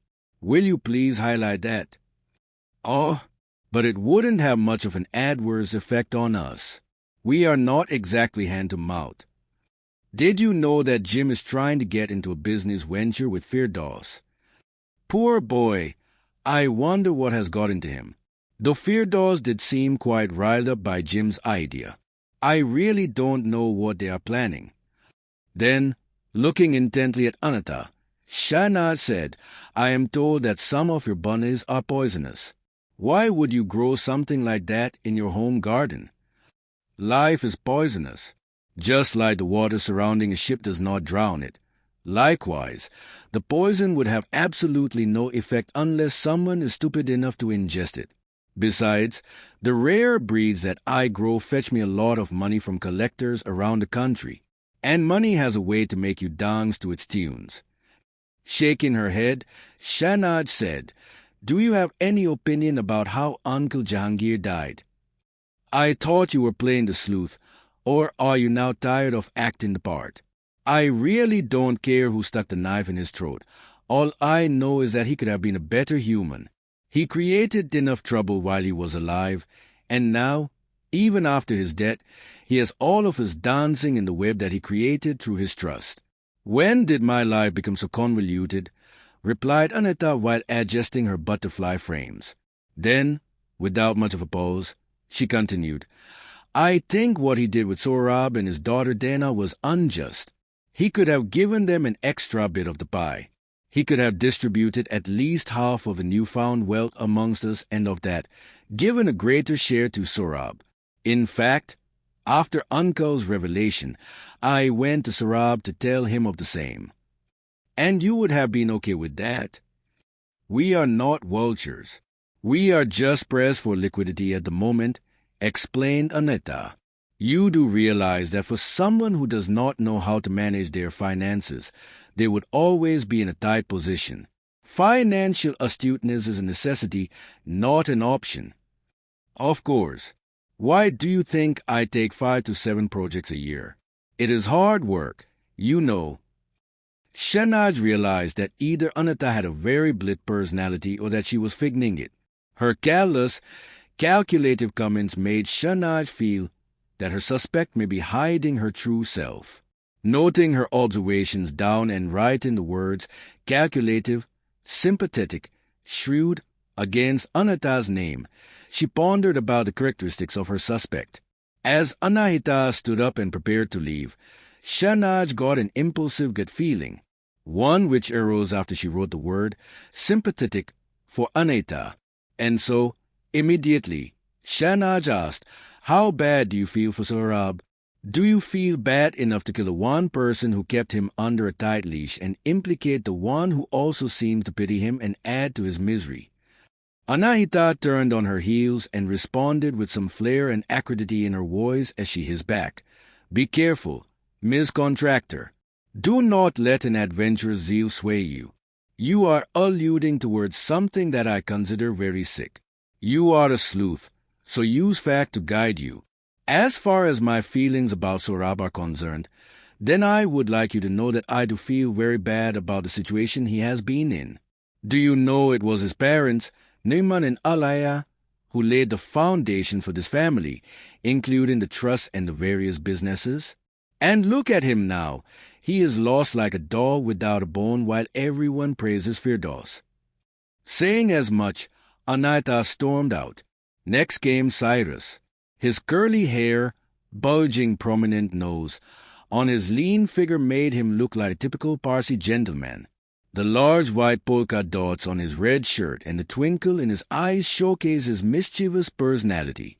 He was tall, but despite his long legs, he walked slowly. He came, casually sat across Shahnaj and waited for her to begin. He was not an eager beaver. Shahnaj, while trying to study his personality, began with her standard question, "Where were you at the time of the murder?" "I don't know when Granduncle was stabbed. I woke up this morning at my usual time, around 7:30, and had my coffee. After I freshened up, I was going through my applications to various universities to which I have applied to pursue a PhD in economics. Post-breakfast, I was going over some papers related to our companies and investments." "You were reviewing the financials of your companies and investments," interjected Shahnaj. "Yes." "Were you reviewing the details of the investments held specifically by your family branch or of the entire Dinshaw family?" "Both. Since the previous evening, I had been reviewing the projected gains that our family would make after the new trust starts paying its dividends. But that trust will only pay out 5 years after both Uncle Jahangir and Aunt Shireen's death. Did you factor that in?" "Yes. I calculated those 5 years from the present time, just for ease of calculation." Shahnaj raised her eyebrows slightly at that remark and purposely ensured that Cyrus saw her reaction. Then she slowly asked, "And you were informed of Uncle's death while you were reviewing these papers?" "Yes. I was in my room when a manservant informed me about the murder, without feeling the silent pressure that his interrogator wanted to put on him. Do you agree with Uncle's disbursement of funds and the way he has tied up everything in trusts?" I understood Granduncle's point of view and the merit of securing the future generations, though he could have helped everyone a little by distributing the funds partly. But then the money is never enough. Lastly, I don't see the point of mulling over a situation which now cannot be reversed. You are eager to branch out. You seek to become an economist to get away from your family and have a routine, meticulous life. You see the trust funds only as an added bonus, said Shahnaj, as she threw a barrage of observations come questions at Cyrus. Yes, all of it is true. You seem to be a man of few words.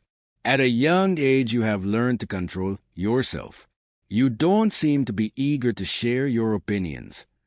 Unless my words have meaning, why must I break the silence? Who do you think murdered Uncle Jahangir? My guess is as good as yours. Also, Aunt Sanaya keeps leaving her stationery all to the estate, so it could have been any one of us. By implicating everyone, you wish to save everyone. But you see, unlike you, some of them seem to have had explicit motives to murder.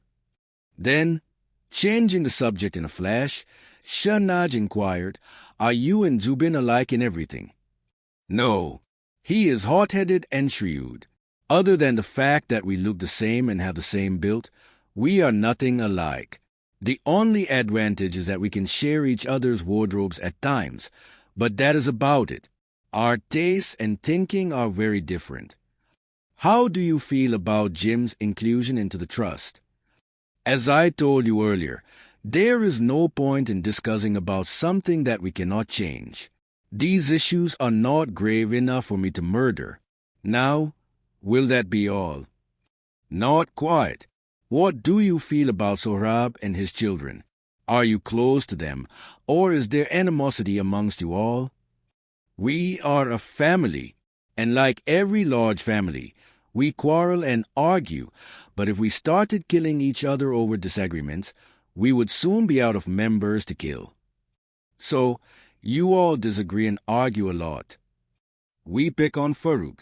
He is a shy, reserved man, and so it is fun at times. But the mathematical calculations that he keeps doing for his carpentry has made his mind sharp enough for him to be a silent striker. Continuing on, Cyrus explained, Uncle Sohrab himself is always so miserable that we don't need to do anything. His life has been a tightrope walk between following Granduncle's orders and trying to impress his wife. He seems to have lost his own identity. Though I don't portray my anger as overtly as Zubin, I, too, am unhappy about Uncle's pity-seeking behavior. He keeps going to Mummy in the guise of being helpless and seeks active appreciation and approval for everything. It is irritating, to say the least. At this point, Shahnaj realized that Cyrus had a very passive-aggressive way of expressing himself. He knew the art and value of restraining himself. Then, after thinking for a moment, he added, "Diana is intelligent. I wonder if she felt spiteful enough to take such a drastic step, especially after how Grand Uncle sidelined her." Shahnaj let out a small laugh. With a smile she said, "I see that you have your mother's quality of diplomacy and slyness. So, you clearly have a distaste for your cousins and don't mind seeing them go to jail? Only if they have committed a felony. Would you say you hate Sohrab or his family?" "Oh, no. Hate would be a strong word. This is a big house, and we all like our individuality and privacy." "I understand. Could you now please send in Zubin?" "Sure," responded Cyrus as he got up and quietly left the room. As Cyrus walked away, Shahnaj wrote the words diplomatic, cunning, sly, shrewd, intelligent, foresighted and motive not apparent against his name. After Cyrus had left the room, Bejan said, "That boy sure does move very silently." His comment made Shahnaj jump, for she had forgotten that her father was standing by the window. The astute lawyer had been quietly lingering around just to ensure his daughter's safety. Before she could respond, Zubin walked in. Like his brother, he too was tall and lean and had curly hair. Like Cyrus, he had piercing blue eyes. His feet stomped as he brisk walked from the door towards the sofa. Zubin looked like a man who was always in a hurry. His hand unconsciously seemed to have rotated the Bellaby globe, almost as if his brain was working in an overdrive and wanted to constantly do something. Zubin exuded an uneasy persona. He sat not across to Shahnaz but diagonally to her on an armchair. He sat up straight, and his torso leaned forward as if he was ready to leave.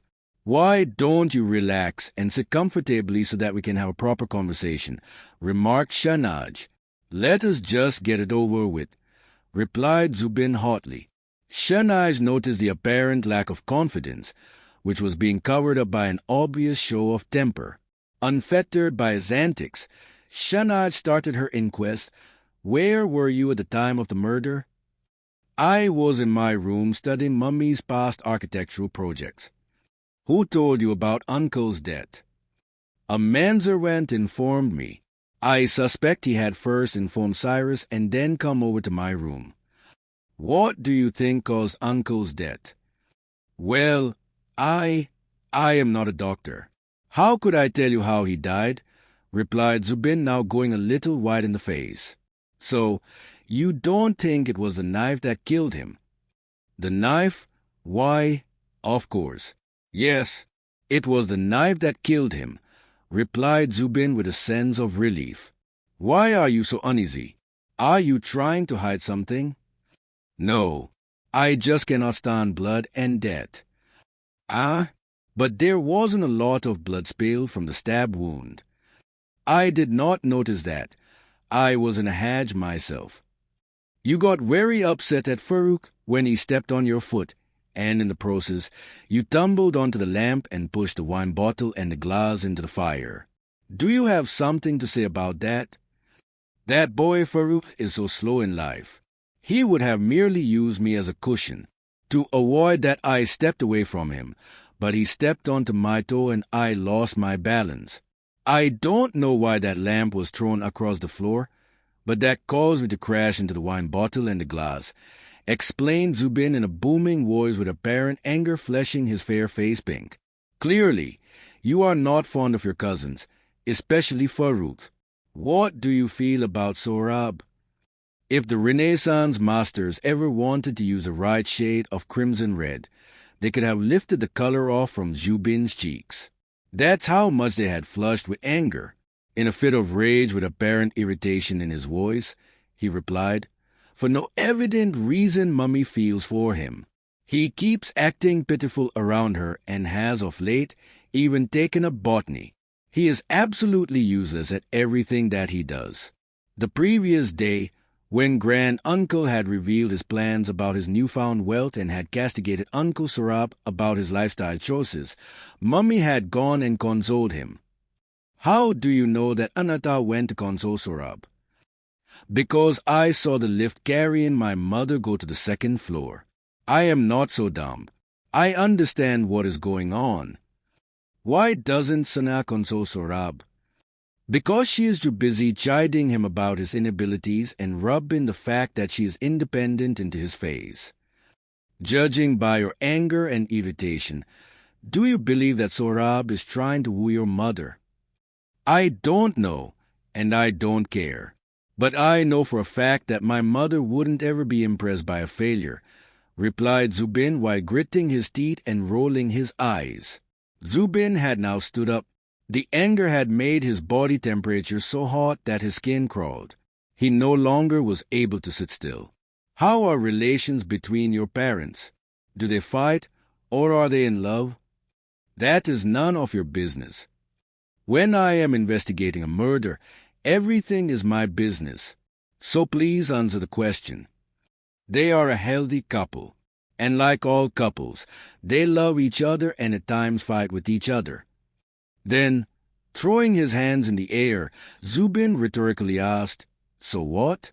What's the big deal about it, and how is their relation relevant anyway? To throw him off the track, Shahnaz softly responded, You are right. It is not relevant. I am sorry I pried into your personal life. Hearing as much, Zubin now turned and started walking back. Hardly. He had taken a few steps when Shahnaz loudly stated, You know, I asked your mother about this, and she vehemently rejected having any feelings for Sorab. How does that make you feel? The color from Zubin's face drained. His anger subsided. He turned around and, with a know-it-all attitude, responded, Isn't that what I just told you? Uncle Sorab is a failure. Then, in a jiffy, he turned and started to leave the formal drawing room. But just as he had taken a few more steps, Shahnaz pressed on. The night Uncle revealed his plans, you were having wine in your room. Do you often drink alone? I know of this as the manservant who delivered you the bottle told me the same. Such a big mansion, yet we get no privacy. The helpers are everywhere. Yes, I was drinking wine as I was feeling very cold. I had ventured out before the grand revelation, and the cold set inside my body. I was shivering, muttered Zubin as he left the room. Meanwhile, Shahnaz noted the words hot-headed, immature, impulsive, self-centered, egoistic, and narcissist, yet motive is unclear against his name. After studying her notes thoroughly, she called in the butler. Jawahar announced his presence with his usual soft cough. Looking up from her diary, this was the first time Shahnaz properly imbibed the butler's personality. She noted his crisp black suit, starched white shirt with old-style barrel cuffs, and his clean-shaven face.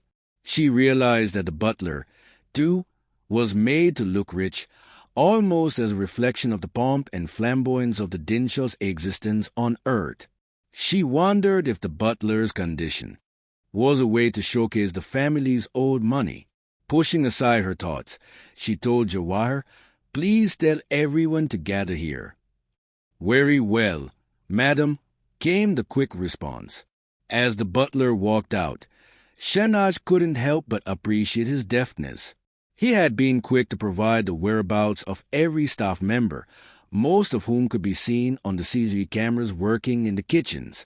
They also had strong alibis while being present elsewhere on the estate. Therefore, other than the butler, all the general staff had been completely ruled out as suspects by Shahnaz. Jim, Chapter 18, Can I Get There by Candlelight? Thursday, 26 January, 2023, 7 p.m. to 8 p.m. contractor, who had been silently standing in one corner and was be-aged now on his second glass of wine, brooded on his life and journey with Jahangir. The bleak weather outside made him reflect at the fleeting nature of life. He thought about all that Jahangir had achieved over the years, the plans that he had made not so long ago for the future of his family, and how in a split second everything in the house had changed. As the thoughts raced through his mind, people started slowly trickling into the formal drawing room. Shahnaz had made everyone come to her to highlight the fact that she was still in charge of the situation. Zubin and Cyrus arrived together. Although Cyrus silently sat on the sofa, Zubin created a scuffle. His persona ensured that his presence was felt in the room. As he plopped himself on the sofa, he remarked, "Why have you called us all back? I thought we had all given our statements." Before Shahnaz could respond, Jim and Diana arrived and seated themselves together on the sofa. Although a lot many seats were clearly available in the room, the young lovebirds chose to stick together, as if they were physically clinging onto their feelings, which would otherwise run away. "Patience is a virtue that you could do well with," Zubin remarked Shahnaz to his earlier comment. In the next 5 minutes, Sanaya and Faru came in. Then Sohrab trickled in, and he was quickly followed by Anita. Then Shireen wobbled in, and finally Firdaus came and sat in the armchair across Shahnaz. Jawahar, Jew, was told to remain in the room. Everyone's eyes darted from one to the other. They all were trying to assess the level of guilt in each other and make themselves feel secure. Shahnaz noticed this uneasiness amongst the attendees. Finally breaking the silence, she said, "You know life is a series of comedies and tragedies. In fact, for God, some tragedies may also play out like comedies as he sees the best-laid plans of us mere humans go for a toss. I am sure God must be enjoying seeing the outcome of the current turn of events." "Are you trying to mock us at a time of grief?" inquired Aneta.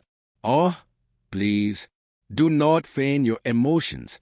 Throughout the interviews that I have just conducted, everyone has tried to hide some fact.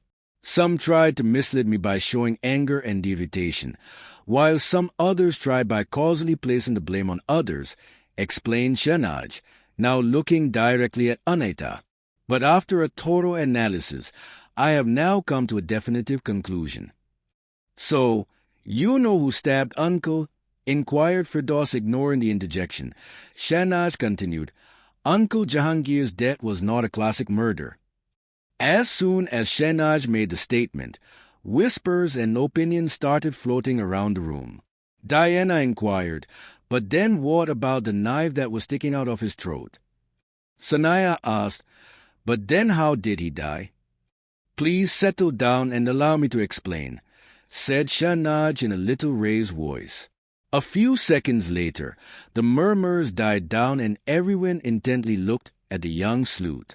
Shahnaz continued, "I have come to understand that Uncle Jahangir was not the intended target. Therefore, his death is an accidental murder." Again, the room erupted, and questions started floating in. This time, Firdaus asked, "But then, who was the intended target? And how exactly can someone stick a knife into the wrong person?" "The knife," said Shahnaz in a loud, commanding voice, and commotion again died down, allowing her to continue, "was not the murder weapon. Uncle died of poisoning. I examined his body. The signs indicate poisoning. I even collected a sample of the poison from the broken wine glass and bottle. Not all of it was destroyed by fire. I put the same wine in one of your dog's food. The dog is dead," explained Shahnaz coldly as she gazed intently at Farooq. The young boy felt uncomfortable and purposely looked away. Shahnaz then continued, "However, the poison in the wine was meant for Sohrab. The killer did not know that Sohrab would offer the same wine as a gift to Uncle Jahangir." "Then what about my knife?" inquired Sanaya. "The victim was stabbed after he had died. The lack of blood from the stab wound, along with my now-tested theory of poison, proves as much. So, someone wanted to implicate me.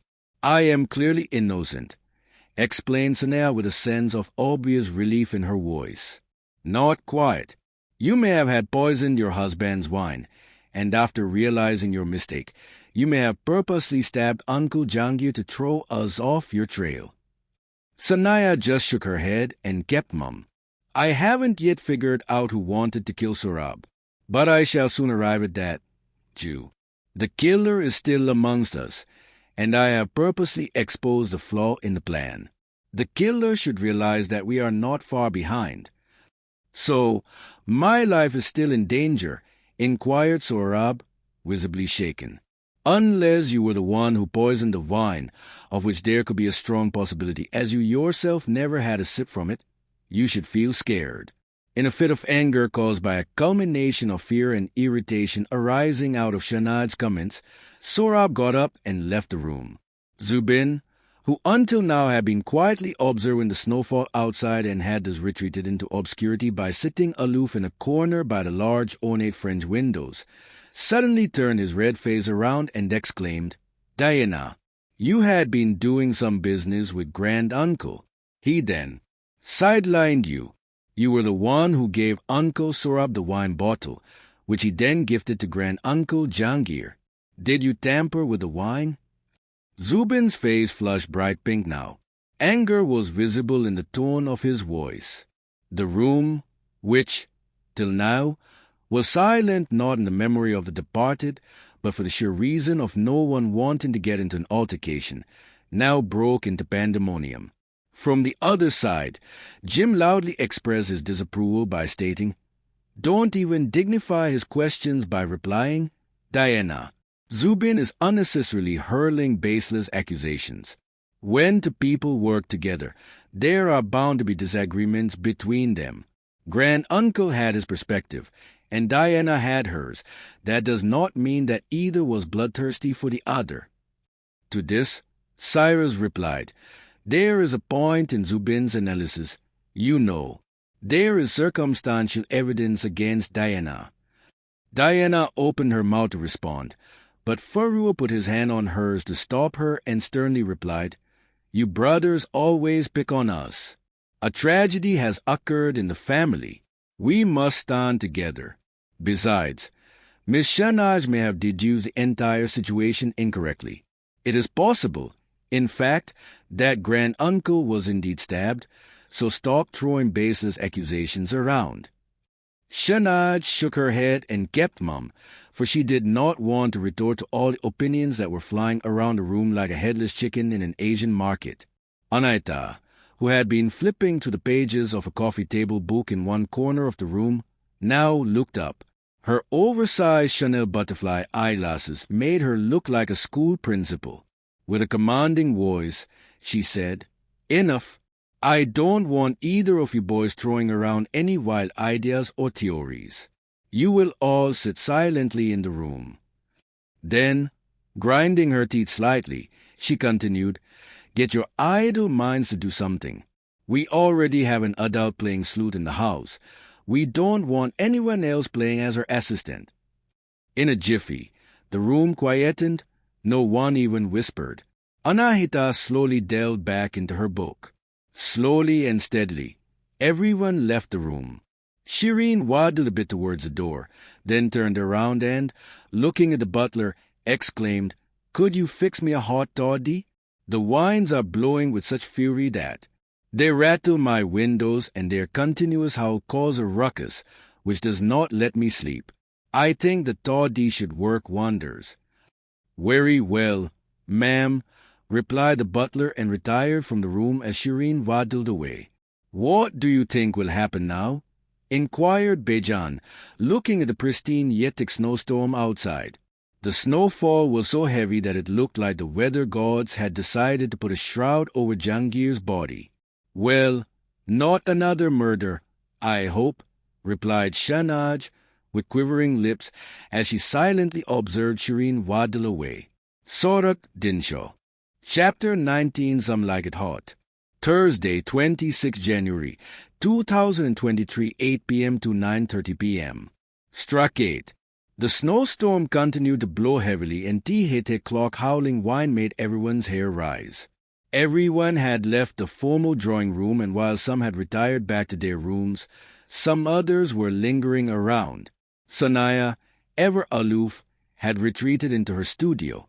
She lit another joint and inhaled the pure, finely cut weed of the mountains. The quick successive drags ensured that her mind became numb to the problems around her. With the effect kicking in, she picked up her paintbrushes and began splashing around the canvas. The strokes of deep red seemed to reflect her mental state of agony and anger.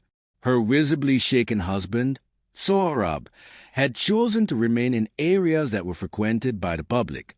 Hence, he did not retire back to his room.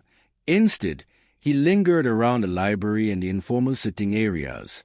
Remaining in solitude was not an option for him. His uneasiness was not missed upon by Anaita. She casually walked up to him and offered him a glass of a single malt. Sohrab quickly gulped the double shot and said, "You know, ideally, I should be feeling scared, but weirdly, all I am feeling is a sense of calm." "Don't worry, Sohrab. Hopefully, the police will be here soon, and this matter will be behind us all." Sohrab did not reply, just nodded his head. Whether he understood her point of view or he was contemplating something else, Anaita could not point out at the moment. On the first floor, Jim had entered Firdaus' unit.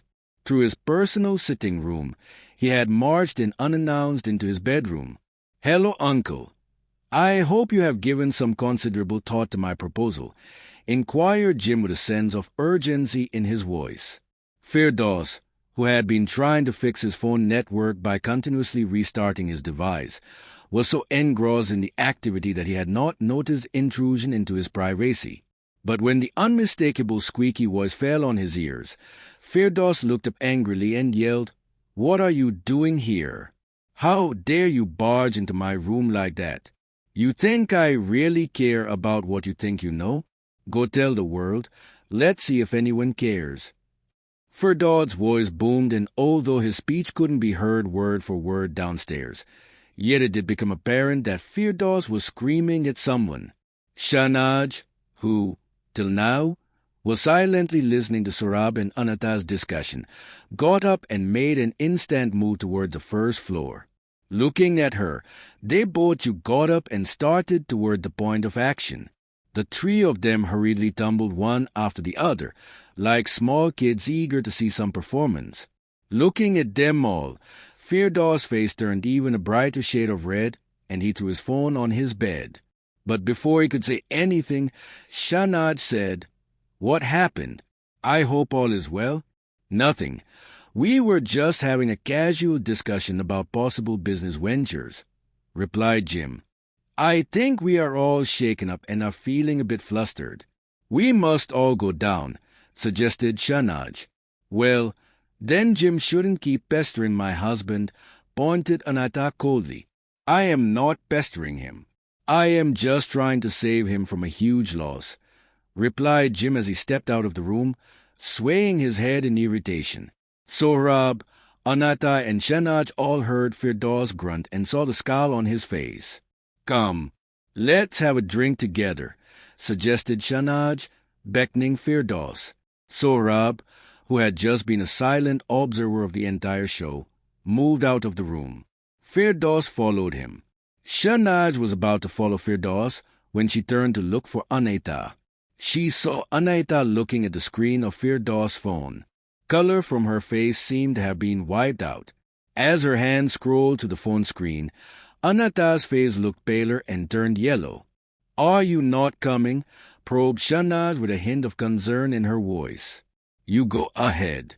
I have some work," mumbled Anata without looking up, and continued scrolling through the phone. Shahnaj looked at Anata intently for a minute, then silently walked out of the room. As she was moving towards the lift, she heard Diana's voice from the floor above. Diana vehemently stated, "I am not being able to shake off the feeling of being cheated and, in a way, humiliated. You know, Farouk, for so many years, I worked diligently under Grand Uncle. I accomplished everything that he told me to do.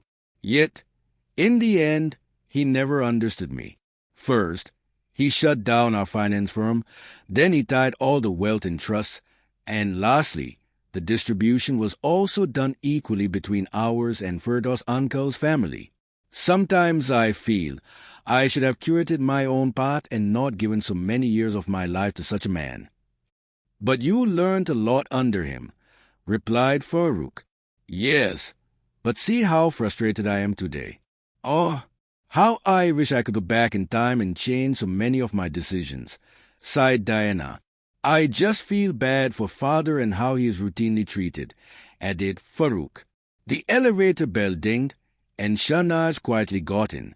When she reached the ground floor, she found Jim and Sohrab in the informal dining room having a light-hearted conversation. Shahnaz was now feeling tired from the day, so she poured some vodka on crushed ice, added a slice of green chili and some lemon juice in her drink, and swirling the glass around, she proceeded towards the formal drawing room. Just as she was about to push the door open, the door was pulled from inside, and Firdaus stepped out. He looked like he had had a few drinks in quick succession and stumbled out as he was tipsy. Loosely, holding his own whiskey glass in one hand and an antique 16th-century flintlock pistol in another, Firdaus angrily wobbled out of the formal drawing room. "Where are you going?" "To my sitting room. I am going to write a letter to our lawyers and set some things straight." "Why do you have an archaic pistol in your hand?" "I will bludgeon that boy Jim with the pistol's handle if he tries to unner me again," replied Firdaus hotly, and then staggered off as his legs tottered unsteadily. Ignoring Firdaus, Shahnaz, with apparent tiredness, stepped inside the formal drawing room. Her hand tightly held the vodka glass from its bottom, subconsciously indicating her cautious nature. She settled near the fireplace, which had been rekindled. The snowstorm outside had picked up its pace, and the fast-flowing wind ensured that outside the mansion, visibility wasn't beyond a few feet. The heat from the fireplace opened up the wooden furniture, and a heavy woody-cum-smoky aroma filled the room. The spirit kicked in, and Shahnaz felt her nerves calming down. Yet her mind kept trying to join the dots and find the apparent loophole. She kept thinking about the chronology of events, and her mind raced to scrutinize everything that it had learned over the course of the interviews. After a few large sips, her mind went into an overdrive. In a flash, she recollected everything Farooq had told her. But before she could act upon her gut feel, Bejan walked back into the room. He, almost as a reflex, poured some wine for himself. Then, after quietly moving back to his favorite spot by the window and while looking out at the massive snowfall, he softly stated, "Darling, you say that Jahangir was poisoned, but if that were the case, wouldn't his wine's odor, color, and taste have changed? And Jahangir had a flair for quality. He was a self-proclaimed connoisseur. Then how come he did not notice anything odd in his wine?" Hearing the words and realizing their importance, Shahnaz sat up with a start. She could feel the slight buzz of her alcohol waning off as her brain kicked into action. Drawing from her vast experience as a crime reporter and now as an editor, she exclaimed, "You are right, father. I had been wondering if Aneta's rare bonnet flowers or the poisonous mushrooms that Sohrab had found in the greenhouse were used to murder Jahangir. But clearly those substances would have altered the wine greatly. Only very spicy and rich food could have camouflaged the bitter taste and the foul odor of these poisons. And Uncle had been consuming a very controlled diet of fruits, light club sandwiches, and sedate vegetables. Yet you have proven that Jahangir was poisoned through his wine. How? How can a poison be odorless and tasteless?" inquired Bejan with a perfect bamboozled expression on his face, which was highlighted by his round eyes popping out of their sockets and his eyebrows climbing up his forehead. Shahnaz got up and paced around the room in silence. She gulped down her vodka and poured herself another one. The pang of the green chilies in her drink stimulated her mind even more. She tried to surf the internet for answers, but the networks were down. Walking around the grand drawing room, Her eye spotted some old parchments displayed in a glass casing. Shahnaz noticed that the paper had a slight greenish tinge to it. She muttered, "Maybe the parchments were earlier exposed to dampness. There is an obvious suggestion of moss being formed on them." The moment Shahnaz had uttered these words and her brain pictured the green moss, she knew which poison had been used. The color green had triggered her memory and reminded her of the poison which was named after the Greek word for a green twig.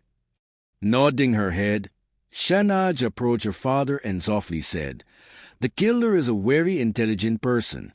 A very old poison, also called as the inheritance powder or the poisoner's poison, has been used to commit this crime." "What is its name?" "Thallium.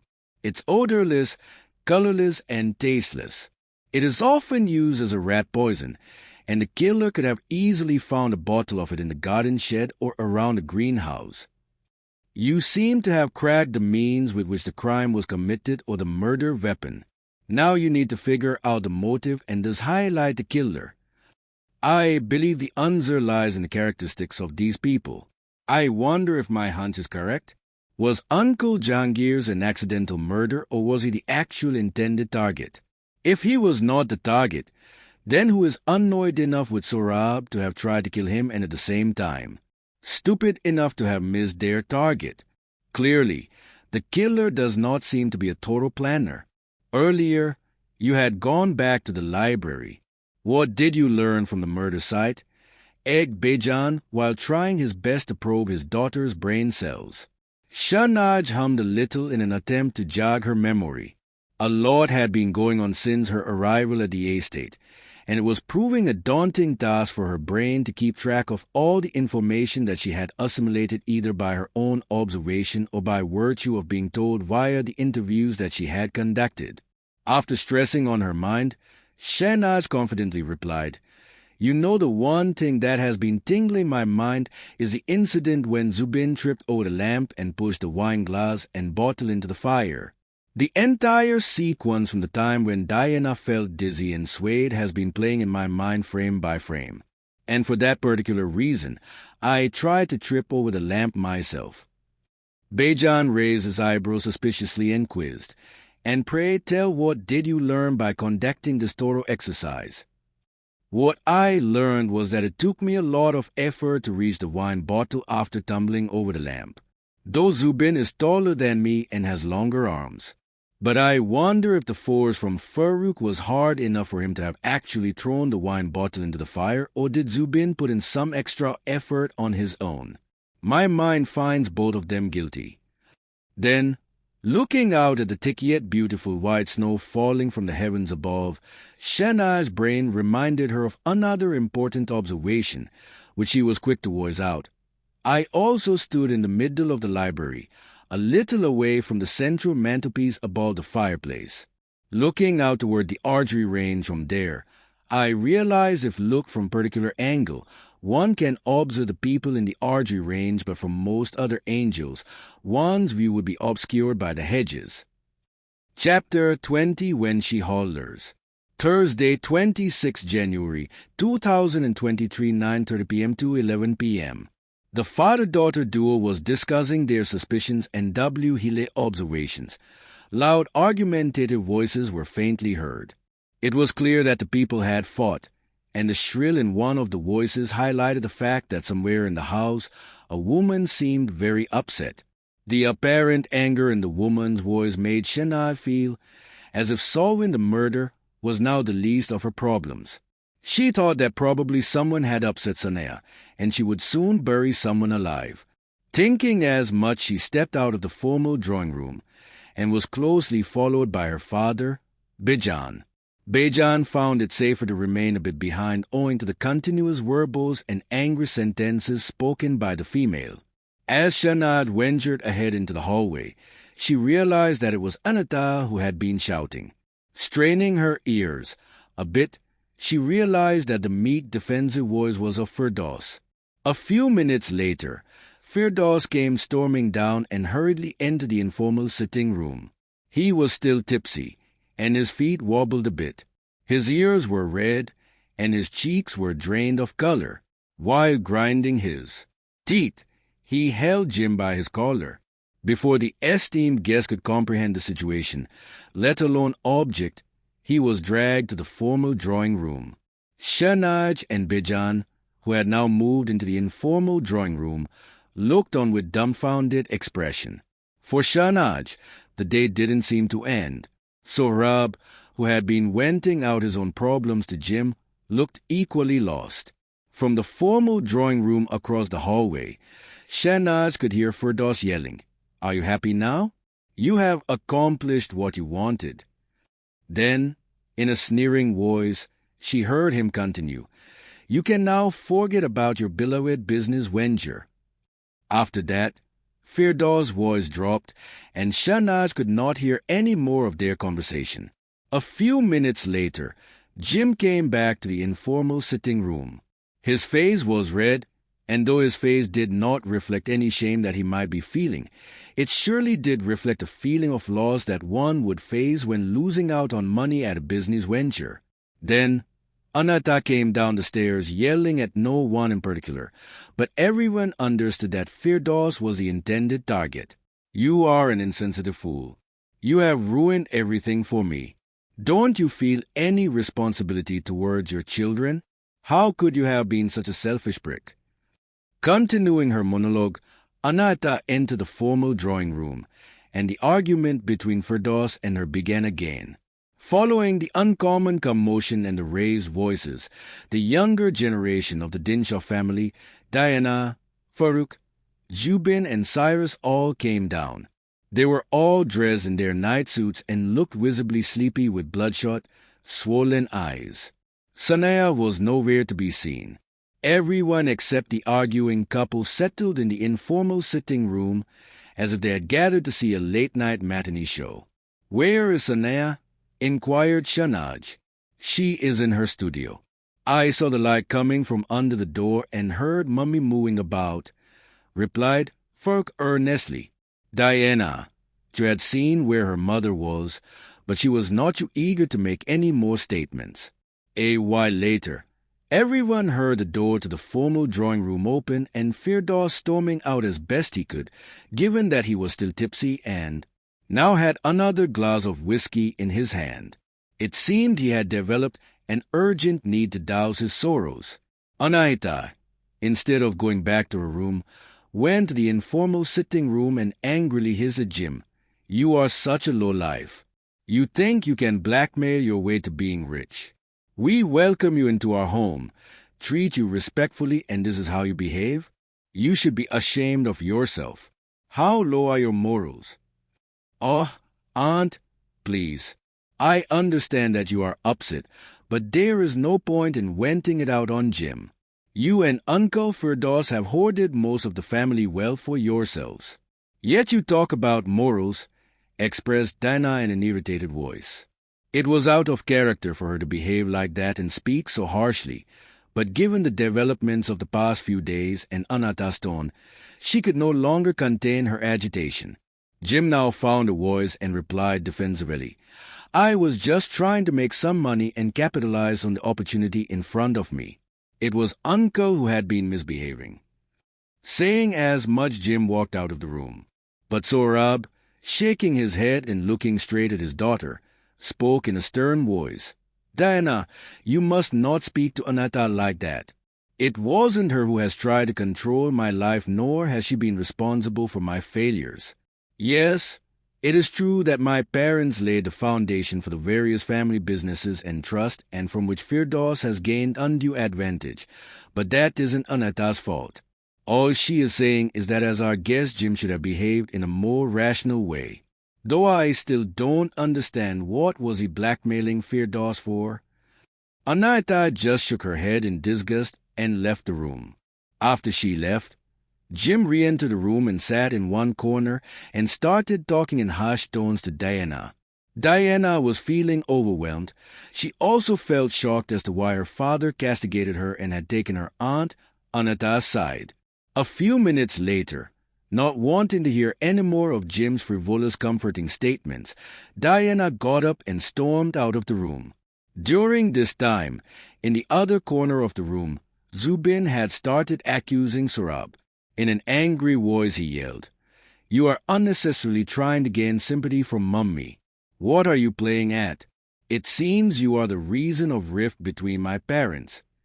Hearing her son's accusations and rude tone, Anata re-entered the room and now started scolding Zubin. She hissed in anger and said, "No, he is not the reason for the rift between Firdaus and I.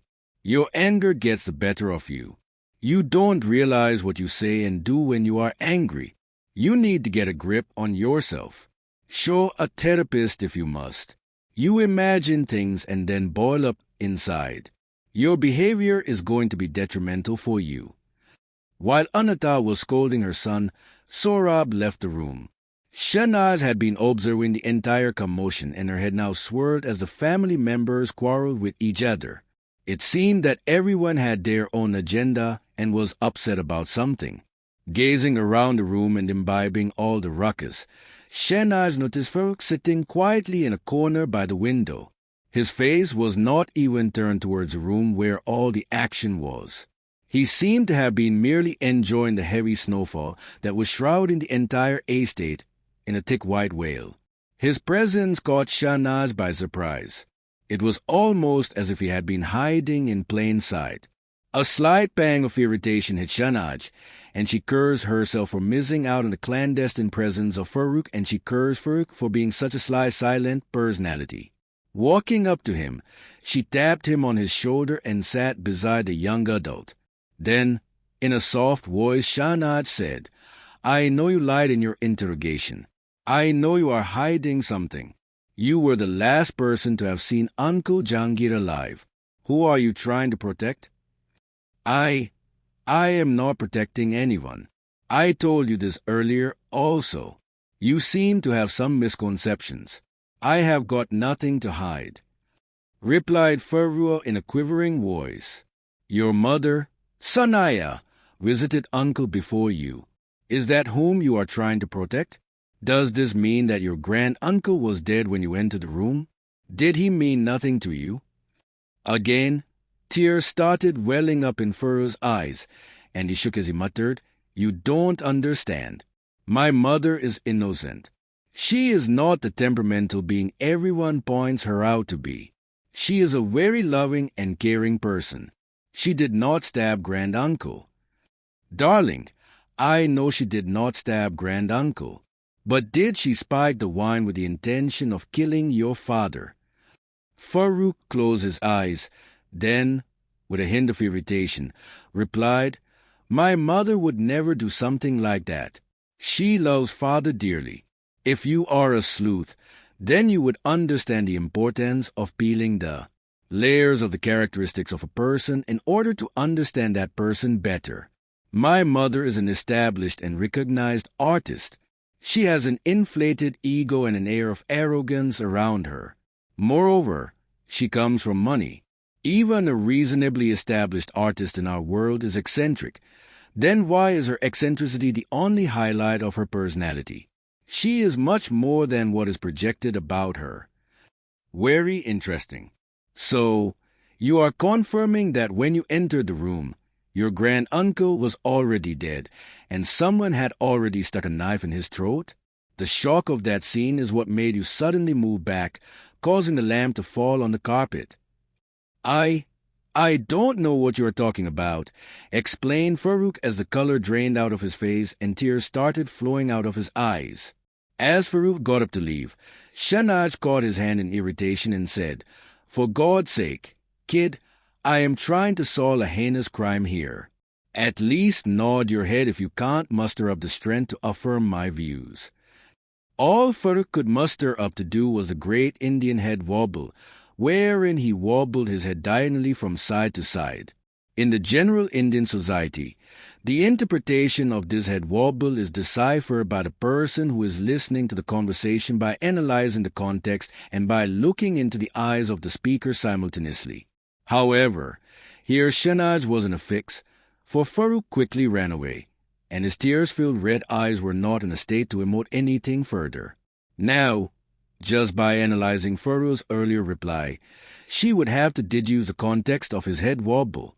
Shaking her own head, Shahnaz went and sat on the sofa. That is when she saw Sohrab and his wife, Sanaya, walking hand in hand as if they were entering a prestigious red carpet event. Her eyebrows shot up, and her jaw fell as she saw the scene unfold in front of her. In her mind, Shahnaz wondered if the antics of the family would ever stop. She muttered under her breath, "Don't they get tired?" Sanaya looked visibly stoned, and Shahnaz could smell weed off her, despite standing at a considerable distance. Sohrab was sweating, and the heat reflected on his face, for it had turned red. With some difficulty, he half-nudged, half-dragged Sanaya to the nearest sofa and planted her there. Looking at Shahnaz's puzzled expression, Sohrab explained, "I found her in the pantry, gorging on some chocolate chip cookies. All this weed makes her feel hungry at odd times." Shahnaz could see crumbs of the cookies sticking to Sanaya's red woolen sweater and could smell chocolate, mixed with weed on her breath. Oddly enough, she also noticed Sanaya holding on to an empty packet of chips. "You all do realize that a murder has been committed in this house. This behavior is very unbecoming," expressed Shahnaz while disapprovingly shaking her head. Then she rang for the butler, who till now had been sitting outside and hearing everything silently. He was not allowed to form opinions and was expected to ignore all the idiosyncrasies of the family members. He announced his presence by his usual cough, to which Shahnaz instantly replied, "Could you please arrange some green tea for Sanaya? It would help to flush out the intoxicants from her body, at least those that have been infused by the weed." The butler nodded silently and left. Shahnaz then sat on the sofa, put her head back and tried to relax. Sohrab walked to the bar cabinet and poured himself an elixir of golden liquid brewed and aged in the highlands of Scotland. Chapter 21 Stick, Stalk, Stone Dead. Thursday, 26 January 2023, sometime between 10 o'clock and 11 p.m. Had thoroughly scolded Jim, but had gotten it back from his wife Firdaus at double the intensity. He had then stumbled angrily out of the formal drawing room. The fact that he was drunk and had been slurring and mumbling did not help. He unconsciously reached the billiards room. His tired and frustrated mind started arranging the billiard balls. He continuously fumbled with the cue stick and was hardly able to hit any ball with any proper force. After a few desperate attempts, his frustration mounted up even more, and he gave up and sat in a corner. Thoughts about his life journey and all the wrong decisions that he had taken started playing on his mind. Firdaus put his head back on the sofa and stared at the ceiling. He then closed his eyes. A few moments later, a voice called out his name, and Firdaus opened his eyes. His vision was blurred, but he recognized the voice. In his drunk state, Firdaus slurred, You never understood." At that very moment, Firdaus saw a pair of hands enveloping his face with a plastic bag. He tried to struggle, but his sluggish brain was not exactly being efficient in sending the correct signals to his body parts. His hands moved but in the wrong direction and drew slowly. It was easy for the attacker to hold him down. His blood pressure started rising, and he could feel his heart working overtime as it pumped out more blood in anxiety and fear. Survival instinct kicked in, and his legs started kicking, but the alcohol running through his veins disrupted the proper instructions being dispatched by the brain. As he tried to desperately gasp for air and forcefully breathe, the plastic got stuffed in his mouth and nose, choking him further. The oxygen present in his blood cells and lungs started getting consumed rapidly. The lack of oxygen increased the level of carbonic acid in the brain. This made his brain even more foggy. Firdaus' feeble attempts to struggle put him into a death spiral. Energy and life started getting sucked out of his body. Flashes of life played in front of his eyes as his regrets bore heavy on his mind. A few quick minutes later, the level of carbonic acid in the body reached to such high amounts that the pH level of the blood started dropping. Finally, Synapses, the brain structures that allow the neurons to transmit electrical and chemical signals to other neurons, stopped working. Firdau's mind became unconscious as his blood pressure and heart rate began to drop.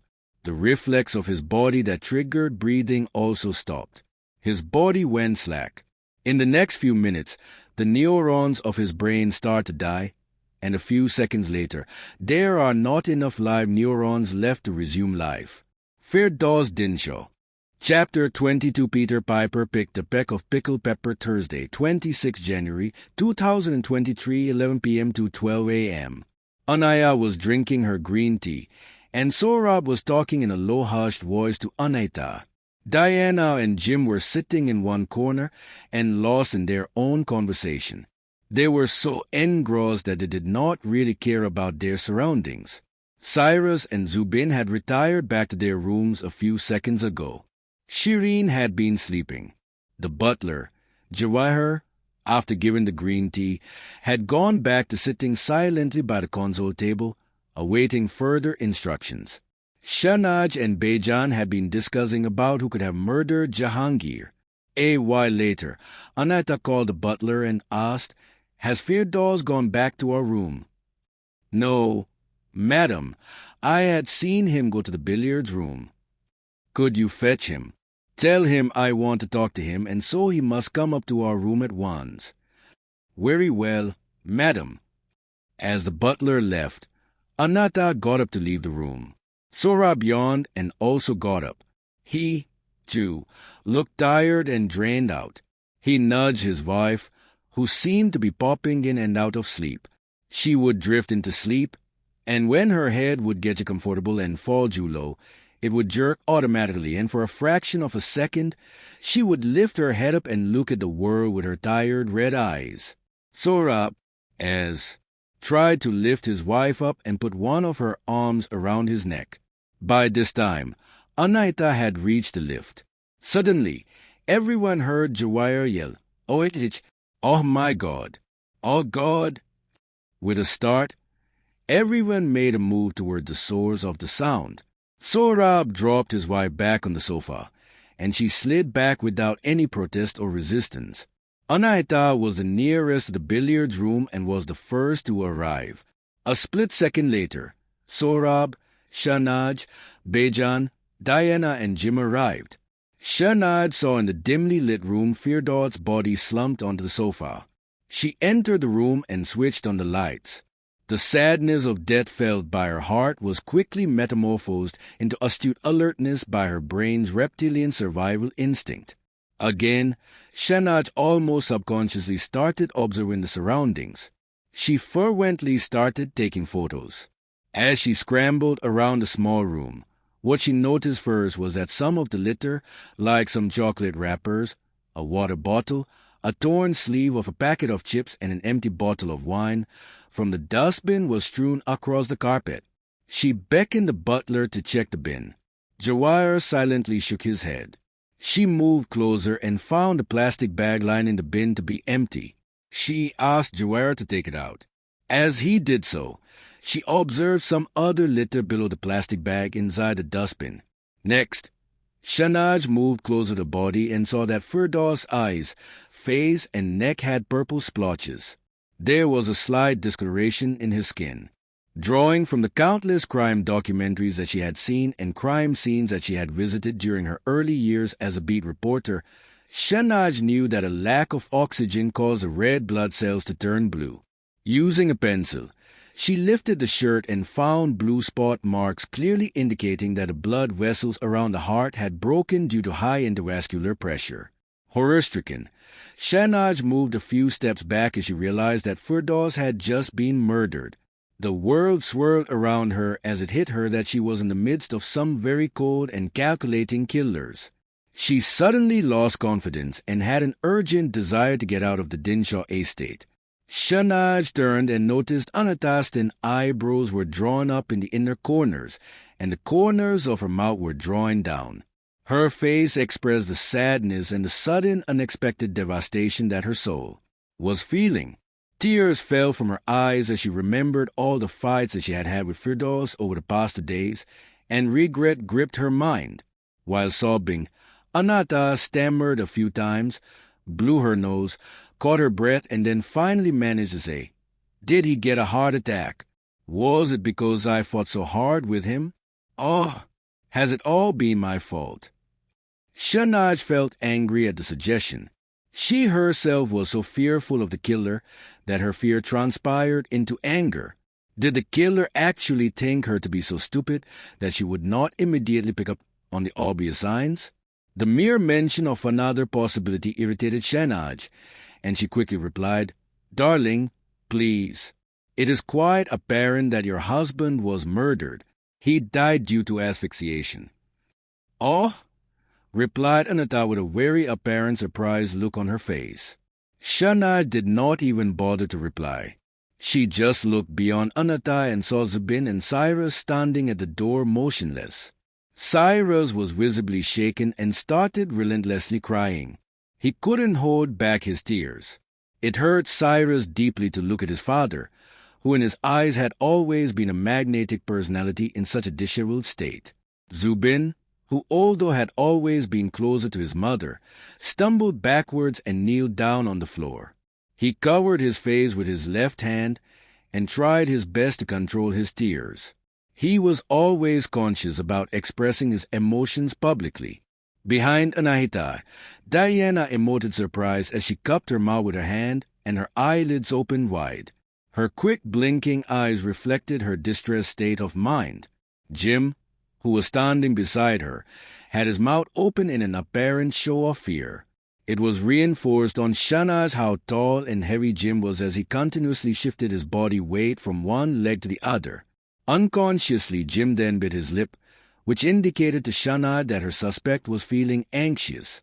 For a fleeting second, Shanaj thought she saw Jim's face beat to the expression of guilt and regret as his eyes narrowed, his head tilted to one side, and then quickly shook disapprovingly. Behind Jim, Sanaya was standing stone cold. Her face was expressionless, and her breaths were quick and shallow. Sanaya's eyes stared blankly into the room. Shanaj was not sure whether the eccentric artist was faking her behavior of being stoned or was she actually high. Beside her, Sorab was standing with a dumbfounded expression. A look of disbelief was apparent on his face, which quickly changed into one of thought. A pang of irritation flashed, and a scowl formed on his face. Narrowing his eyes, Sorab remarked with gritted teeth, "Why is it always the butler who finds the body? Why are you being so edgy? What is wrong with you?" "It is part of his job to roam around the house and tend to everyone's needs," remarked Bejan. The butler just looked on silently. He realized that at a time like this, emotions would be running high, and silence could truly be golden, or put people out of their misery. Muttered Sorab under his breath. "What did you say?" "Nothing. I just feel that he found the body too soon." "How do you know when he was murdered?" Taken aback by Bejan's comment, Sorab replied angrily, "Just a while ago, we heard the argument between him and Anita, and then he left the drawing room. I thought he had gone back to his room. I did not know he was sitting in the billiards room." "What makes you think that he was murdered in this room? He could have been murdered elsewhere, and the killer could have dumped his body here in the hope that it would not be discovered soon."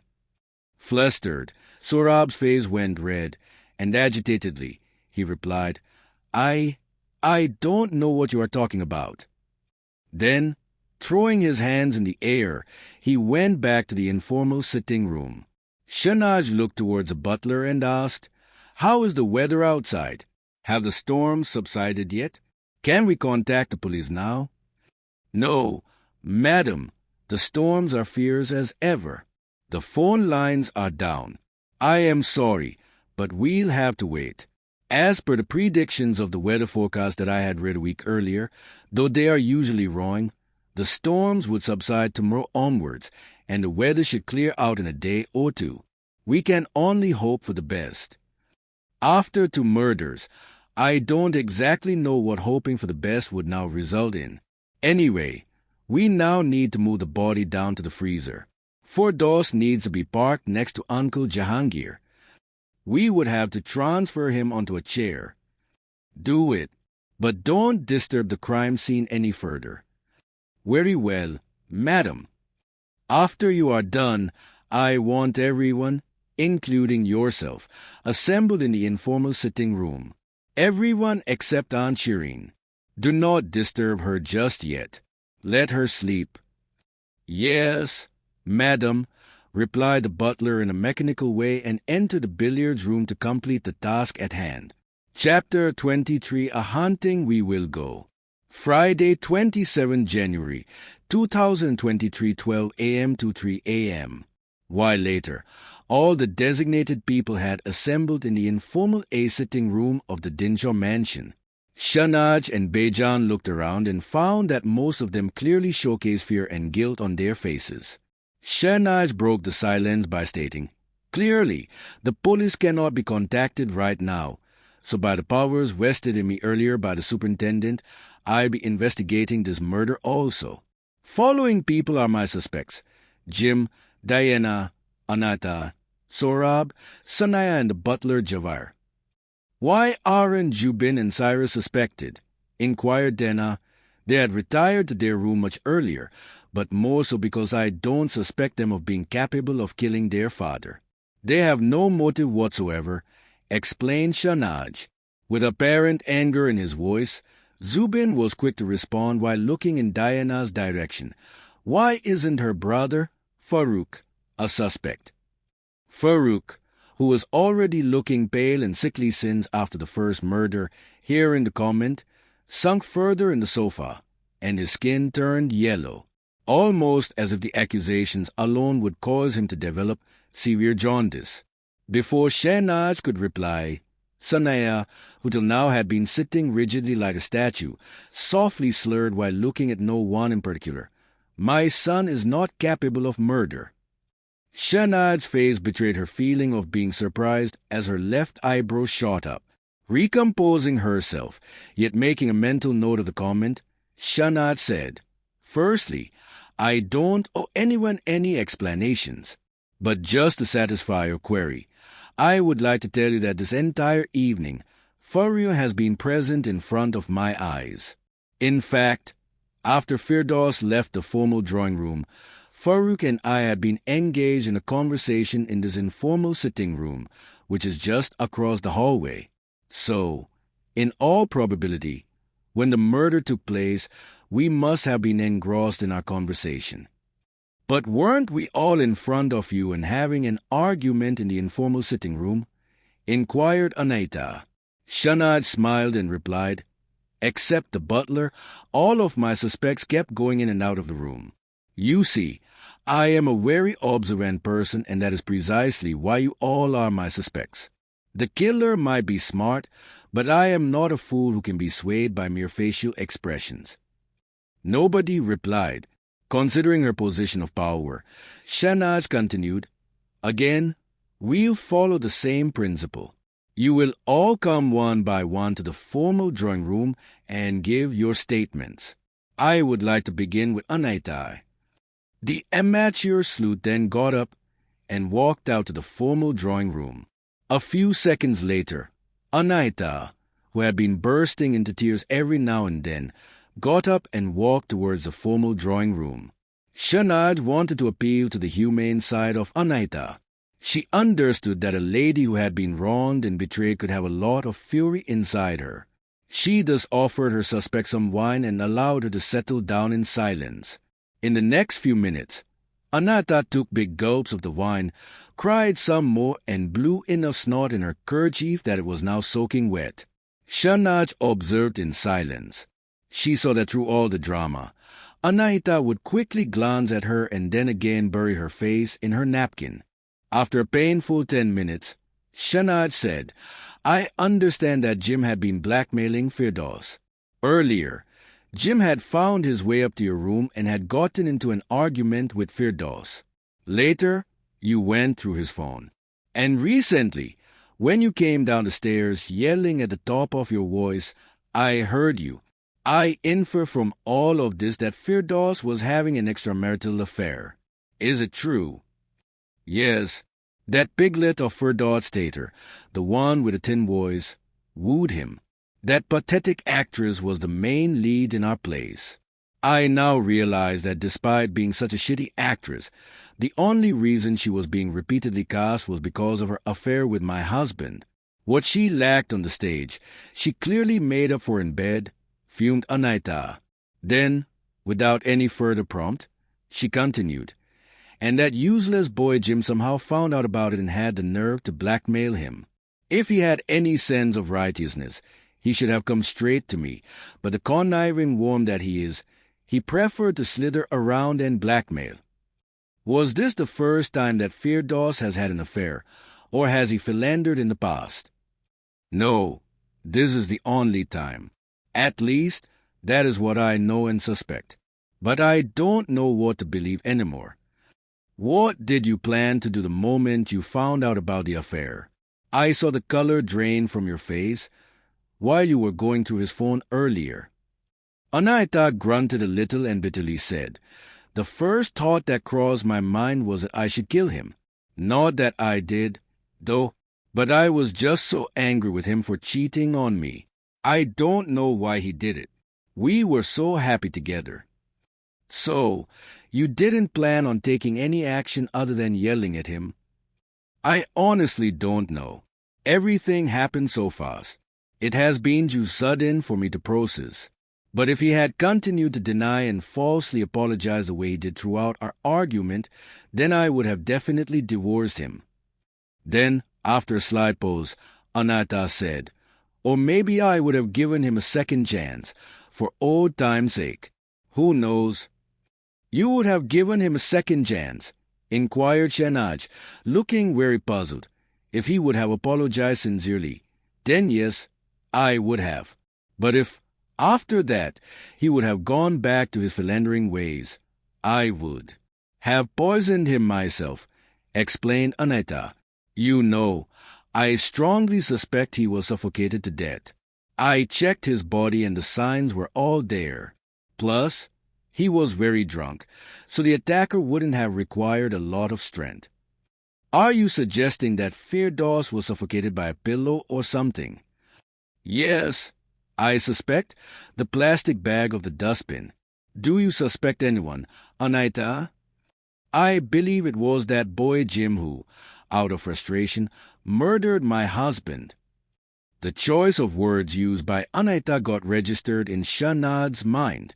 After pondering over the statement for a while, she said, "Very well. You may go. Please ask Jim to come in here." A few minutes later, Jim walked in. Shehnaz noticed that his brown leather jacket, which he wore over a pair of distressed blue jeans, looked relatively new. Shehnaz knew that only people with new money or the upper middle class ever overtly dress well to showcase their newfound wealth and status in society. For those who have been generationally rich, clothes are a routine part of their life and lifestyle. They don't dress up while going to the movies or even for any fancy restaurants. They are casual about these things. The rich generally dress up for important events like fundraising or other PR activities. And inferring from such experiences that Shehnaz had had by virtue of moving around in the most elite social circles of the country, she gathered that Jim was trying hard to climb the ladder. He was not there yet, but his behavior and mannerisms indicated that he was desperate to reach there. This time, Jim sat in an armchair and not in the middle seat of the sofa. He confidently faced his interrogator and even crossed his legs one over the other in a figure-4 lock. He exuberated aggressive dominance and confidence via his posture and body language. Shehnaz noticed the difference in his attitude from the last she had interrogated him. She was mature enough to be not flustered by Jim's passive aggressiveness. She made the young boy wait in silence for a few minutes while she observed him. Jim stared back for the initial minute or so, but then he started moving his leg as nervousness crept in. That was the moment Shehnaz realized that she had reeled her prey in. Capitalizing on the moment, she began by asking, "You were blackmailing Firdaus about the affair that he was having with his Tater actress?" Yes, I caught them in the green room when I had seen the play in Delhi, came back the confident response. Funny that you should blackmail one member of the family while trying to court another. I thought that I would make some big and quick buck. They have so much. Why shouldn't the prospects of my life improve? But alas, that was not to happen. My bad luck. Your bad luck? You are still alive. Yes, but Uncle Firdaus died at a very inconvenient time. If only I could have extracted a few rounds of payments from him. You must know that I had absolutely no motive to kill him. His death has resulted in a direct loss to me. Or did you kill him when he refused to pay up? He kept stalling me and buying time. But I think he was on the verge of paying. I did not spill his secret to Aunt Anita, for which he wrongly blamed me, though I suppose the sound scolding that he got from her was well-deserved, expressed Jim with a hint of agitation in his voice. Then, after a break of a few seconds, he continued, "You know, I hadn't grown frustrated enough with him that I would have killed him." Again, Shahnaz registered this comment in her mind. She then continued with her inquest. "Does Diana know about your side business of blackmailing people and of your opportunistic behavior?" "She just learned about it when Aunt Anata was yelling at me about my morals. This is what we were talking about in the informal sitting room while you were talking to Farooq. I tried selling to Diana that the blackmailing was an error of judgment on my part, but she is not buying my excuses. It seems I have lost everything. All roads which could have led me to money seem to have come to a dead end." Shahnaz was surprised by Jim's revelation and was quick to ask, "So you were wooing her just for her wealth?" "She is rich and intelligent. It is a good combination to have. But what difference does it make now? As I said, I have lost it all." "No, you haven't.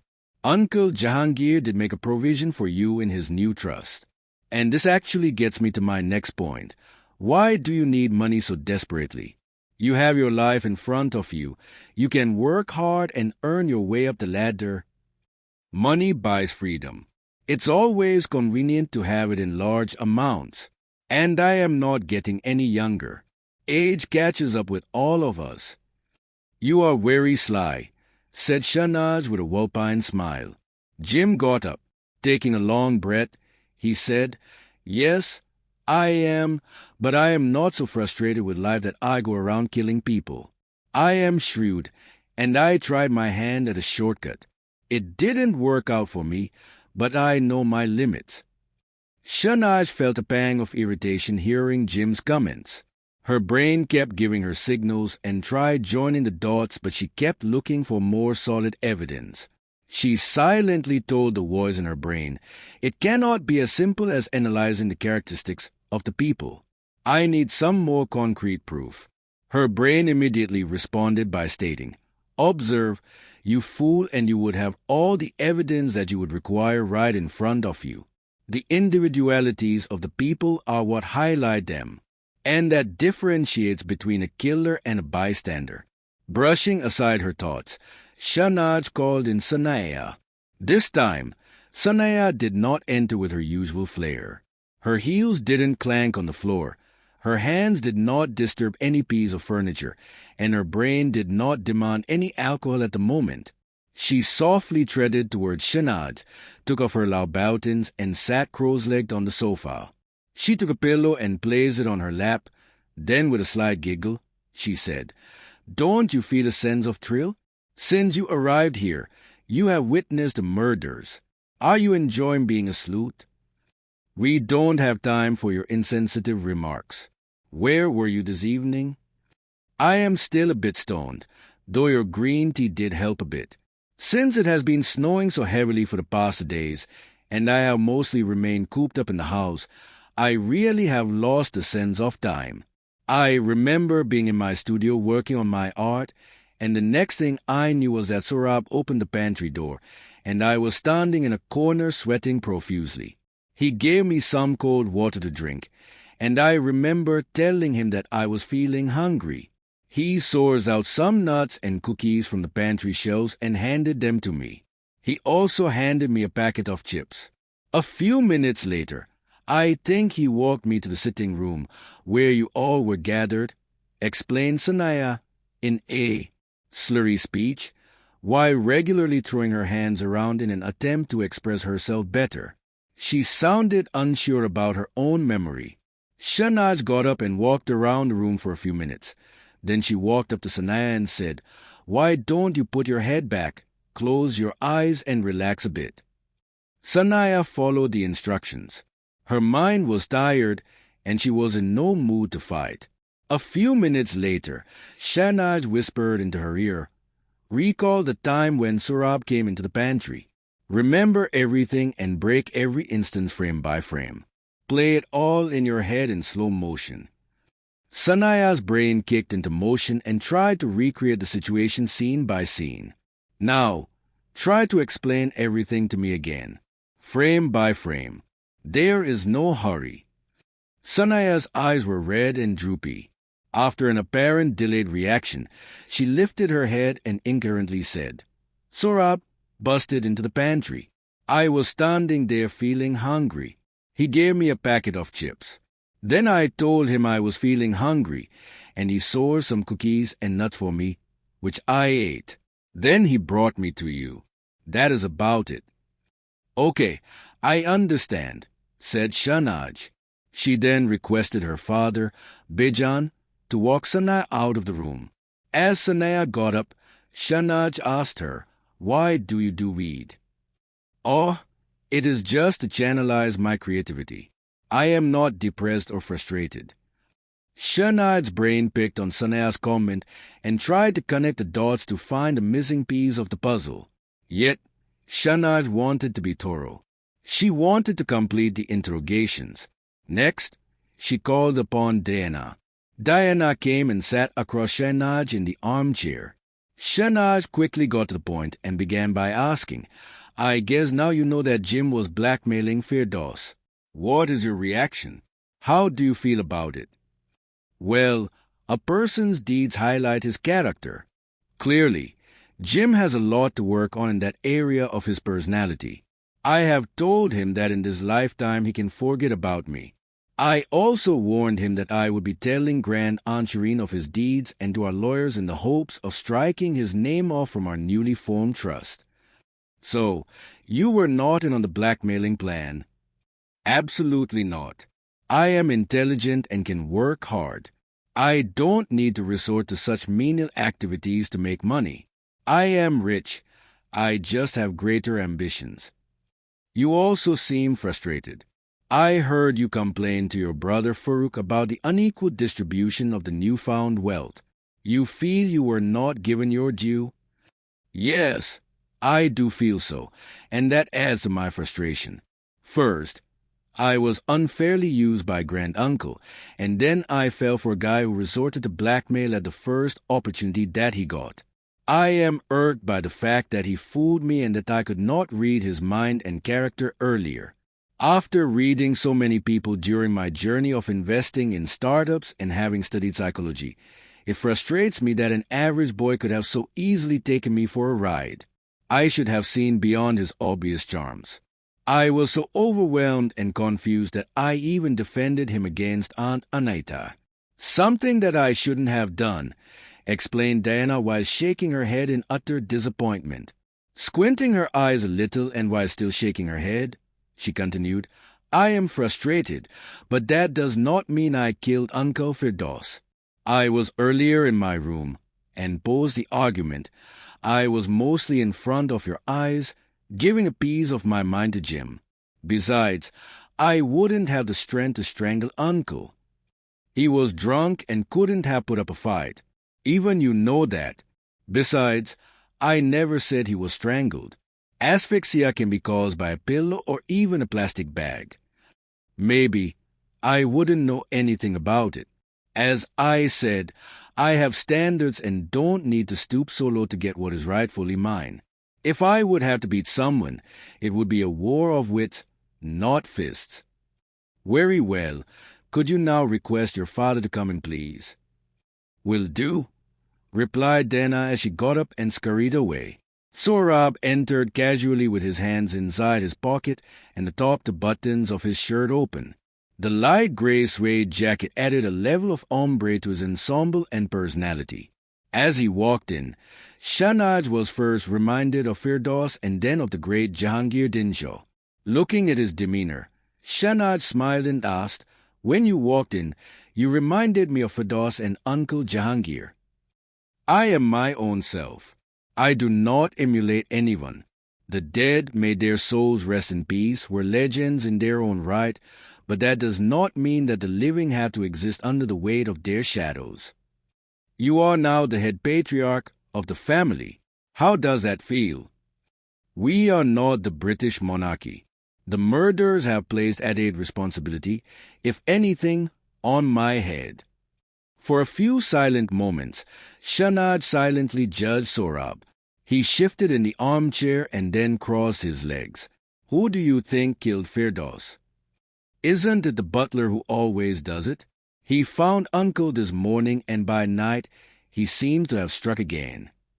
Both the murders were committed by different people. Besides, the butler lacks motive.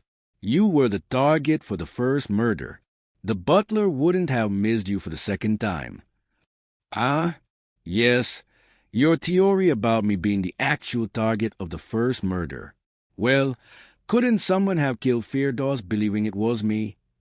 Shahnaj understood the slight insinuation that Sohrab had just made towards his wife, Sanaya.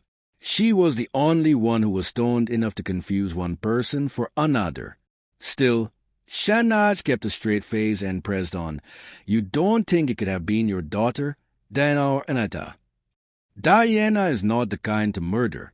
She is shrewd and intelligent. Besides, she knows that she has got nothing to gain by killing Firdaus. Uncle's will and, by extension, the newfound trust would still operate the way he intended for it to. As far as Anata goes, I think she is smart enough to have not acted on an impulse." Shahnaj pondered over Sohrab's choice of words, then said, "You are right. Firdaus' murder has not been committed for monetary gains. And given the short window in which the murder has taken place, it really seems like an impulsive decision." Then, changing the topic, Shahnaj asked, "Your wife is temperamental. Did she have a reason to kill Firdaus or kill you?" "I don't think she had any beef with Firdaus. She may harbor many reasons to kill me, given that I am a constant underachiever and a disappointment to her. She detested the fact that I never stood up to Uncle Jahangir and failed at all my business ventures. The fact that I occasionally gamble also does not help." "Are you frustrated with your life, Sohrab?" asked Shahnaj as she compartmentalized all the information in her brain. "Aren't we all? Life has a way of throwing us off balance. It feels like I am struggling to keep my head above the water. People often say that money buys freedom. I can tell you that it does not buy you dignity and self-worth. If anything, you are required to prove yourself all the time. After a point, all you want is a routine, peaceful life." Shahnaj got up and walked to the bar cabinet and poured some whiskey for herself and Sohrab. They drank in silence. A few minutes later, Shahnaj asked, "Sanaya was overtly implicated for the first murder. Does no one in the house like her?" Sohrab let out a small laugh and replied, "She is a difficult personality to live with." "So, do you know who the killer is?" inquired Sohrab in a tense voice. "No," lied Shahnaj and continued, "I will present my findings to the police and let them decipher the clues." Sohrab left the room as Shahnaj rung for the butler. Jawahir stood patiently and waited for his interrogator to begin. Shahnaj eyed the visibly tired butler carefully, then asked, "Earlier, you said that you had seen Firdaus go to the billiards room. So, you must have also seen who went thereafter in the room?" With a peaceful aura and a sense of calculated calmness, the butler expressed, "Unfortunately, no, madam. There are 2 console tables at which I sit. One is opposite the library, along the formal drawing and dining room wall. I sit there when the family is gathered either in the library, the formal drawing room, or is eating in the formal dining room. The rest of the times, I sit at the console table, which is next to the informal sitting and near the mansion's entry. Since everyone was gathered in the informal sitting area, I obviously just had to sit there. Then when and how did you notice Firdaus going into the billiards room? After the discussion between Mr. and Mrs. Firdaus ended, Shahnaz liked how the butler called Anata's yelling and Firdaus apologetically discussion. I saw Master Firdaus exiting the formal drawing room from the door which faced the main entry of the mansion. He looked drunk and had a drink in his hand. I was concerned lest he try to climb up the steps to his bedroom and would stumble and fall. So, I followed him from a distance. I saw him enter the billiards room and slam the door shut. I gathered that he would not have liked to be disturbed, so I let him be. I turned back from the end of the hallway and saw Mrs. Atta enter the informal sitting room. I could then hear her scolding Master Jim, after which I could hear the arguments flowing around. Did you, by any chance, know when Sanaya entered the pantry? Ah, yes. In all probability, she would have entered the pantry right about the time Mrs. Tanata was scolding Master Zubin. How can you be so sure? We have an old-style lift with scissor doors, which clank every time someone opens or shuts them. The lift itself makes considerable noise as it moves. So, it is my educated guess that Madame Sanel would have arrived in the pantry at that time. Does Sanaya have a violent streak in her? Does she get aggressive while she is under the influence of weed? No, she is never that incoherent. Some people may feel that she is arrogant or sarcastic, but she genuinely has a good heart. She never speaks about her charitable endeavors, so everyone just sees her eccentric side. Do you get anything from the trusts? Did you have any issues with Uncle Jahangir or Firdaus? With the same chillingly calm demeanor and expressionless face, Jawar said, No, neither did I have any issues with the dead, nor do I get anything from the trust funds. I don't even expect to. I work for them. They give me a hefty salary and they have trained me over the years. If anything, I am grateful to this family. Do you suspect anyone? I am just a humble servant working here.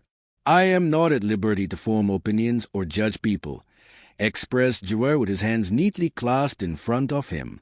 Shahnaz analyzed his body language and understood that the butler was feeling vulnerable and anxious.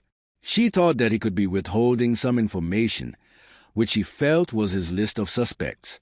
Shahnaz realized that the confidence that the butler was exhibiting was a feigned one. Okay, thank you. I would like you to now escort my father and me to the guest house outside. The storms have died down, and it is no longer snowing. Hopefully, the weather will open up tomorrow. Very well, madam, replied the butler as he prepared to lead the way. Once the butler had left, Bejan told Shahnaz, every soul that resides in this house has a unique characteristic, and that is what you must explore. You must delve into their idiosyncrasies and traits to find your answer. Shahnaz nodded silently and retreated back to her room. That night, though Shahnaz had figured out everything that had transpired in the Dinshaw estate, sleep escaped her as her mind couldn't fathom the extremities to which a human mind was capable of going. It was not the first time in her life that she had seen dead bodies or was around a crime scene. She had reported about murders as she had spent her life being a crime reporter and had always analyzed crime scenes. But this was the first time she had seen how frustrated minds could cause members of a family to turn on one another.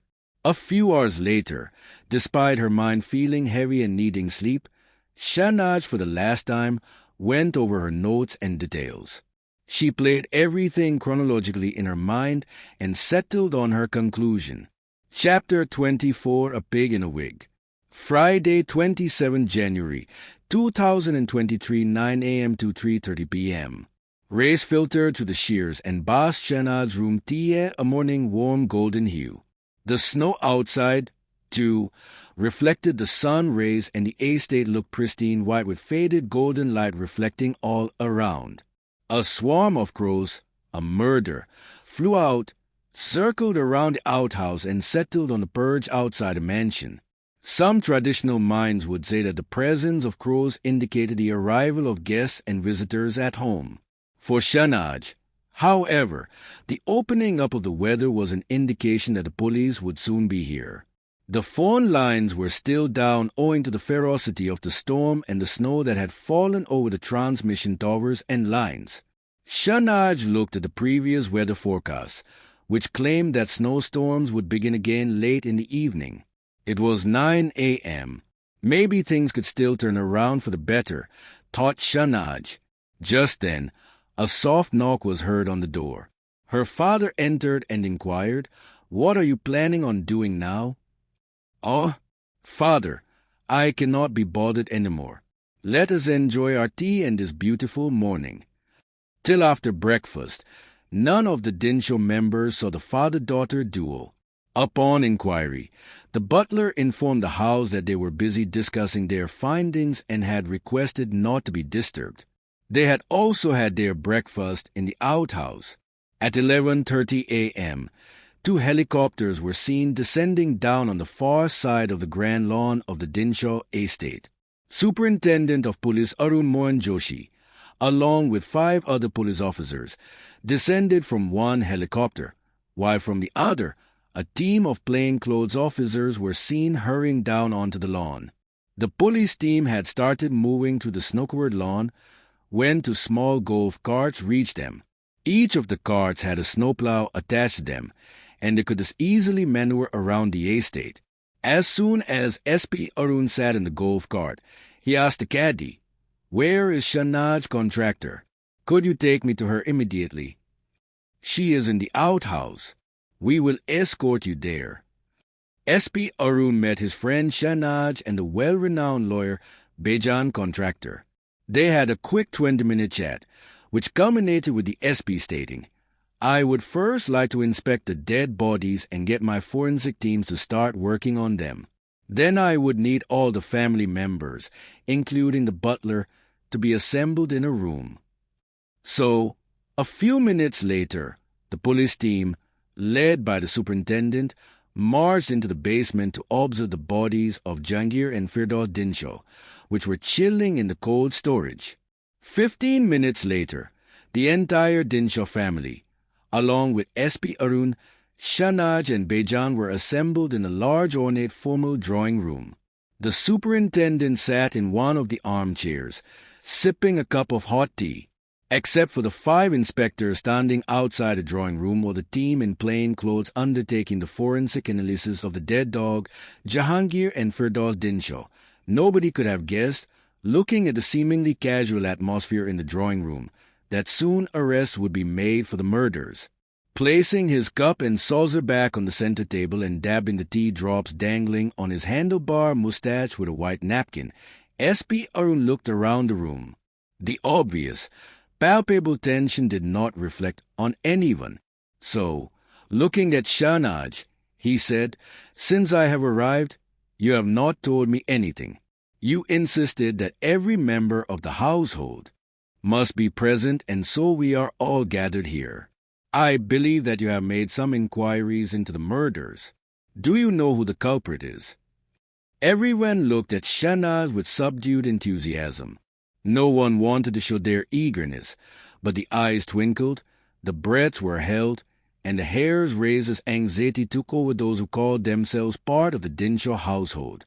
After a painful few seconds, Shanaj said, "Yes, I know who all committed the crimes." Instantly, soft murmurs started around the room as people softly asked either each other or to themselves, "How can she be so sure? What is the basis of her confidence? Why did she not tell us the previous night?" SP Arun turned around and glared at everyone in turn. That action alone made the room fall silent once more. Sitting upright on her chair, Shanaj first explained the existing financial layout of the Dinshaw family. How the existing trust earns and distributes its monies. Next, She described about the venture that had turned into a unicorn and had allowed for a new trust to be formed. She then elucidated the workings of the new trust. Lastly, she concluded by saying, "But neither of the murders were committed for money." "What do you mean?" "Let me explain. Jahangir Dinshaw was not the target. Almost nobody gained anything by his death. His death was an accidental murder. It was committed by someone who wanted to target Sohrab." "What do you mean almost nobody gained anything?" inquired the SP, sounding surprised by Shahnaz's choice of words. "Well, Diana was hurt by the way she had been treated. It is in her nature to get even. Killing is not her style of revenge. My mind wandered the fact that Diana may have poisoned the wine and then given Sohrab the idea to gift it to Uncle Jahangir. But this would be a risky proposition. She is wise enough not to take that kind of a risk with her father's life. Therefore, she was not the one who poisoned the wine. Jim is opportunistic, but he has had no arguments or fights with Uncle Jahangir. In fact, it was in his interest to remain in his good books. More so, since Jim had no quarrels with Sohrab, he was ruled out as a suspect. Anita deals in rare poisonous plants, which made me believe that it could have been her. But she is far too thorough in her conduct and replies. The wine in which the poison was mixed was gifted ahead, something which a thorough killer would have taken into account. Next was Sanaya, who mostly lives in her own bubble and is incapable of seeing the world around her. Although she tried very hard to sway and confuse me, I saw through her antics. She did not need Jahangir's money, nor did she care about his distribution strategies or the trust funds. But she was worried about her husband's rising gambling debts, and she disliked his callous attitude towards life. She wanted him to succeed and egg him on. At times, she even belittled him. She seemed frustrated with Sohrab, but she was not frustrated enough to have poisoned the wine. If Sanaya would have to murder, she is the type who would have either shot or stabbed her target. She acts on impulse and is not a long-term planner. Therefore, her using a unique poison like thallium did not sound plausible to me. But then who targeted Sohrab and why? I asked myself those very questions. When I interviewed everyone, I understood that Firdaus wanted peace in the house. He was everyone's favorite and wanted to maintain his position, even if it meant him giving a larger piece of the newfound wealth to his cousin Sohrab. The wealth that came in the family was due to my daughter's hard work. It was not his to give me anyway. I demanded what was rightfully mine, interjected Sohrab angrily. I do not want any of the family members to interject. If that happens again, I'll have that person locked up in the adjacent room, said SP Arun while turning his bald head in Sohrab's direction. Then, looking toward the amateur sleuth, SP Arun said, "Continue." So, as I stated, Firdaus had no motive to kill Sohrab or Uncle Jahangir. Now Shahnaz got up and spoke in an affirmative tone. Sometime during the interviews, it struck me that it could have been Sohrab himself, who could have drugged the wine and is pretending that someone is trying to kill him. But then later, it dawned on me that firstly, he wanted to prove his word to Uncle Jahangir, therefore he wouldn't have killed him. And more importantly, the killer had heard Diana tell the butler, Javir, that she would be gifting the rare wine to her father. Now, just before Javir was about to finish his work, the killer entered the wine cellar and poisoned the wine by injecting thallium through the cork. Then, the killer hurriedly rushed upstairs to the staff staircase. Unknown to the killer, I had just opened the door to the staff staircase to reminisce about my old days in the mansion. It was where I used to hide while playing hide and seek. Javir told me about the disturbance that he had heard in his wine cellar, but had found no one to be there. When I went up the staircase, I found botched footprints and traces of mud and snow all to the steps up to the landing of the first floor. But the steps going up towards the second floor were clean. Therefore, I thought it couldn't be Farut. On the contrary, The poor introvert thought for the longest time that his mother had stabbed Uncle Jahangir. Later, when I revealed that he had died of poisoning, he, in his terror, believed that his mother must have done it. You see, Uncle Jahangir was dead by the time folk visited him the previous morning. The moment he realized that his mother had visited Uncle Jahangir before him, he assumed that the killer must have been his mother. But it wasn't her. Analyzing Ferrua's personality, I understood that he is meek. He does not have the guts to kill, much less plan a murder. Then who did it? Well, obviously, it couldn't have had been Aunt Shireen who poisoned the wine, for she is not that quick to move. Then, for a moment, I thought that Jawahir could have been lying about a disturbance in the cellar and the smudged footprints on the steps could be unrelated to the murder. But alas, it was not so. Firstly, because the butler wouldn't risk poisoning a substance that he himself was delivering. Secondly, he had nothing to gain by killing either Sohrab or Jahangir. Then, looking at the corner of the room, Shahnaz said, "It was only after I carefully analyzed Cyrus' interview that I was sure about who the killer was. The reason for this murder has got everything to do with personalities and characteristics. The killer did not like Sohrab's behavior, nor did he like him getting sympathy from his mother, Aneta. He thought of him as a failure and blamed him for the rift between his parents." Everyone's head turned toward Cyrus, who was standing still in a corner. Cyrus looked confidently back at them and said, "I did not poison the wine. Just because I made certain calculations about the new trust payouts from the present time, it does not mean I poisoned anyone. Nor do I care about Uncle Sohrab's sympathy-gaining behavior. It is not you, darling, but your identical twin, standing right behind you, who has committed this crime," explained Shahnaz. "I did not kill anyone. Your theories are all bogus. You are just shooting arrows in the dark. You have no proof," yelled Zubin while protesting to the allegations. "How can you be so sure?" inquired Cyrus, looking horrified and ignoring his brother's angry rant. "You see, not everything about the two of you is identical." He walks with a stomp, the same stomping sound I heard when I was near the stairs, as the one which I heard when Zubin entered the formal drawing room to be interviewed. And just before that I thought I had seen Cyrus' silhouette walk past me when I was in the informal dining room munching on fox nuts. But the man walking by was not as discreet as Cyrus. In fact, it was Zubin.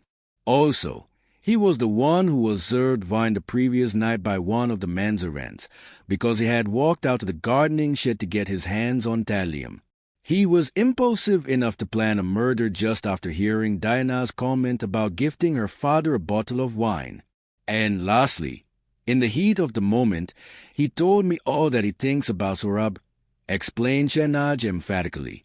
Then, pointing a finger at Zubin, she continued, "If only you had the patience to understand your surroundings, you would have realized that your mother was not having an affair with Sohrab. She just liked talking to him as a family member. And she felt like that because your father wouldn't give her any time. He was busy philandering with his theater actresses. You unnecessarily tried to kill your uncle, and your hothead never allowed you to think your plan thoroughly. You accidentally murdered your granduncle." The room fell silent, and Zubin's numbness was palpable. Zubin just silently stood there for what seemed like an eternity. He did not even bother to deny the charges anymore.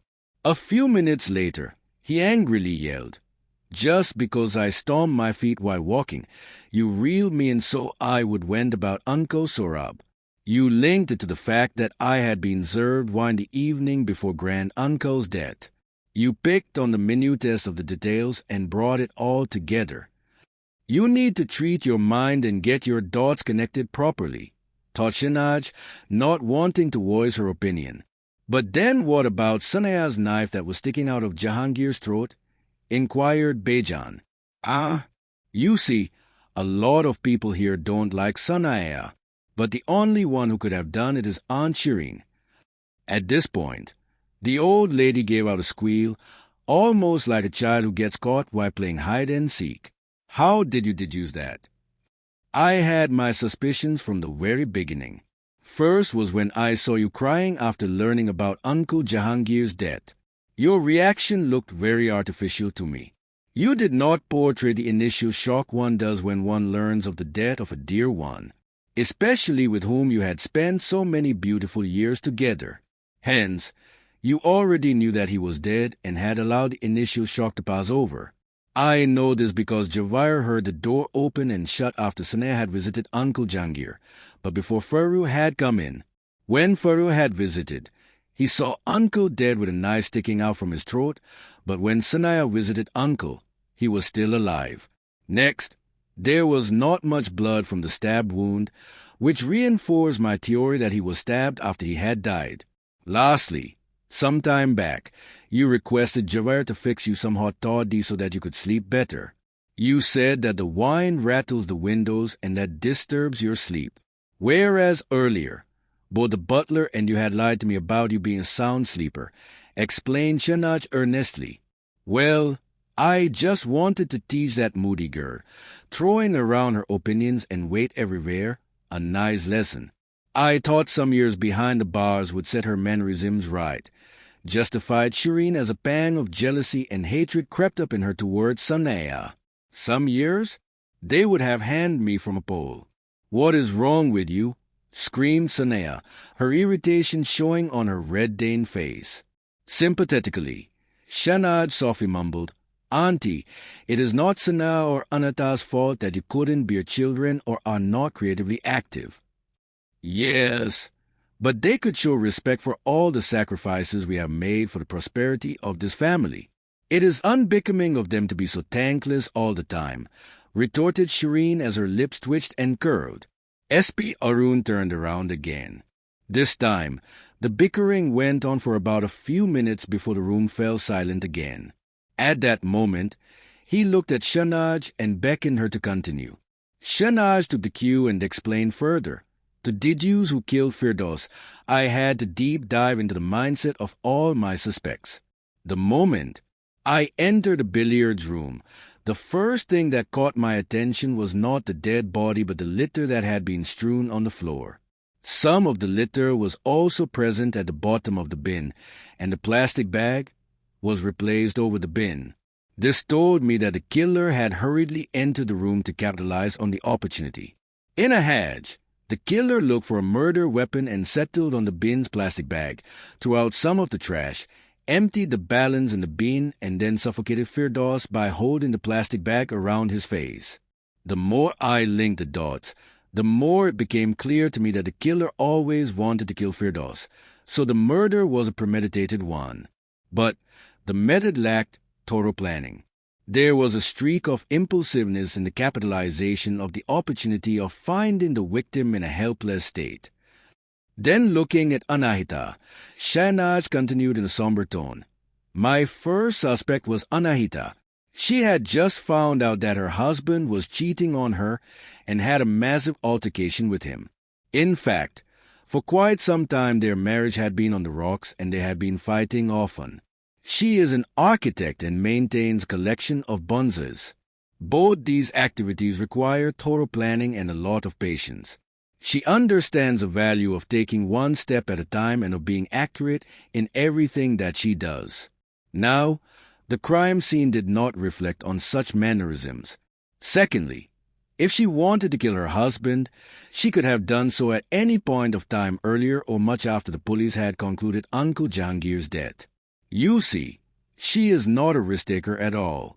Killing her husband right after a public argument with him, especially when another murder is being investigated and the police are due to arrive soon, is not something someone as meticulous as she would have done. So, I ruled her out. Shifting her gaze towards the next suspect, Shahnaz continued, Jim is an opportunistic person. For him, it would have made sense to keep Firdaus alive. His frustration stems from his lack of financial status and where he wants to reach in life. He sees life as a balance sheet, and so the loss of reputation that he may have suffered by trying to blackmail Firdaus in his books has been written off as a loss incurred while trying to capitalize on a unique opportunity. He is driven by money, and so without there being an absolute financial gain for him, he wouldn't have risked killing Firdaus.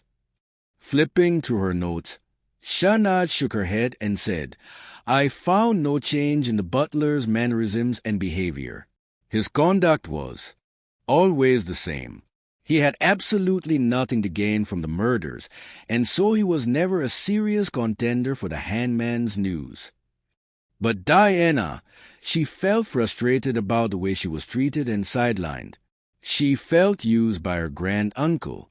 Yet it was she who had shrewdly advised her father, Sohrab, to patch things up with Uncle Jahangir.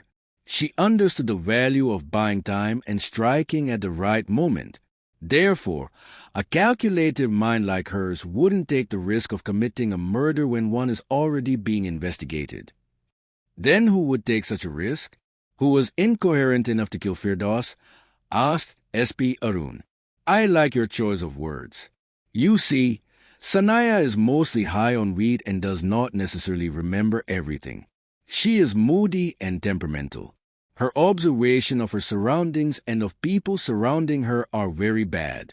Though she did not really care for Uncle Jahangir's wealth, she did not like the way her husband was treated by him. Nor did she like the fact that Firdaus was favored over her husband. The crime scene was overtly made to look like the crime had been committed on an impulse, something a temperamental person like Sanaya would do. But the killer made a fatal mistake by trying to evidently implicate Sanaya. When Sanaya walked into the informal drawing room, accompanied by her husband, I could see cookie crumbs fallen on her cashmere jumper, and I could smell weed and chocolate on her bread. Yet she held an empty packet of chips in her hand, the same packet whose torn sleeve was found at the crime scene. I don't understand, stated the superintendent with bewildered expression on his face. Unperturbed, Shahnaz continued, When I interviewed Sanaya, she stated that when Sohrab found her in the pantry, he had given her cold water to drink, after which she told her husband that she was hungry. At that point, he sourced out some nuts and cookies for her. Initially, Sanaya stated that Sohrab also gave her a packet of chips. But when I asked her to relax, recall the incident, and repeat everything to me frame by frame, she said that Sohrab came into the pantry and handed her a packet of chips, and then she told him that she was hungry. After that, he sourced some cookies and nuts for her, which she ate. Shahnaz then stood up and exclaimed, You see, Sohrab entered the pantry and gave his wife an empty packet of chips. At that point, she told him that she was hungry, and he gave her those cookies and nuts. Therefore, there were no crumbs or evidence of Sanaa eating those chips. She just had the cookies, whereas the packet of chips had been given to her by Sohrab, who is the actual killer. He is the only one who has a profile of being a risk-taker. His gambling habits have attuned his mind into taking undue risks in life. But why did he do it? Yes, that is the most interesting part. The motive for this murder, too, wasn't money. Since I arrived here, I observed each and every character. Before Uncle Jahangir's death, Father and I discussed extensively with him about how the trusts operate, about the individual sources of income of the various members and where they spend their money. I realized that all his life, Sohrab had been controlled by his uncle. He kept doing different things because, just like a small child who is hungry for attention, he just wanted to grab everyone's attention and affirmations. Except, he kept failing at everything that he tried, and that added to his frustration. If one really analyzes, it would become apparent that his gambling habit is just another way for his mind to grab everyone's attention. The fact that his parents had laid the foundation for the various family businesses added to his irritation. More so, as he was sidelined by being made to stick in a non-performing publishing business. Sanaya, his wife, is eccentric and wants to control him. She also keeps reminding him that she is independent in her own right, both financially and otherwise in life too. That is why he eagerly spoke to Anatta and found solace there. He craved for a conversation with the one human who wouldn't judge him or pity him but would talk to him for who he is. Lastly, everyone, including Uncle, favored Firdaus. His opinions were valued. So, when his daughter, Diana, was not given her due by Uncle Jahangir, he felt even more frustrated. He felt that he was always at a disadvantage. The sidelining of Diana seemed like the last straw on the camel's back, which spiked Sohrab's vexation so much that he couldn't keep it in any longer. All of this led to building up a frustration and spite, and that caused Sohrab to murder Firdaus. All this time, while Shahnaz was speaking, Sohrab's mind had zoned in. His brain had entered a trance-like state and had blocked out every other noise and presence in that room. The chirp of the birds outside or the sighs of the family members, nothing was heard by his brain. His brain was in a peaceful, deep meditative state, a state which one reaches during clinical hypnosis to tap into and solve the past traumas of one's life. When Shahnaz had finished, SP Arun had walked up to Sohrab. He did not react immediately, but when he placed his hand on his shoulder and gave it a light squeeze, Sohrab slowly snapped out. His brain felt dizzy and drowsy, but he was at peace. There was no irritation or anger on his face. Looking at him, the superintendent asked, "Do you have anything to say?" Sohrab smiled and said, "No, I am at peace. My brain doesn't hammer anymore." Epilogue: after the arrest, both Jubin and Sohrab were taken to remand and placed under judicial custody. On the day of their hearing, while they were being transported to court in the rickety old police van, they observed the world outside to the fine grilled mesh of the matador. They felt hope moving out of their mind. They saw some homeless children playing on the pavement, beggars on the road, a man pushing a fruit cart, and a couple fighting in the car nearby. Everyone's life seemed better off with their freedom. The police van soon reached the court. The two culprits noticed some other convicts in chains and handcuffs. There were a few more cases ahead of them, and the anxiety killed them. They needed the suspense to be over. Soon, their case was called and the defense put forward their final submission, and the prosecution highlighted the evidence against them. Although the defense said that the evidence was circumstantial, the prosecution was able to prove beyond reasonable doubt that the evidence strongly highlighted the motives behind the poisoning and the murder caused by asphyxia. The judge awarded a 14-year sentence to the culprits. Shireen's act of stabbing Jahangir was illegal and, in principle, should have been considered as an attempt to obstruct and misguide the law. But Shahnaz chose not to disclose her actions or her name in the charge sheet.